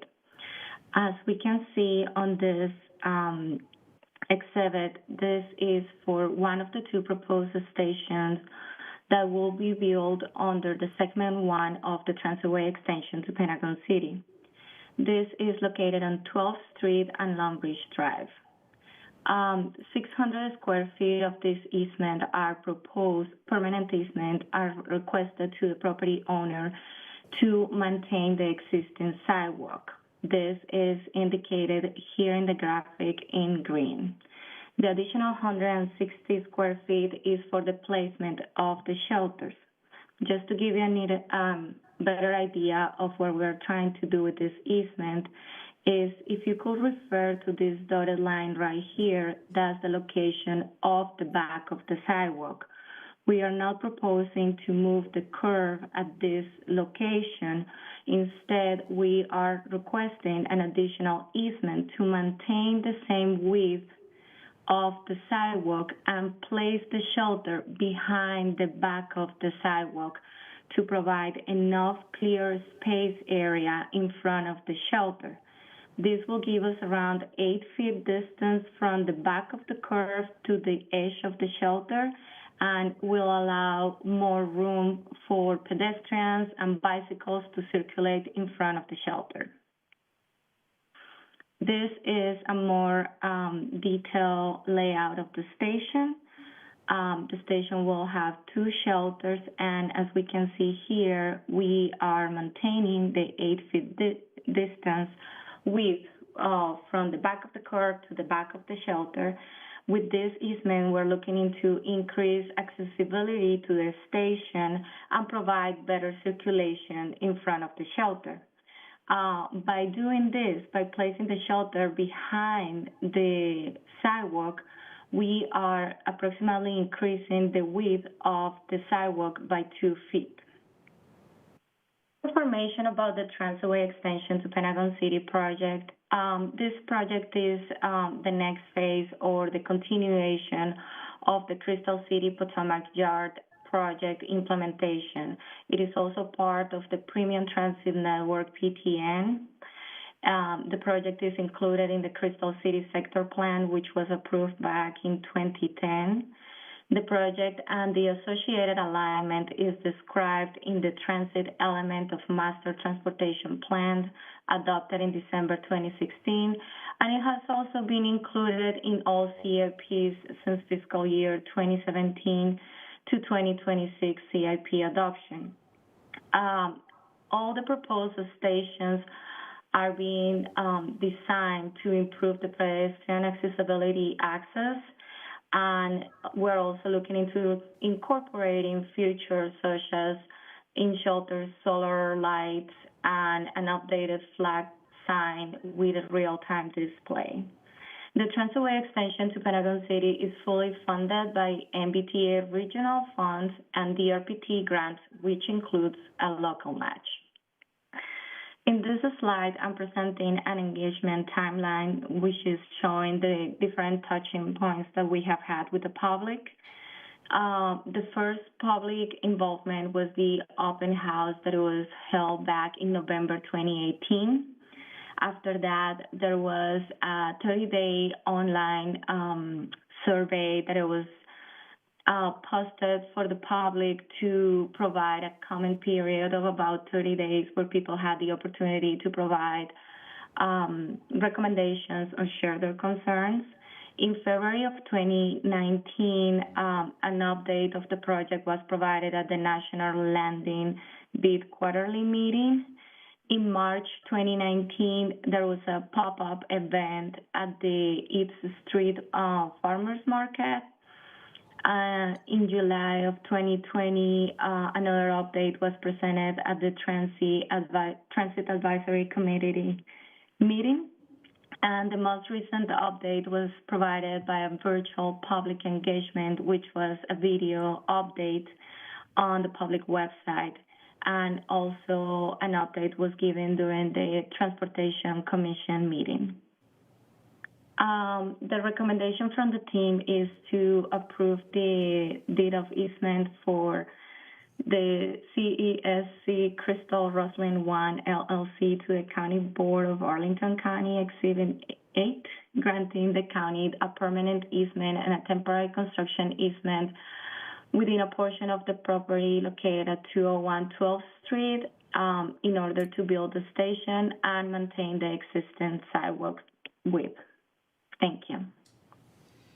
Thank you both for your presentations. I know we will have discussion on this. I'd like to go to Ms. Garvey to get a motion on the floor, and we can have full discussion after that. Ms. Garvey. Yes, thank you, Mr. Chair. I would like to move that we approve the manager's recommendation on item 51 as set out in the board report June 30th, and that is to approve the attached deed of easement and also authorize the real estate bureau chief or his designee to execute the deed of easement. Thank you, Ms. Garvey. With the motion, I will go ahead and second it for purposes of discussion. Did you want to speak to your motion? I think I will pass it over to Ms. Crystal, who I know has some questions, and let her do the honors. Thank you. Ms. Crystal. Thank you. Thank you, Ms. Garvey. When is the proposed contract award for the actual construction of the transitway extension? Tonight is the easement that is necessary but not sufficient to actually get to 100% design and award a contract, I presume. So what is our general timetable for that? We're currently working on putting together the ITV. For the timeline, we need to get this easements approved before being able to advertise the ITV, the invitation. You need this easement to be approved, or there are additional easements you need to be approved before you'd be ready to put out a bid? We're currently requesting 2 easements for the 2 proposed stations on the first segment of the transitway. This is one of those. Okay. Yeah, Ms. Crystal, I'd be happy to answer that. We are at 100% design plans. We have a draft ITB ready. There is this easement for the station at 12th and Long Ridge Drive, and we are trying to finalize the agreement with the one remaining easement with a property at 15th and Crystal Drive. Okay. Assuming that we reach agreement, then we can go to advertising with construction award later this fall. Okay, thank you, Mr. Leach. When did we reach 100% design on the extension and the stations? I'm going to turn That was in May 2021. Okay. What I am struggling with is, I think we've heard from some pretty reputable folks in our community that they have been interested to see a design, not only because they, care about the transitway and would like to see it move forward, but because we've all seen something as a community, right? And I trust that staff has learned from this, which is the transitway stop at 18th and Crystal Drive, leaving insufficient clear width to support the kind of mobility that we like to see on our sidewalks. And yet, it seems like what has been shared with the community during those engagements that you so helpfully listed on that timeline has not actually been a design, but rather kind of something conceptual. So we haven't been able to say, or staff hasn't been able to say, for example, what you've just showed us on that slide, which I found relatively encouraging, suggesting that we would be protecting the whole of the current state of the sidewalk. That has not been shared during any of the engagements, even though we were at 100% design? Is that right? We did not share construction plans with the community. And I did go back and review the video for the April community engagement. I also went back and viewed the presentation to Transportation Commission. We were trying to convey a lot of information about this phase and the future phases of the transitway. And I think we could have showed more information about the actual design and actually how it reflects some of the input we received from the community about clear width. Assuming the board does act on this item, we will be doing a community information meeting this fall with the construction plans for these locations. Okay. That is helpful for me to know. I think, speaking at least for me, I think there's no reason to not move forward with this easement tonight. The project cannot move forward without it. But I do think certainly before a contract award comes to the board, which would be the final stage, of course, of an invitation to bid, I would like to see the results of that community engagement wherein staff shows the specific designs. I hope the specific concerns about maintaining the sidewalk clear width will be sufficiently assuaged. I think it seems like there is good reason to think so, although we've certainly heard from community members a lot of other interest and concerns about its how well this project speaks to and interacts with other major transit and roadway and ped bike improvements in the corridor. So I think we will have an opportunity for a pretty extensive discussion about that as a board at the time of a contract award. And I hope it will be one in which we can hear from community members who've been engaged on the specifics as well. So thank you. Ms. Crystal, if I could just add one additional thought, and we will share this in our fall community meeting, is this project is trying to address really incredible constraints. There are below-grade garages that flank 12th Street on the south and the north. The alignment for 12th isn't changing because of what's actually happening below grade. And the easement area that we're requesting is really to try to get in some level of station amenities outside of a normal walking path. But we're in both this location as well as 15th Street, which we'll bring before you. We're really threading a needle. Crystal City is built in a way that we permitted garages and other infrastructure below our sidewalks and below our streets. And so that is something that we continue to work on. Well, thank you. I mean, to me, this sounds like a win. We've been sort of kicking around a phrase recently about snatching defeat from the jaws of victory. And so let's let the community in on the fact that this actually is good news, that our team, both in DES and the Real Estate Bureau, have been able to maneuver and achieve these, well, at least this easement so far, and we hope the next, to recognize those pretty constrained conditions and extend a really important transit project while still preserving clear width for pedestrians and other sidewalk users. Let's let folks know so that at the time of a contract award, we can be hearing more community support for it. Thank you. Thank you, Ms. Crystal. Ms. Garvey. Thank you. I too was a little relieved to see the presentation and that addressed some of the concerns that we heard. I really was sort of struck by, which I think of fairly frequently from time to time. Communication, it's a two-way street, and just because you communicate and send out information, if it doesn't get received, you haven't really communicated.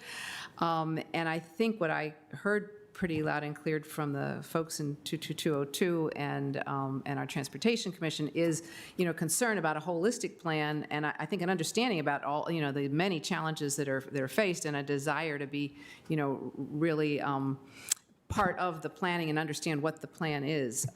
So it sounds like you've got some plans in place to be communicating and talking and working with the stakeholders here. I personally would love to just have a little update, as soon as you've got kind of a set communications that'll really be back and forth communications plan, and maybe you have it already. I'd love to know what that is, such that the 22202 folks and the Transportation Commission can feel like they really understand what the whole long-term plan is and what we're going to be doing. So if I could get an update on that, I won't give you a deadline, but maybe by September, that'd be great. Thank you. Thank you, Ms. Garvey. Mr. Karantonis. Thank you, Mr. Chair. So when I read the report, I understood that this is, an easement that goes into the private property there and puts because I can imagine that nobody wants to repeat that 18th Street situation where, basically there is inadequate pedestrian space there. And I believe that one of the reasons why our community are so upset and skeptical about that is because they've seen the delivery of the 18th Street, Mr. Lynch, and I believe that there are several problems there. With this one, I perfectly understand that you're maintaining 8 feet. To be honest, I'm not absolutely certain about that. There are also trees there, and isn't there also a street light? At least I see one in the plan. Is that not reducing the width of the available width for pedestrians in front of the future transitway station there? Yeah, I'd be happy to answer that, Mr. Takis. The street light has been moved further to the east, so it is outside of the shelter area, and the trees that are directly on the platform are proposed for removal. And what about the curb cut, that's right to the right of the station? So how do we envision this, the safety situation of this? So there will I'm going to ask Ms. Azaza to pull up that graphic. Mm-hmm. If we can go back to the...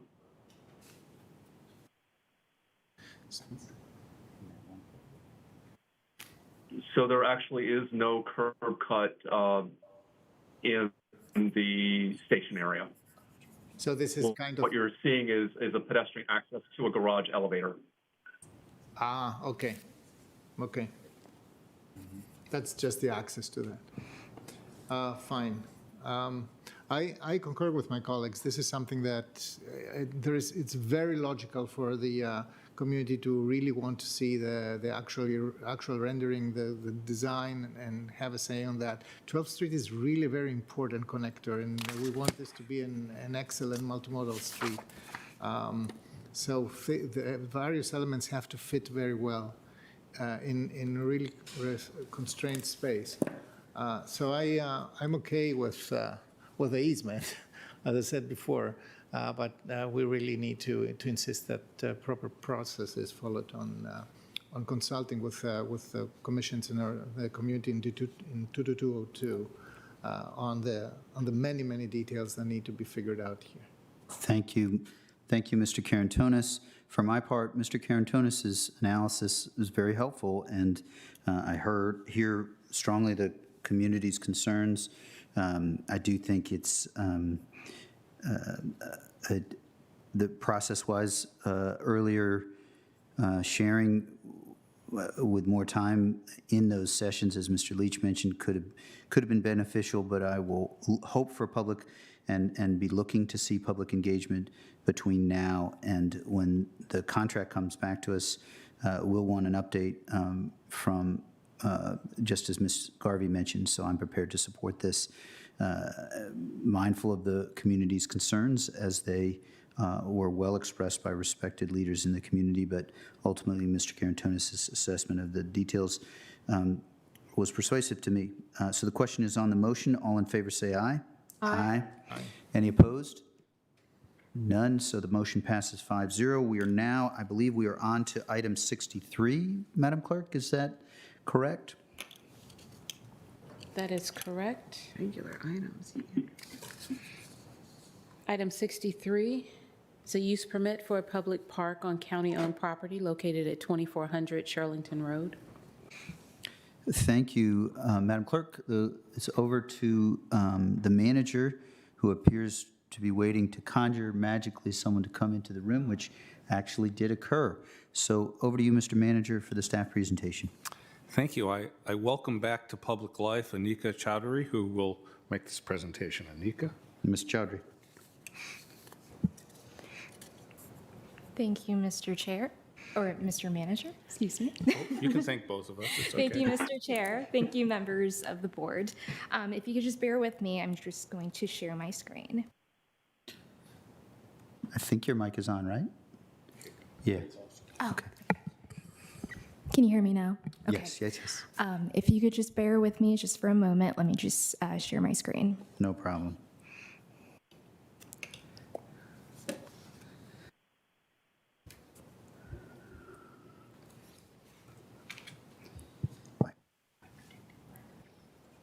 All right, can everyone see my screen? Yes. Yes. Good evening again. It is nice to finally see everyone again in person after about a year and a half.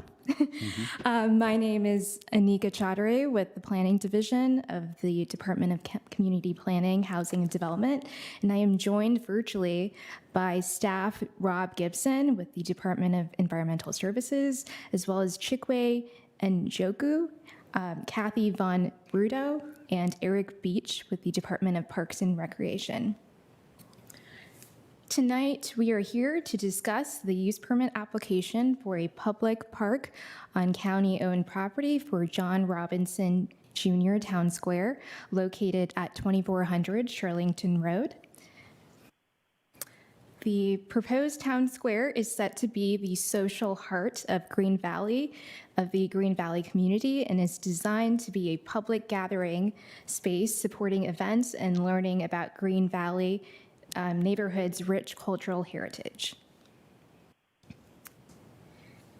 As you can see here listed are the past actions for the John Robinson Jr. Town Square project, formerly referred to as Knock Town Square, starting in 2004, and this subject use permit will be the conclusion of a very extensive planning and community engagement process, with construction anticipated to be completed at the end of 2021.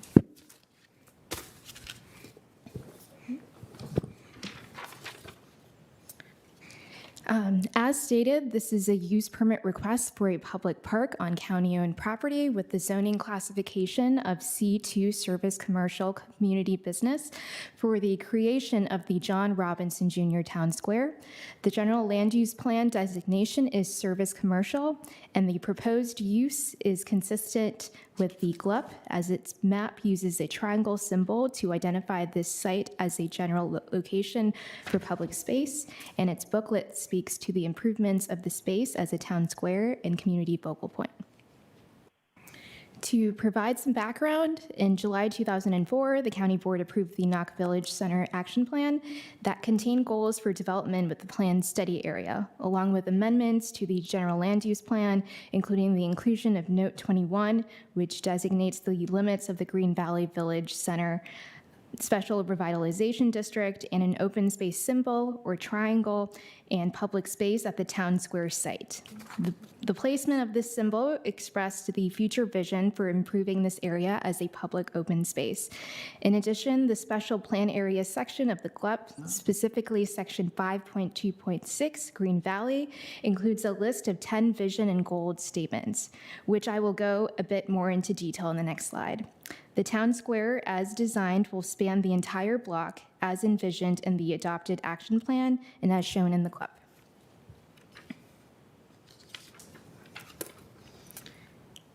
There is a vast array of adopted county plans that obtains the presence of John Robinson Jr. Town Square. As mentioned, the GLUP booklet reiterates the recommendations of Green Valley, formerly Knock Village Center Action Plan, which includes the goal to create a town square and community focal point by assessing for public use the land bounded by Shirlington Road, South Kenmore Street, 24th Road, and 24th Street. In addition, the John Robinson Jr. Town Square, again formerly referred to as Knock Town Square, is also listed under the Public Spaces Master Plan, which was adopted in April of 2019, as shown on this slide.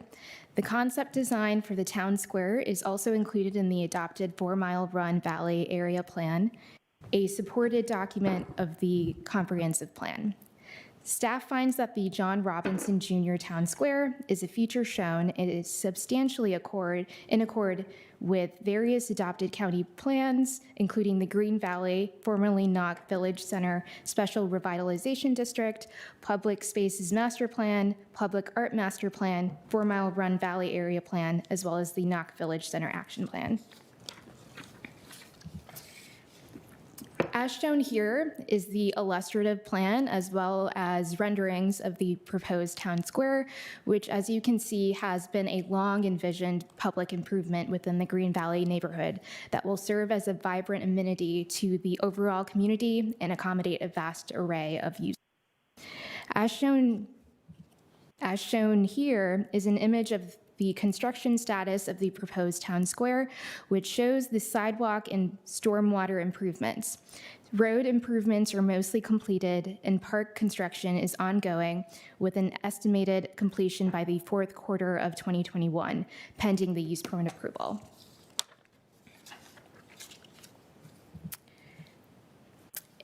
In terms of vital community input, the Green Valley Civic Association is in support of the proposal. However, they have expressed some concerns regarding the town square.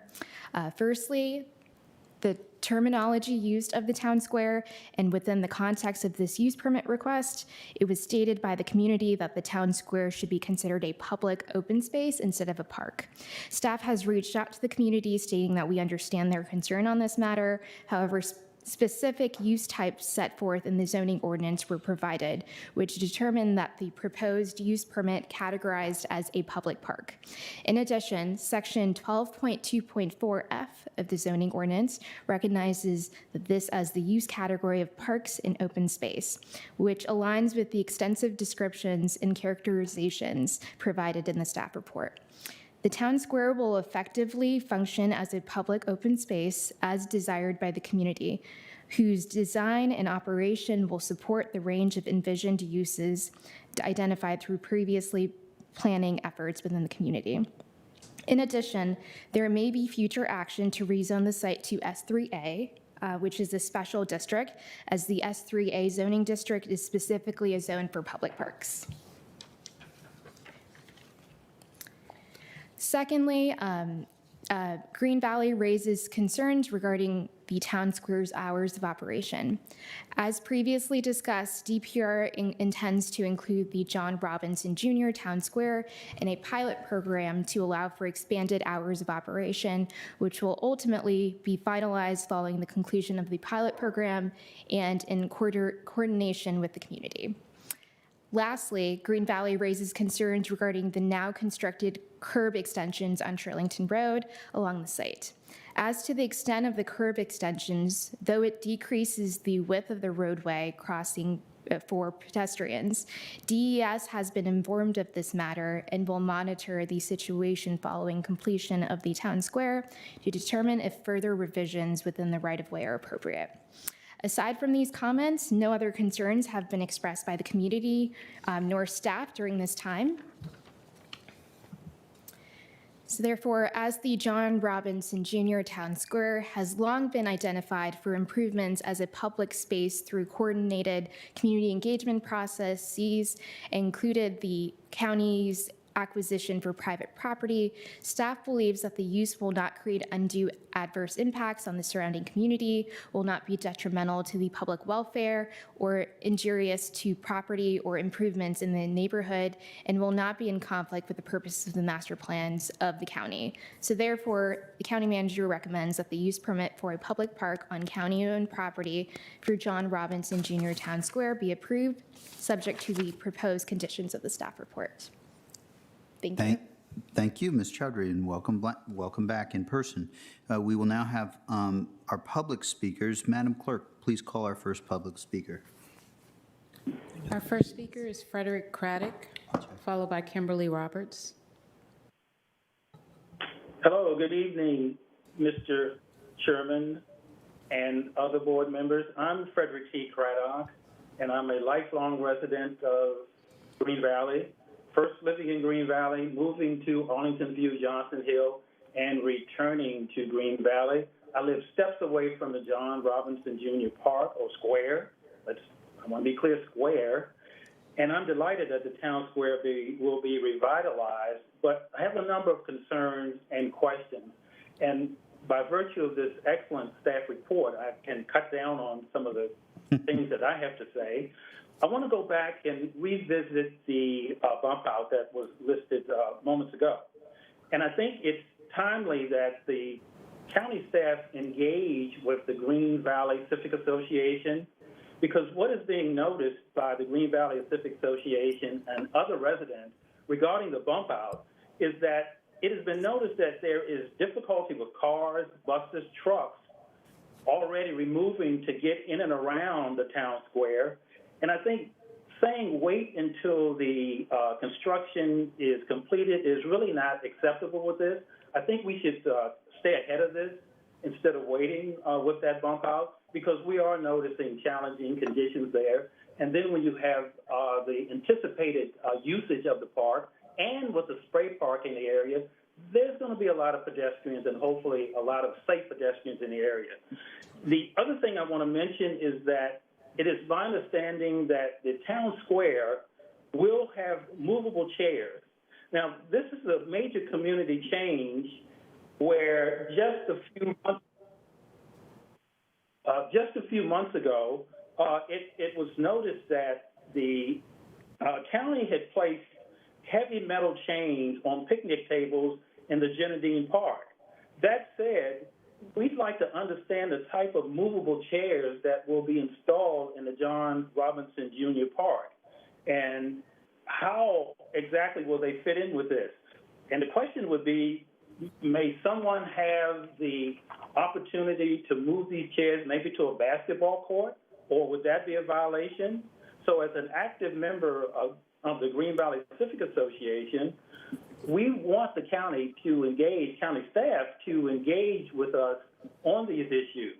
And then the last point is that we understand the need for this use permit, but we still want the value of engaging with county staff so we can remedy and fine-tune any issues that we are noticing or that may come up during the operation of this fine town square.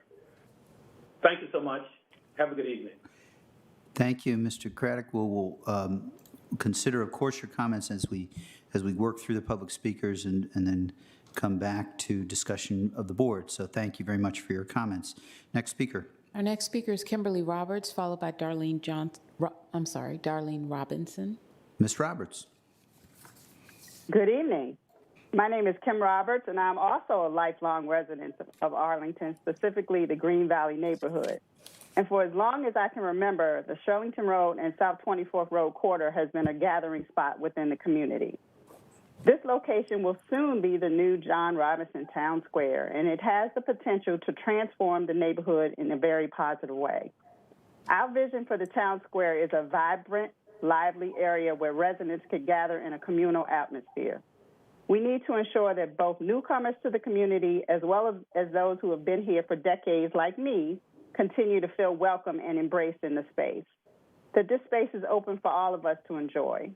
We envision a space for sunrise yoga and Zumba classes, a space for farmers markets, community yard sales, and outdoor movie nights. Of equal importance is a congregating space to gather with neighbors and friends, some of whom no longer can afford to reside in a neighborhood. An active, safe space that we can all be proud of, all with the backdrop of honoring our overall heritage, history, and culture. The town square would also be a space for our larger scheduled events like our annual Green Valley Community Day and our car show, where we would continue to work closely with the DPR staff to host these events. However, the potential significance that the town square could bring to Green Valley and historically marginalized, underserved communities means that this area needs to be looked at differently than just another park or open space within Arlington County.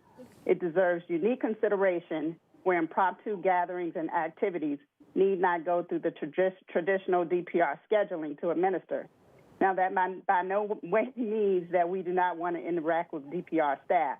We certainly consider DPR an important community partner, and we rely on staff expertise and experience to collaborate with us to help bring some of these activities and much-needed programming to our neighborhood.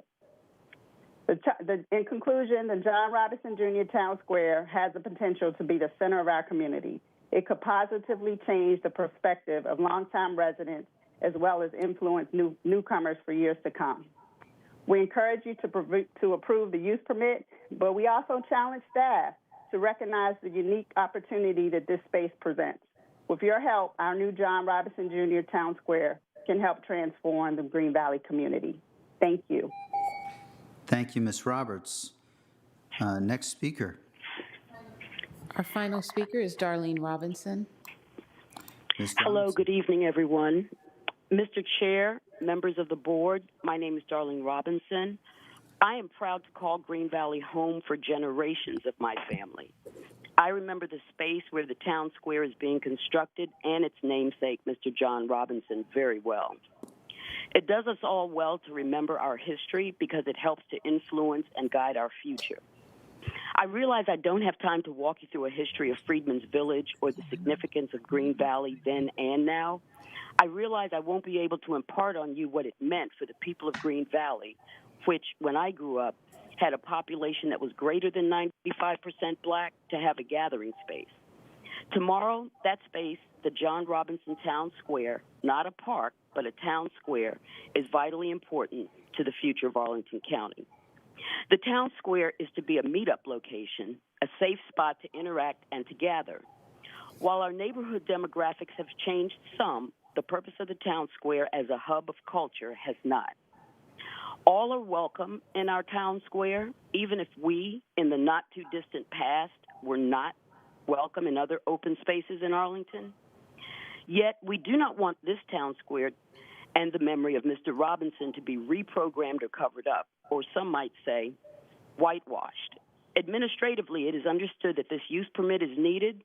Historically and emotionally, it goes too far in granting oversight to a county department that does not appear to understand us or our community. Please do not make this town square into a common cookie-cutter park. Long before any of you came to the county board, there were problems concerning how the Green Valley community was treated by Arlington County. Most of that is in the past, but there is a lingering stench that threatens the future of cohesiveness in our community. We who remain would like for this town square to represent a new opportunity for the county board to right some past wrongs through more empathy of present conditions and how they can be improved. An opportunity for unity, cohesiveness, progressiveness, and true neighborliness is in your hands right now in granting a special use permit appropriate for the times. As I have often said, Arlington County presents a perfect opportunity to be an example for the rest of the country. None of us wants to go back to the past, but without a sensitive observation of past events, it will be impossible to go forward in a meaningful way. I understand and ask today that this Arlington County Board issue a special exception use permit for the only town square that I know of in Arlington County so that progressive goals can be achieved. The nature of Arlington County at present is so diverse that it will take a very sensitive and knowledgeable governing body, which is you at the county board, to not destroy the good things of the past, but to form lasting alliances among residents of our very diverse community. And now is a great time for you to show your compassion. So I ask that you would please approve of a special permit for our Green Valley John Robinson Town Square. Thank you. Thank you, Ms. Robinson. That concludes our public speakers, I believe, Madam Clerk. That is correct. And I do not think we had, earlier, I guess I could have checked, but I do not think we had commissions to speak to this item. So the discussion is now with the board. I guess I would just like to start off with a question. Could you just, I don't know whether it's, I think it would be for you, Ms. Chowdhury, it's regarding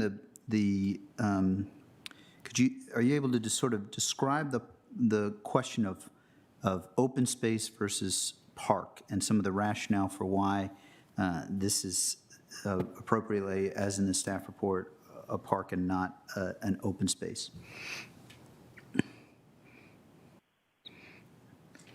And I think that staff report touched on this, but certainly happy to. My sense is that there's some there are regulations that DPR has that are related to parks and the necessity of some of the facilities that would be at the square, but I wondered if you could just speak to that at all. Sure, thank you, Mr. Chair. So as I mentioned previously, as well as it was mentioned in the report, if you refer to these the zoning ordinance, specifically section 12.2.4F recognizes that this type of use is under parks and open space, and it aligns with the extensive descriptions and characterizations provided in the staff report. This town square will effectively function as a public open space, a place to gather for the community, and so therefore that is why it is described as a public park. Thank you. I guess I'll just open it to other questions. Ms. Crystal, then Mr. Dorsey, then Ms. Garvey. Great. To follow on that line of questioning, does the zoning or club category influence the process or the ability of folks to host events? Would you, for example, need to work through DPR to get a permit to host, I loved Ms. Roberts' examples of sunrise yoga. Would you need to get a permit for sunrise yoga at a park, but not in an open space, for example? Sure. So I actually see Eric on the call, so I will defer to DPR on that matter. Great, thank you. Mr. Beach. Good evening, everybody. So as far as the various events or programs or things that can happen in these spaces, there is not the nomenclature of the space does not impact the process or the way that happens. I will tell you I'm not an expert enough on the sort of the finite level yogaverse program versus, art festival. But generally, there is a level of permission that is required for use of these spaces, whether it's a class or it's yoga, as well as the special event process that DPR coordinates, but that involves multiple staff from across various departments to review the event, make suggestions to make sure it's done safely and appropriately. But the nomenclature for the space does not impact those processes. So whether it's square, center, green, which we all have in the system, it would all be treated sort of equally, fairly, similarly. That's really helpful. Thank you. Mr. Chair, could I interject to Sure. clarify staff's responses on those two previous questions? The difference between open space and parks is this is a C2 zone property. If you look at the use table for the C2 zone, it only lists park as a use. Open space is a category that's defines it as a type of use, but it's not in the use table, and that's why we can't call it an open space. It's a park, but Very it's helpful. functionally, the zoning ordinance doesn't really distinguish between open space and parks. And it sounds like our processes don't either with regard to DPR. Right, and then if you look in the condition, the limitations for the use says it shall only be used for uses, structures, and programming consistent with the parks and open space permissions of the Arlington County Zoning Ordinance 1224F, which I think covers everything that that speakers wanted to cover. Thank you very much. Thank you, Ms. Kaur. Great. So I think we said Mr. Dorsey next, and then Ms. Garvey. Well, thank you. Thank you, Mr. Chair.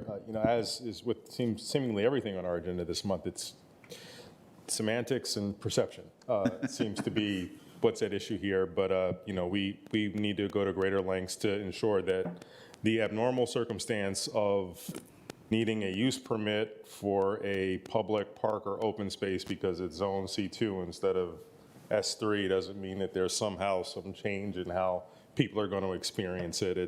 It is all the same thing, and maybe at some point in the future we just rezone the thing and call it a day. But I did want to talk about a successful story that hopefully won't get lost in this.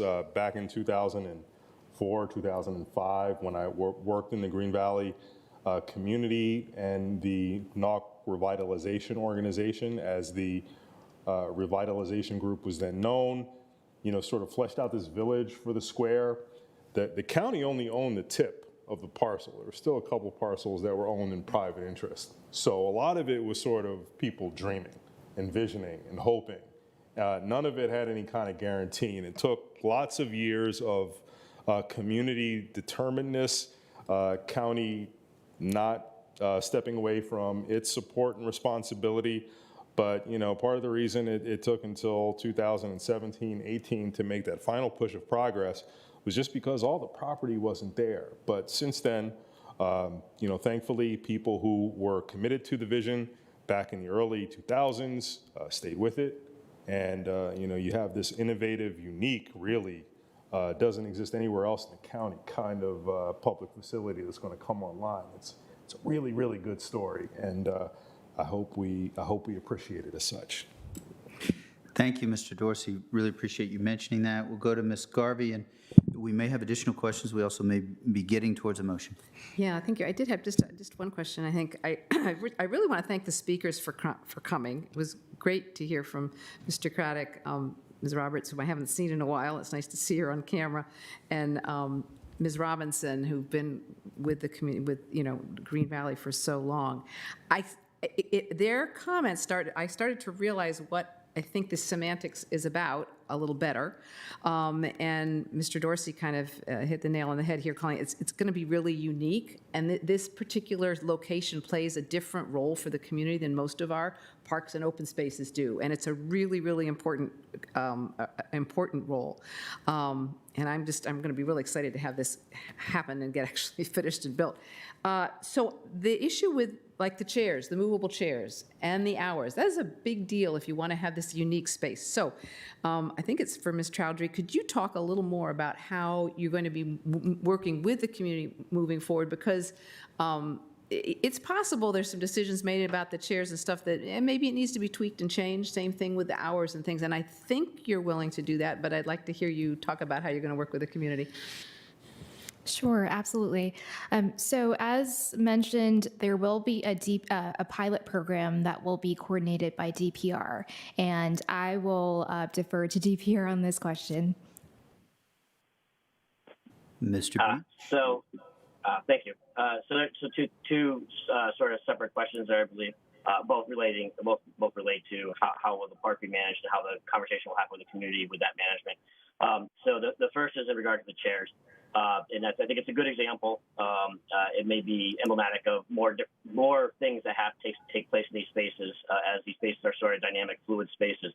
But the specific technical kind of conversation around the chairs, for example, were part of this conversation during the design process where if you remember, this process was prior to 2018, and at that time we were starting to see lots of chairs in places like Penrose Square and Oakland Park, and so Oakland Park might have been a little bit after, but there were other places that we were using these, and they seem to be very kind of popular to allow this sort of ad hoc gathering to happen. So the chairs are designed to be heavy, not easily moved, but they could be moved and they can walk away. Our park system was divided up with park area managers. The park area managers have a pretty active role in understanding where these furnitures wander to, and then collect that furniture. And there is always an ongoing conversation with our park area managers in the communities. Many times they attend the civic association meetings, or there's an ongoing conversation with members of that community because of different issues in the park.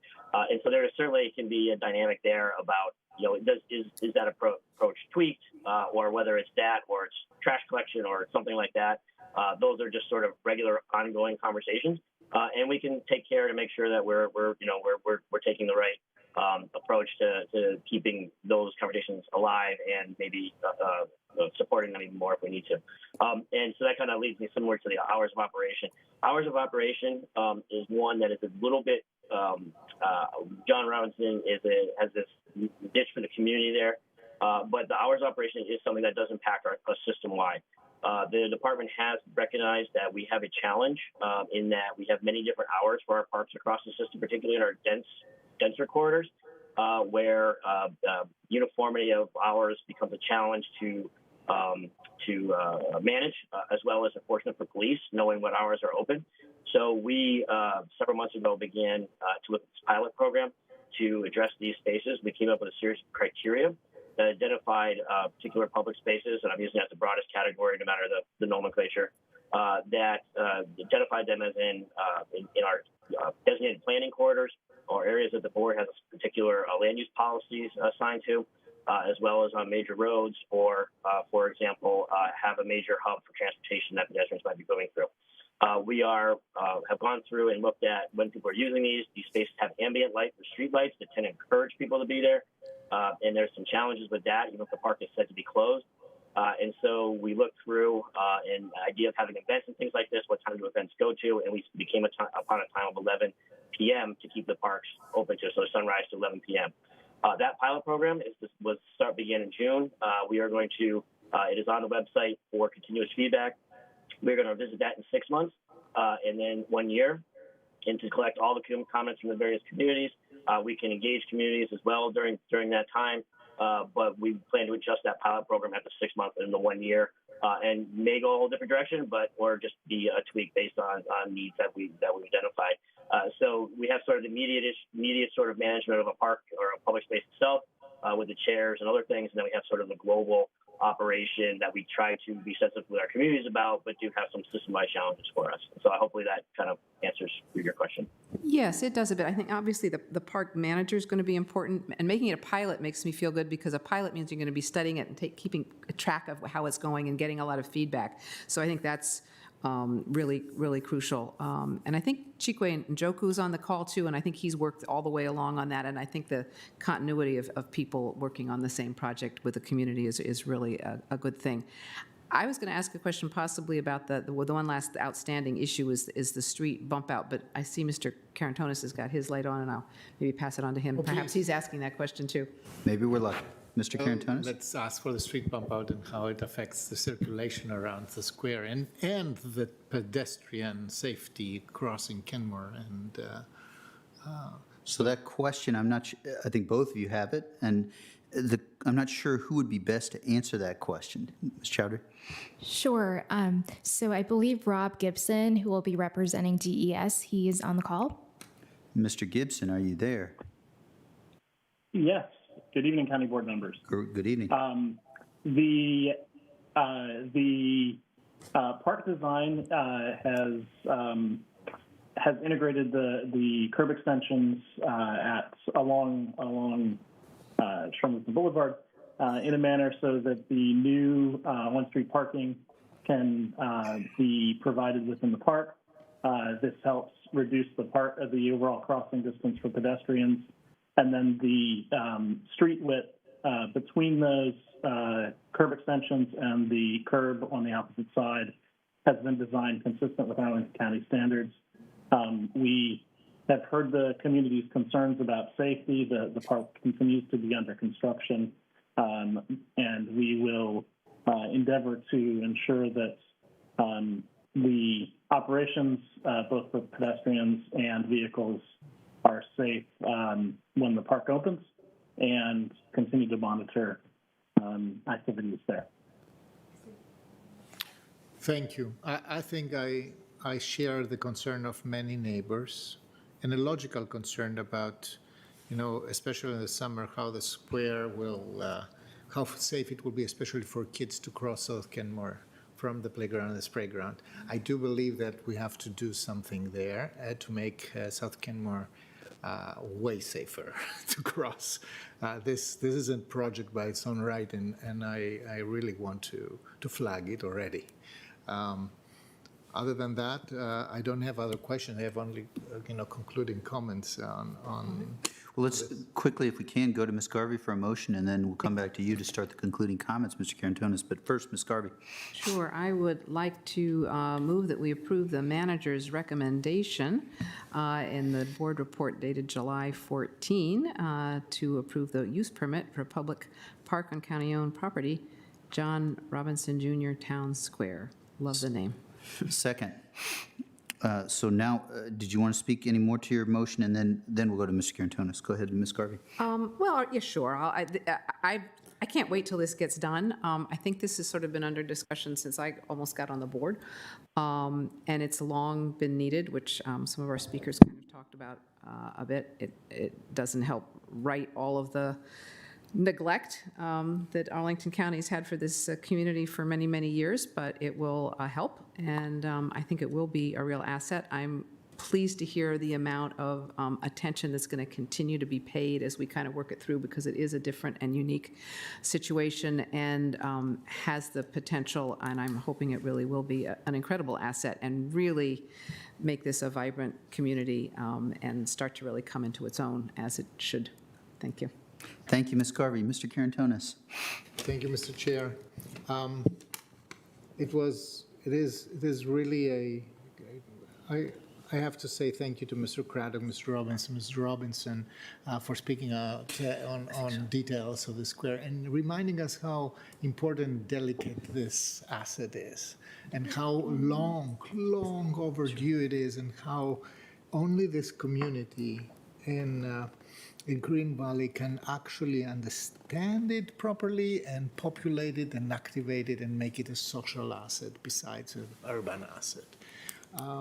I had the extreme and humbling honor to work at the very beginning when Mr. Walter Hood was hired from, an accidental availability of a little money with the Public Arts Committee.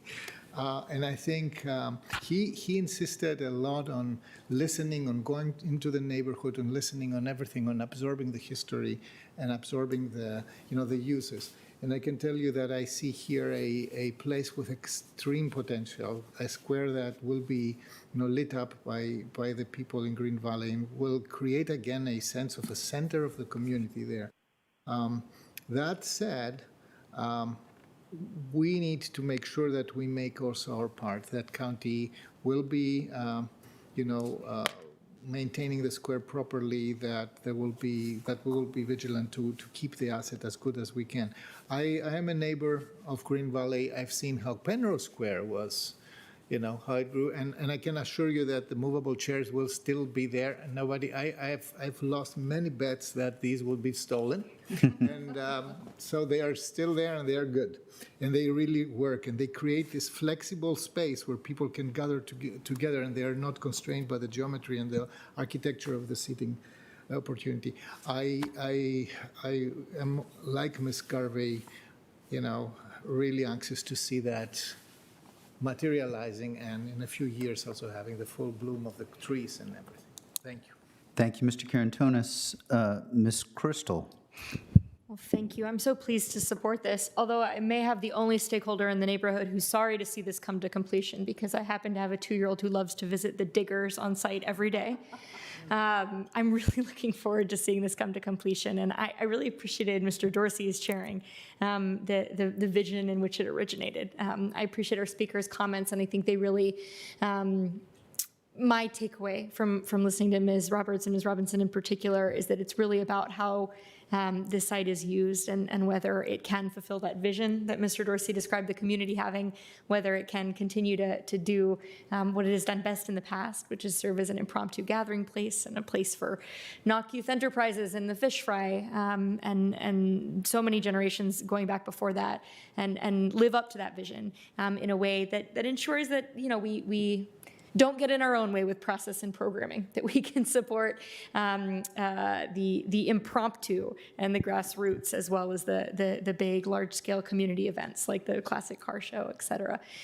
So we will be keeping an eye on that. I really look forward to Ms. Roberts' partnership, especially on behalf of the GVCA, if that's not materializing, but really pleased to support this going forward. Thank you, Ms. Crystal. Mr. Dorsey. Thank you, Mr. Chair. Tongue firmly planted in cheek. While it's great to have Ms. Chowdhury here to present the item, I just think, Mr. Manager, you've been derelict.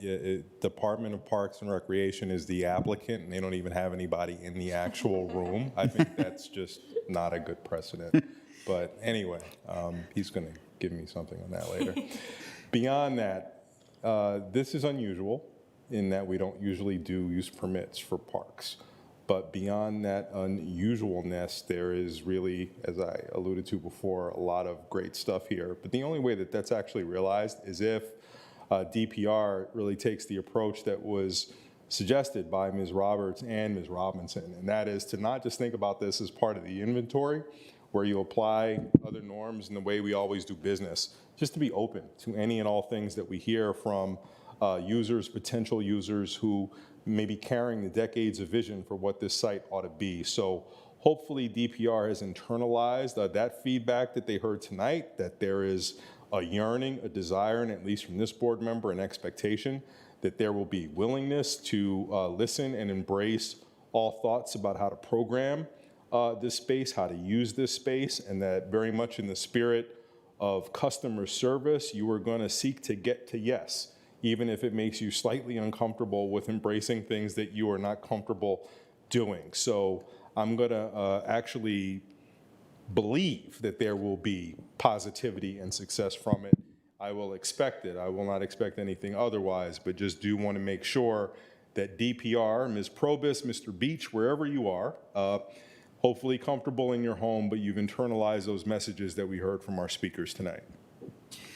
Thank you, Mr. Dorsey. I'll add just Mr. Craddock also asked for that partnership, and I am looking forward, maybe when the diggers aren't there, to meeting Carrie and Mr. Dorsey, perhaps after your service and your work prior that you referenced, and perhaps at a fish fry and getting a chance to be in this space. It is a pleasure to get to act on this. So with that, the question is on the motion. All in favor, say aye. Aye. Aye. Motion passes 5-0. We'll move on to item 64. Madam Clerk, would you please go ahead and read item 64? Item 64 is adoption of fiscal years 2022 and 2024 capital improvement plan, as well as bond resolutions. Thank you, Madam Clerk. We'll go to item 64 in the staff presentation. Mr. Manager, to you. Yes, so on this item, I'm going to ask Ms. Cowan to just give an update to everybody where we're at. I'm not sure we have much in the way of a presentation. No, certainly after this process we've gone through for the last 2.5 months, we don't have an additional presentation, but the items before you today, we have a board report that reflects a brief summary of what was included in the CIP and the process that you and the community went through, and includes a couple minor amendments based on the feedback we received from you to date that are reflected in that board report. The second action that you will be taking consideration of the bond referenda questions that would appear on the ballot this November, along with the accompanying explanations that are the formal way that we communicate to to voters in the community on that.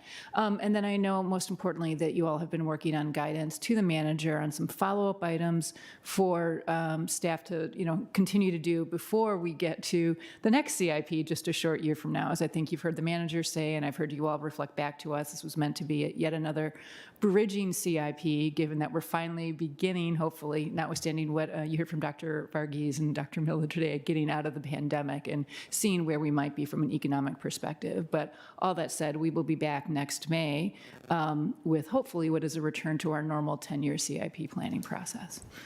Thank you, Ms. Cowan. I think I'd propose the right next step might be and try to flag for Ms. Jacobs if we could eventually get towards the guidance that I believe Ms.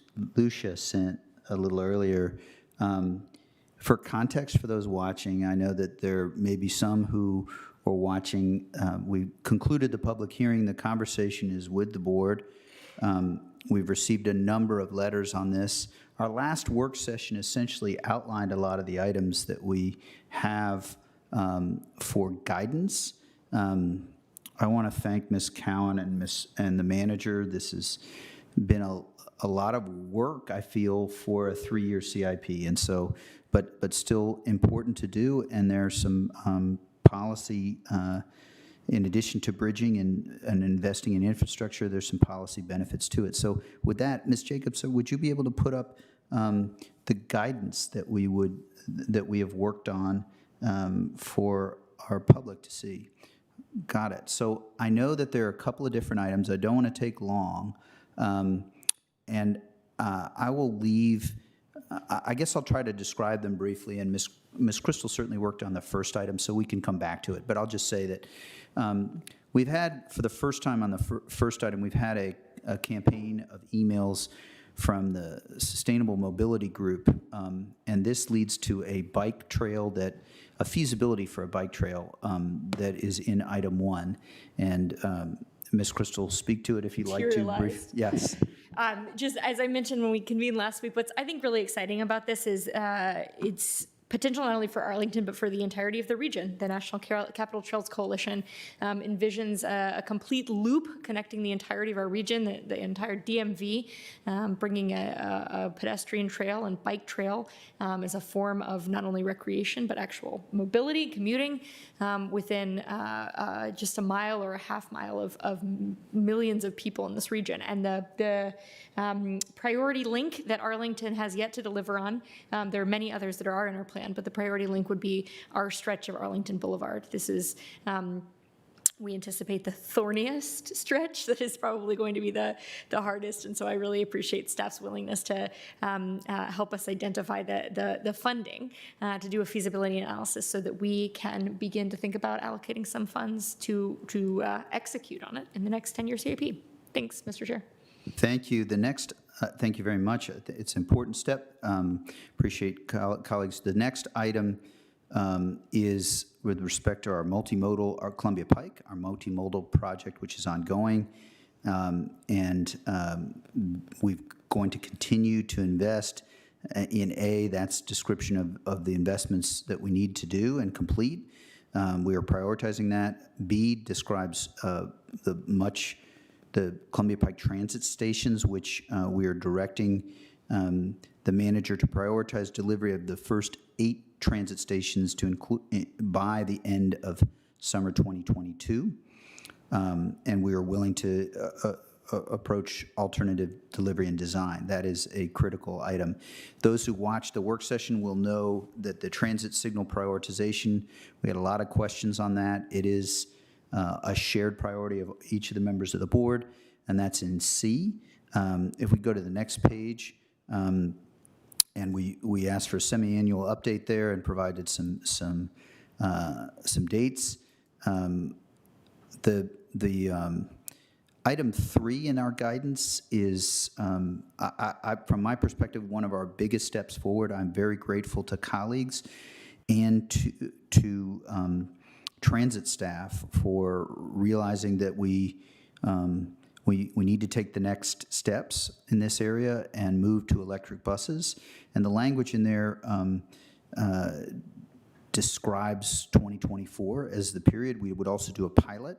I think the pilot idea, generally, Ms. Garvey loves pilots, so that's also a good piece to add. But this is, I think, a big step forward. I don't want to overpromise, but it is, as we work to make our 2025 and 2035 sustainability goals, this is a huge step forward. And frankly, it is in response and listening and in engagement with both advocates in our community as well as our transit staff. And Ms. Cowan, thank you as well that we got to that step forward. Item 4 in our guidance responds to a number of requests we had concerns about. Parking facilities, electric vehicles, et cetera. This is an effort to institutionalize some of our CIP in the process, and that's direction to seek to do that. And so I'll stop there. I don't know if colleagues, certainly feel free if you have comments. We're coming down the home stretch of this meeting, but still, even though it is late, this is an important set of policy that we've worked on. And thanks to staff and thanks to colleagues for arriving where we are, not seeing lights. I will go ahead and, unless there are comments, I'll go ahead and move the county manager's proposal with this guidance as we've shown it. And so that would be, I'll move items A, the county manager's recommendation. I don't know, please stop me, Ms. Cowan, if you think we need to talk further about the bond referenda. It is how our voters will most engage with this, and we want to be transparent. Item B, I will also move 64B, and the county manager's recommendation that talks about the totals that are in the county manager's recommendation listed in our agenda that we will be taking to our public. So any thoughts, comments, Ms. Cowan or colleagues on that? I just wanted to highlight on the bond referenda based on the feedback we received from you all at the work session. In the first question on community infrastructure, we added some additional language to clarify which facilities those projects would be funded via the referenda. So I think that hopefully is responsive to your concerns, and I think what you've heard from some of the public about being a little bit more specific in what that question includes. Of course, as you know, when you actually go to fill out your paper ballot, you just see the question, but we do try to have the explanation, which has a lot more detail about what is in the referenda at all the polling places. And I really want to applaud DMF. I think they've taken as you heard that great presentation from Samia today on racial equity, they, for the first time, in addition to having all of those materials done in English and Spanish, are also including Amharic and Mongolian. And so I'm really pleased about that. So that's the only other thing I would add. Thank you for the help, Ms. Cowan, on that, and I think that additional piece will help our voters, and for working through that, Ms. Crystal. And so with that, I moved A and B for item 64. Is there a second? Second. Thank you. The motion has been made with the guidance as portrayed by on our screen by Ms. Jacobs. The question is on the motion with the guidance. All in favor say aye. Aye. Motion passes 5-0. We have our CIP at long last. Thank you and congratulations, Ms. Cowan. And Hopefully the last COVID CIP. Right? yeah, so now we are to item 65. I think there are a few folks in our audience who may be focused on item 65. Madam Clerk, would you call the next item, please? Item 65 is an indefeasible rights of use agreement for dark fiber and conduit assets in the National Landing and adjacent areas to advance the creation of the Innovation District. Thank you, Madam Clerk. So over to the manager for the staff presentation. Thank you, Mr. Chair. I'm going to ask Telly Tucker to either provide or introduce the presentation. Thank you, Mr. Tucker, for your patience. It's been a longish evening, so thank you for bearing with us. Good evening. Thank you, Mr. Manager, Mr. Chair, members of the board. The honor of my first board meeting here in Arlington. It only took 18 months to get here. So, I'd like to recognize my colleague, Mark McCauley, who's going to go through the slides this evening for you briefly, and then other staff members, Marion Marquez, and DTS staff members, Jack Belcher, Richard Staniski, and John Bayless, who are here to answer questions at the end of the presentation, if you have any.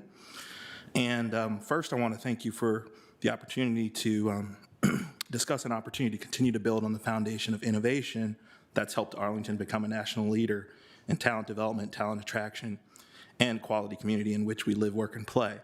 When I arrived in January of 2020, one of the first things I did was listen to the New Year remarks of all the board members. And there was a common theme, one of innovation. And I vividly recall comments like, we need to double down on innovation. It was interesting to go back and revisit some of those now. But it's that messaging really that, it was that messaging that really this board item is centered on. And I believe this item before the board this evening provides an opportunity for the county to continue supporting infrastructure that will enable businesses, job seekers, residents to develop new technologies and that will shape many of the new innovations that shape our lives going forward. And our commitment to innovation that I believe is a major reason this community maintains is a balanced commercial and residential tax base as well. And that enables us to provide many of the services that we do for the Arlington citizens who are in need.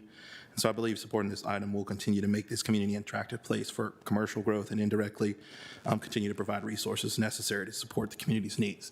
So at this point, I'll turn it over to Mark McCauley, and he'll take us through a brief presentation. Mr. McCauley. Great. Thank you, Telly, and thank you, County Manager Schwartz, Chairman DeFronti, and the members of the County Board. So I want to start off with talking a little bit about the background and history of how these assets were put into the ground and their purpose. So in 2014, the county announced plans to expand the ongoing Connect Arlington investment in dark fiber and lit fiber by incorporating a trunk conduit of 864 count fiber for economic development purposes, what we typically call dark fiber, which is unlit or not yet activated fiber. From that point in 2015, in the interim, while the project was under construction, the County Board approved a license agreement and rate schedule for the licensing of excess dark fiber to third parties to achieve these economic development benefits, and the project was completed primarily in whole in 2016. So since 2016 up until today, we've seen some successes, particularly working with the University Consortium to license dark fiber, but generally have been hampered in the licensing efforts, given some legal inabilities and some operational inabilities of the county to provide full end-to-end dark and lit fiber solutions to private entities. So in the fall of 2020, JBG Smith presented the county with an unsolicited proposal to utilize excess dark fiber assets in National Landing and adjacent areas in order to implement a Smart Cities Innovation District, which brings us to today. So what is the IRU agreement and what is it not? Well, it is not a new county program or initiative. We are not developing the Innovation District. We're working in collaboration, of course, with JBG Smith and other partners, but we are not developing, implementing, and managing the network that the IRU agreement covers. It does not require additional county capital or ongoing capital funding other than what is now in place to manage our fiber network. It does meet the county commitment, however, to utilize excess dark fiber for economic development purposes as part of the past Connect Arlington investment. It does not preclude the use of sufficient dark fiber assets that have been retained by the county in this deal towards future county initiatives. And as we'll talk about, it does provide near-term impactful compensation for those assets that could be used to pursue the county's digital equity goals and other community-oriented goals.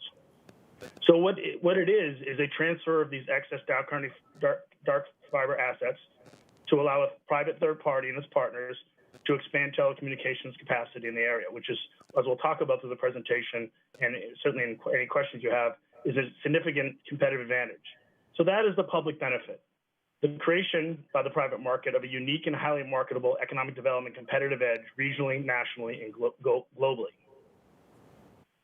When we receive an unsolicited proposal from a third party in the county, we typically look at it from a number of different perspectives, but two really as the key. One is the proposal truly unique? Would we want to go out to the market? Would we want to see what other folks would offer? Or is it unique in and of itself that justifies this responding to this unsolicited proposal? And do we have a clear understanding of the benefits and risks of the county? So in terms of the unique nature of the proposal, JBG Smith has a unique competitive advantage relative to implementing this. They have a critical mass of real estate holdings that would benefit both implementation, meaning the real estate on which to install the equipment to run the network, and the impact. So to unlock this competitive edge for a large share of our commercial office space and other spaces, residential, retail, and otherwise, as well as open space down in National Landing, Crystal City, Pentagon City area. JBG Smith also has invested in a significant amount of money in the community broadband radio service spectrum. And this is key to the 5G implementation at scale. So without this, the infrastructure is useful, but this really unlocks the power of that infrastructure. And third, JBG Smith and its partners have the financial and operational capacity to utilize and expand upon county dark fiber transferred through this RAU. So they'll be able to utilize it in a way that it was meant, as well as expand upon the network to provide even enhanced telecommunications capacity in the area. What are the key deal components from the county's perspective of the RAU agreement that looks at managing risk and also looking at the benefits? Well, one, there are broader economic development impacts. While these are often hard to put into numbers, the ability for us to assist and expedite the rollout of 5G at scale is a strong competitive advantage for the place, and particularly for the buildings and the tenants that are within them. So we'll talk today about attracting tenants, but also attracting talent who are seeking this ubiquitous 5G that is really unique nationally, that we think can be delivered here through this transfer and JBG Smith's implementation. Certainly, the Innovation District branding and marketing is another key, not only what actually happens there, but actually being able to market it as we look at our economic development efforts regionally and nationally and even globally. And then within the agreement is to ensure that that branding and marketing occurs, not only from the private side, but a collaborative marketing effort with AED on how we're going to talk about the Smart Cities Innovation District. Second, in terms of managing our risk, we focused primarily in negotiation with JBG Smith on not moving from an abundance of dark fiber, which we have today, to one in which this transfer resulted in scarcity that limited our future potential. And we think we have very much accomplished that. In the National Landing and Pentagon Run assets, where the trunk fiber and conduit is located, the county maintains ample conduit, fiber, and access to handhelds for future use. So this, as I said prior, does not preclude the county from doing another project of this type or to serving other needs of the county, economic development or community based. And shared maintenance will provide some economies of scale. And the county ITS, Intelligent Transportation Systems, schools and general government network and backbone conduit will be left unimpeded. So it will not affect our operations or the operations of our partners in schools or in ITS. Third, we believe very strongly that we received appropriate compensation beyond the important, and I think the primary purpose of this, which is the long-term fiscal benefits, filling office buildings, raising building values, generating tax revenue. We will receive $3.5 million in payments, 2.8 upon deal execution for the National Landing assets, and $700,000 for Pentagon Run when it's completed as part of the I-395 project. This $3.5 million will happen up front rather than over time. It'll be impactful. It's a significant amount of resources to be able to put towards things like digital equity. So an innovation district, we've talked about it, and I think there's some definition required here, although it's a bit of a still moving target as people talk about it nationally about what an innovation district is.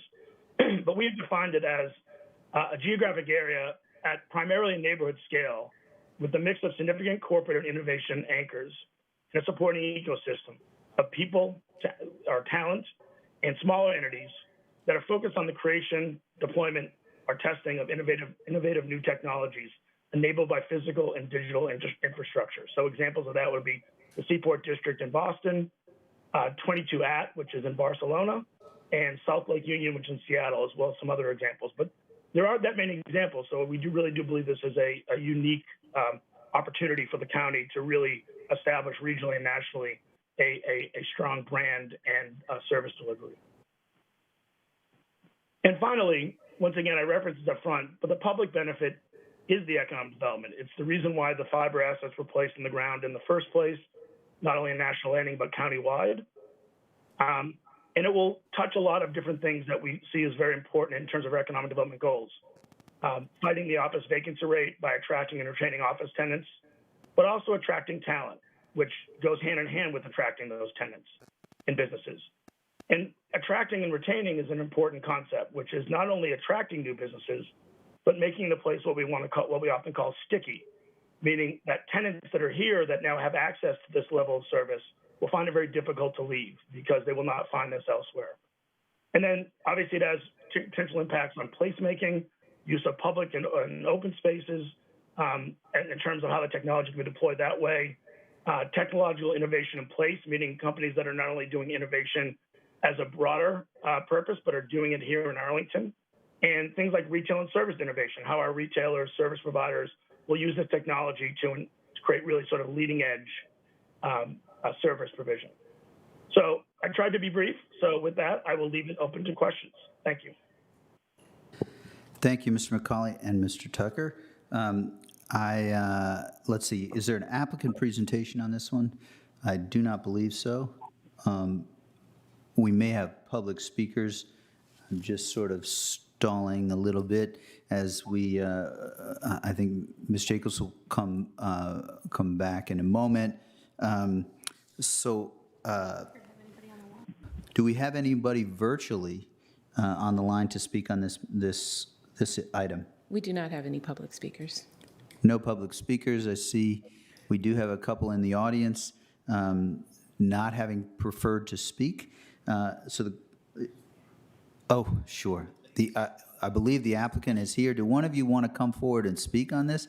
You've been patient, and we don't mind. I mean, I hope you understand why we prioritized the earlier discussion, but go ahead and make your presentation, please. Of course. Thank you so much for having us here. We'll try and keep this brief, knowing this is the end of the night. My name is Evan Regan-Levine. I'm an executive vice president with JBG Smith. I focus on our strategic innovation research efforts. Been working with county staff over really the past, call it 6 months, on putting this together and focusing on our really aligned shared goals for the project. And when we came to this, we looked at it in the wake of bringing Amazon's second headquarters into the market and thinking about what we were doing from an investment perspective to make National Landing appealing to other high-growth tenants to bring the economic benefit here to Arlington County. And we spent a lot of time with consultants, with county staff, with others, really trying to understand the importance of connectivity, and connectivity coming behind talent as a main driver of economic development and attraction. And we embarked on a program that, this has been, I think, really a positive alignment around what the county could do with us, but also as a broader program. And you've seen that today we made an announcement with AT&T that we're jointly working to bring full ubiquitous 5G connectivity into National Landing as a submarket.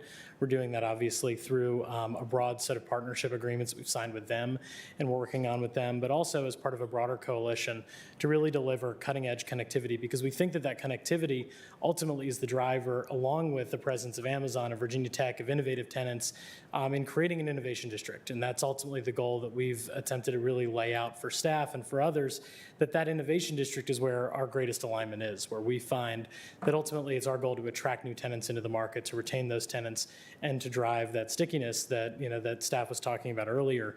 And we think that this technology investment is a really powerful way to do it. And we know that the AT&T announcement is the first of hopefully many in this space, where we're bringing innovative tenants and partners into the marketplace. And when we look at this fiber investment in particular, we see this as part of a larger investment that JBG is making alongside $25 million in CBRS spectrum, as was noted before. And this actually makes up about a third of the fiber topology that we plan for the market. And it goes along with investments in edge data centers and the 5G deployment. And we really look at this as part of a larger corporate-wide effort to make National Landing the most connected innovation district anywhere in the country, which we think will be a future differentiator alongside the presence of Amazon, Virginia Tech, and the business-friendly environment that we've already worked to cultivate. So with that, we think this is an incredibly exciting opportunity for us to work with the county to really deliver something differentiated in the spirit of public-private partnership, in a manner where we're reusing assets that were otherwise fallow, in a manner where we can basically use them to more quickly deploy 5G, to use them to immediately light up tenant services and aid in the creation of this innovation district for public benefit, and also candidly for the benefit of JBG, as we really have an aligned goal in attracting and retaining the best tenants and residents and providing differentiated level of service in the market. So with that, I'll keep my remarks brief and cede the floor back. But thank you again to ladies and gentlemen of the county board and to staff and county executive for hosting us tonight. So thank you. Thank you, Mr. Levine, for comments and then also for keeping them brief.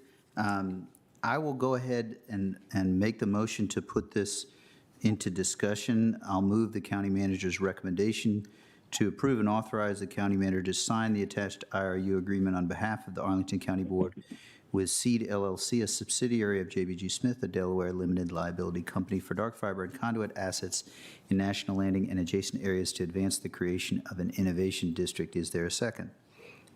It's been so moved and seconded. Discussion, colleagues. Happy to take questions or comments as they come forward. I do want to note the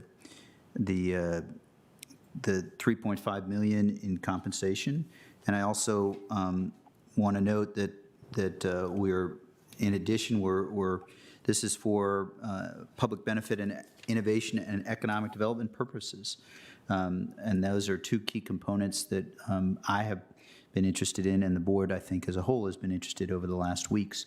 Mr. Karantonis. Thank you, Mr. Chair, and I will try to be very brief. So Mr. Tucker, I perfectly understand why AD is, so positive about this, and I frankly cannot imagine a better application place like National Landing for an innovation district, obviously.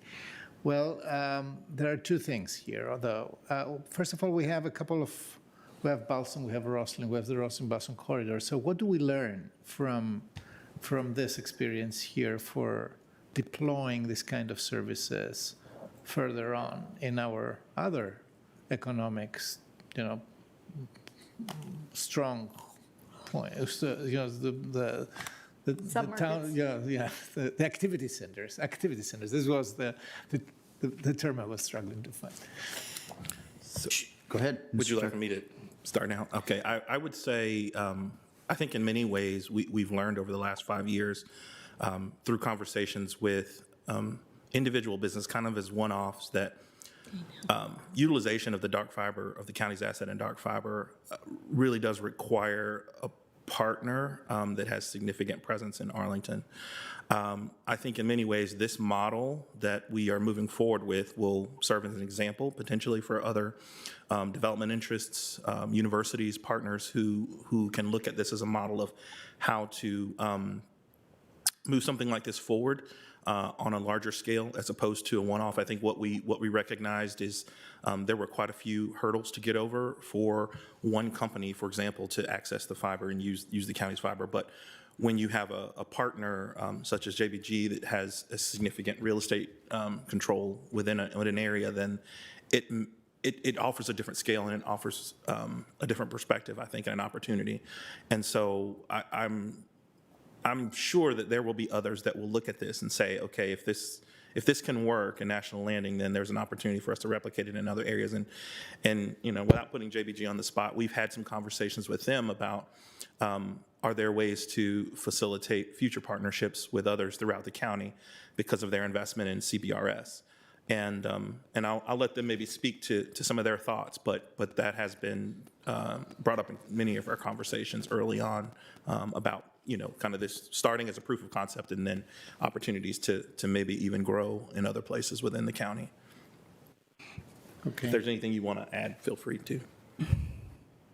Mr. Lee. I think Telly's absolutely right about this. We have had these conversations. I think when we look at this, you know, we actually look at it as a prototype for what we could do, you know, elsewhere throughout our real estate holdings in the county and elsewhere. And we really made a concerted effort, though, and a concerted buy of concentrating most of our spectrum holdings in Arlington. And we think that CBRS spectrum opens up a lot of different use cases. In National Landing in particular, we bought it mostly to make sure that telecom companies wouldn't dominate what's called as the innovation band. And when we had a lot of conversations with Virginia Tech, with other wireless experts, we realized that spectrum has a lot of uses, everything from bridging digital divide and driving accessibility to wireless devices with broadband speed, all the way through providing an innovation canvas for people who are developing leading edge IoT technologies, whether that's the federal government or private entities. And we knew that if we didn't invest in that, we not only wouldn't have a seat at the table in driving the kinds of uses we wanted to see, but we would also be ceding it almost entirely to companies who, you know, although we're excited to have them here, AT&T is a great partner, we look at telecom companies as not being motivated by the same desire to drive an innovation district that's geographically centralized, but they want to run their business, they want to augment their networks, and they use that spectrum, instead of driving it just to innovation uses, really to drive more capacity for their customers. And so I think what we would say on this is that CBRS spectrum, as well as our investment on fiber, in addition to the fiber that we are discussing tonight, as well as our investment in data centers, is all really organized around the idea of keeping available capacity for innovative uses that are not just held by telecom companies for telecom purposes, but also for driving the principle of choice. And one of the things that we, I think, have done by making this buy, I mean, we bought more than Verizon when they showed up at the table. We outbid Verizon, we outbid T-Mobile and all the other sort of major nationals here in Arlington County, and we were able to overpay for that because we said, look, we want to control what happens here, but also provide choice. We don't want any one incumbent to dominate this market. And I think that choice principle, along with the idea of enshrining innovation as a chief goal, is something that's really important for us in the way we've approached the fiber and our CBRS discussions, and we think that's broadly replicable outside of this. Thank you very much. Mr. Thank you. I Cantona. want to expand. Digital equity is the other one. Sure. So Ms. Crystal and then Mr. Dorsey. Thank you. And that was a great point to launch off of, the point about choice, which I think is something, you know, as consumers, there is certainly a hunger for, and maybe one of the benefits that can be delivered to the residents as well as your office tenants in the Crystal City and Pentagon City and Potomac Yard area. One of the things I'm interested in trying to anchor ourselves in for a bit, and this may be a conversation or a question actually for Mr. McCauley or Mr. Belcher if they're still with us. I'm trying to compare what's on the table for us as an offer against what we intended in laying this dark fiber network. Gosh, I guess almost a decade ago now. You know, we've spent so much time talking in the last year or two, especially about the potential of dark fiber to help us in digital equity efforts. But I know at the time it really was intended to be an economic development tool in a moment when we were experiencing 20% office vacancy rates, et cetera. So I'm interested to sort of understand this deal through that prism. How are we doing on the goals that we intended? When we, I can imagine, for example, this partnership's a little more diffuse than just attracting one particular business to locate in Arlington. On the other hand, back in 2010 or so when this was conceived of, did the county ever anticipate being able to realize the sort of public benefit in the form of dollars as part of the investment in the dark fiber network? So is there anything you can say to anchor us in the decisions made a decade ago and how this goes towards fulfilling them? I guess. Mark, you want to start? I can follow. Yeah, I can. Jack and I are both veterans of the Connect Arlington days, so we can. Yeah. I can start off from an economic development perspective. I think we looked at the dark fiber assets as a unique advantage, but I think really needed to figure out how to, as Kelly had mentioned, how to deliver that to the end user. Yeah. I think what we learned, and through years of trying to sort of get folks onto the network, for lack of a better term, was, as Kelly had referenced, that the ability of one-off businesses or property owners to sort of use the dark fiber required them to construct a level of partnership that really wasn't manageable for a one-off case. What JBG Smith proposal offers is they're able to do it at a scale that allows them to bring the resources to bear to do that, for everything from the physical infrastructure to the broadband access. So we had talked probably midstream of Connect Arlington of do we go and try to move away from licensing fiber strands to looking at folks that would look at the entire network. And I think this is a realization of that sort of midstream adjustment.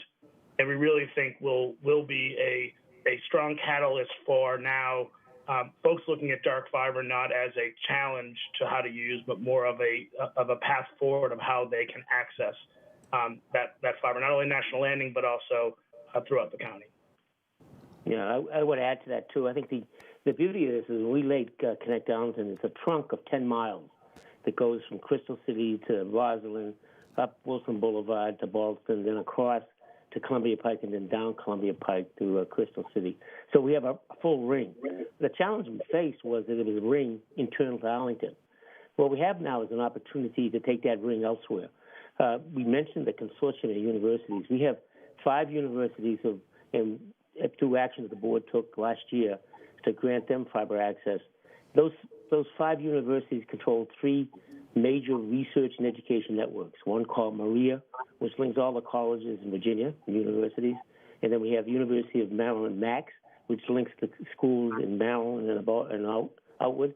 And then we have a network that takes place at George Washington University called Karen. So all of a sudden now we have the ability to lift up this network and take traffic not only around that trunk in Arlington, but take it out to the region and to the world at speeds unimaginable. University of Maryland, for instance, announced to me the other day that they've upgraded their core network to 800 gigs in throughput. To give you an idea what scale that is, we in the county have a network that at best works at 10 gigabits. And so you see all of a sudden you're talking about multiple capacity to take information and move it and extend the workforce to other places. So this is critical. And I think what JBG's done with the spectrum is amazing because it's really they work together. The 5G spectrum is great, but it has to run on something that runs on the fiber, which takes that backhaul, takes the information elsewhere. So I think what we have here is that we're realizing the vision we had when we first started this, and we sat down and thought about laying this fiber with abundance. And now we have, as Mark noted, there's not that scarcity. We haven't given up something that stops somebody in, say, Rosslyn doing the exact same thing, or along Columbia Pike, or in Ballston. So I think it's really the crystallization of a vision we had back in 2010. I wish I could say that we had thought that through, Mark and I, and Mark Schwartz and myself, but we thought it was a good vision and we did it, and I think it's now realizing itself. Excellent. Thank you both so much. Thank you, Mr. Belcher. With the opportunity, you don't have to get back to work tonight, but tomorrow would be great. So, Mr. Dorsey. Okay. I think Ms. Garvey. I guess a question, it's late, so maybe I shouldn't even ask it, but so if I'm living in one of the high-rises in Crystal City, and I'm just a regular person. What's it mean to me? Is it going to change my life at all? So I think it ultimately does for a couple reasons. The first is really around how we're tying the fiber together. So all the fiber that we're building and part of what we're licensing from the county is going to tie into 2 data centers, one that's in Potomac Yard, one that's in Crystal City proper. Those data centers are effectively the place where all the different internet carriers will come in. They'll come into those centralized locations. Today, they come in bit by bit. So you have some carriers going into certain buildings, not going into others. And what we've tried to do from a redundancy perspective, because we know that's important, especially as we look in the post-pandemic environment where connectivity matters. We couldn't be doing what we're doing here tonight without it. And if I think about the benefit to the resident, and we think about that all the time as we're getting ready to build 5,000 multifamily units, we say, how can we bring all the carriers to one place and then have the fiber come into those places? So you have multiple redundant carriers. So it drives choice, first off, to the folks who are living in the apartment buildings. Which should mean lower cost and better It service. should. Competition means Competition, choice. right. It means ultimately lower cost. And I think for us, one of the benefits that we looked at is actually the ability to provide and maintain inexpensive fiber.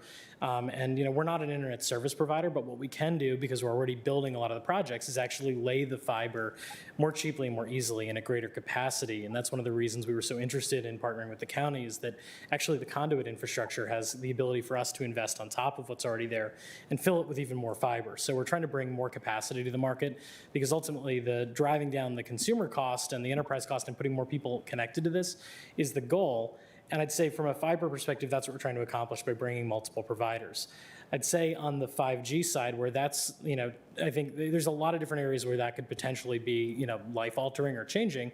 And that sounds a little grand when we're talking about internet connections and phone connections, but it's to talk about what Jack said earlier, that it's about, the capacity and the speed. And that's where 5G brings effectively wired internet speeds wirelessly. And so the ability to deliver that speed anywhere means that you don't even have to have a wired fiber connection if you're within range of these antennas in this district. You can basically get the advantage of a wired internet connection anywhere, and that means What's more the range? access. So the range effectively is 250 yards from each cell to each cell. That's one of the reasons why controlling so much real estate there and hopefully working with the county on permitting additional light posts and working through the process gives us the ability to cover the area pretty ubiquitously, because 5G today doesn't go very far. And I'm a dumb real estate guy. I've had to learn about this over the past couple months and year actually from all of our consulting teams. But basically what that means is we have the ability to cover more area. And so if you're within that coverage range within National Landing, which is where we're saying we're going to start this, you should have ubiquitous access. You'll have that access outside, but also we hope inside the buildings, because that's one of the areas we're negotiating with the carriers to say usually it's expensive to get carriers to put that in the buildings. We're saying we've made it easier for a number of technical reasons, including the availability of the fiber, to put that inside. So you've got more access to more people that's faster. And then I'd say the final real benefit, and this gets back to the economic development point for a resident, is private networking. So one of the things CBRS lets you do, if you're a company who comes into the market, you're concerned with your security, you're concerned with the ability to have, basically deploy your staff out into the market.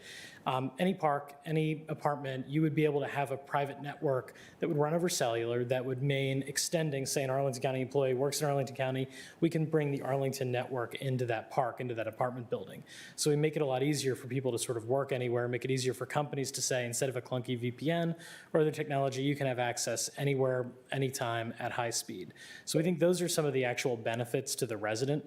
But our goal is, at the end of the day, effectively the same as yours, which is to bring more people living and working here. My goal is not to be a telecom company. I don't want to be in that space. And I have a mandate not to be from our own team. And so as we look at it, it's all about driving that benefit to the end user and the end customer for us. That's ultimately how we make money, and we're paid on this as well.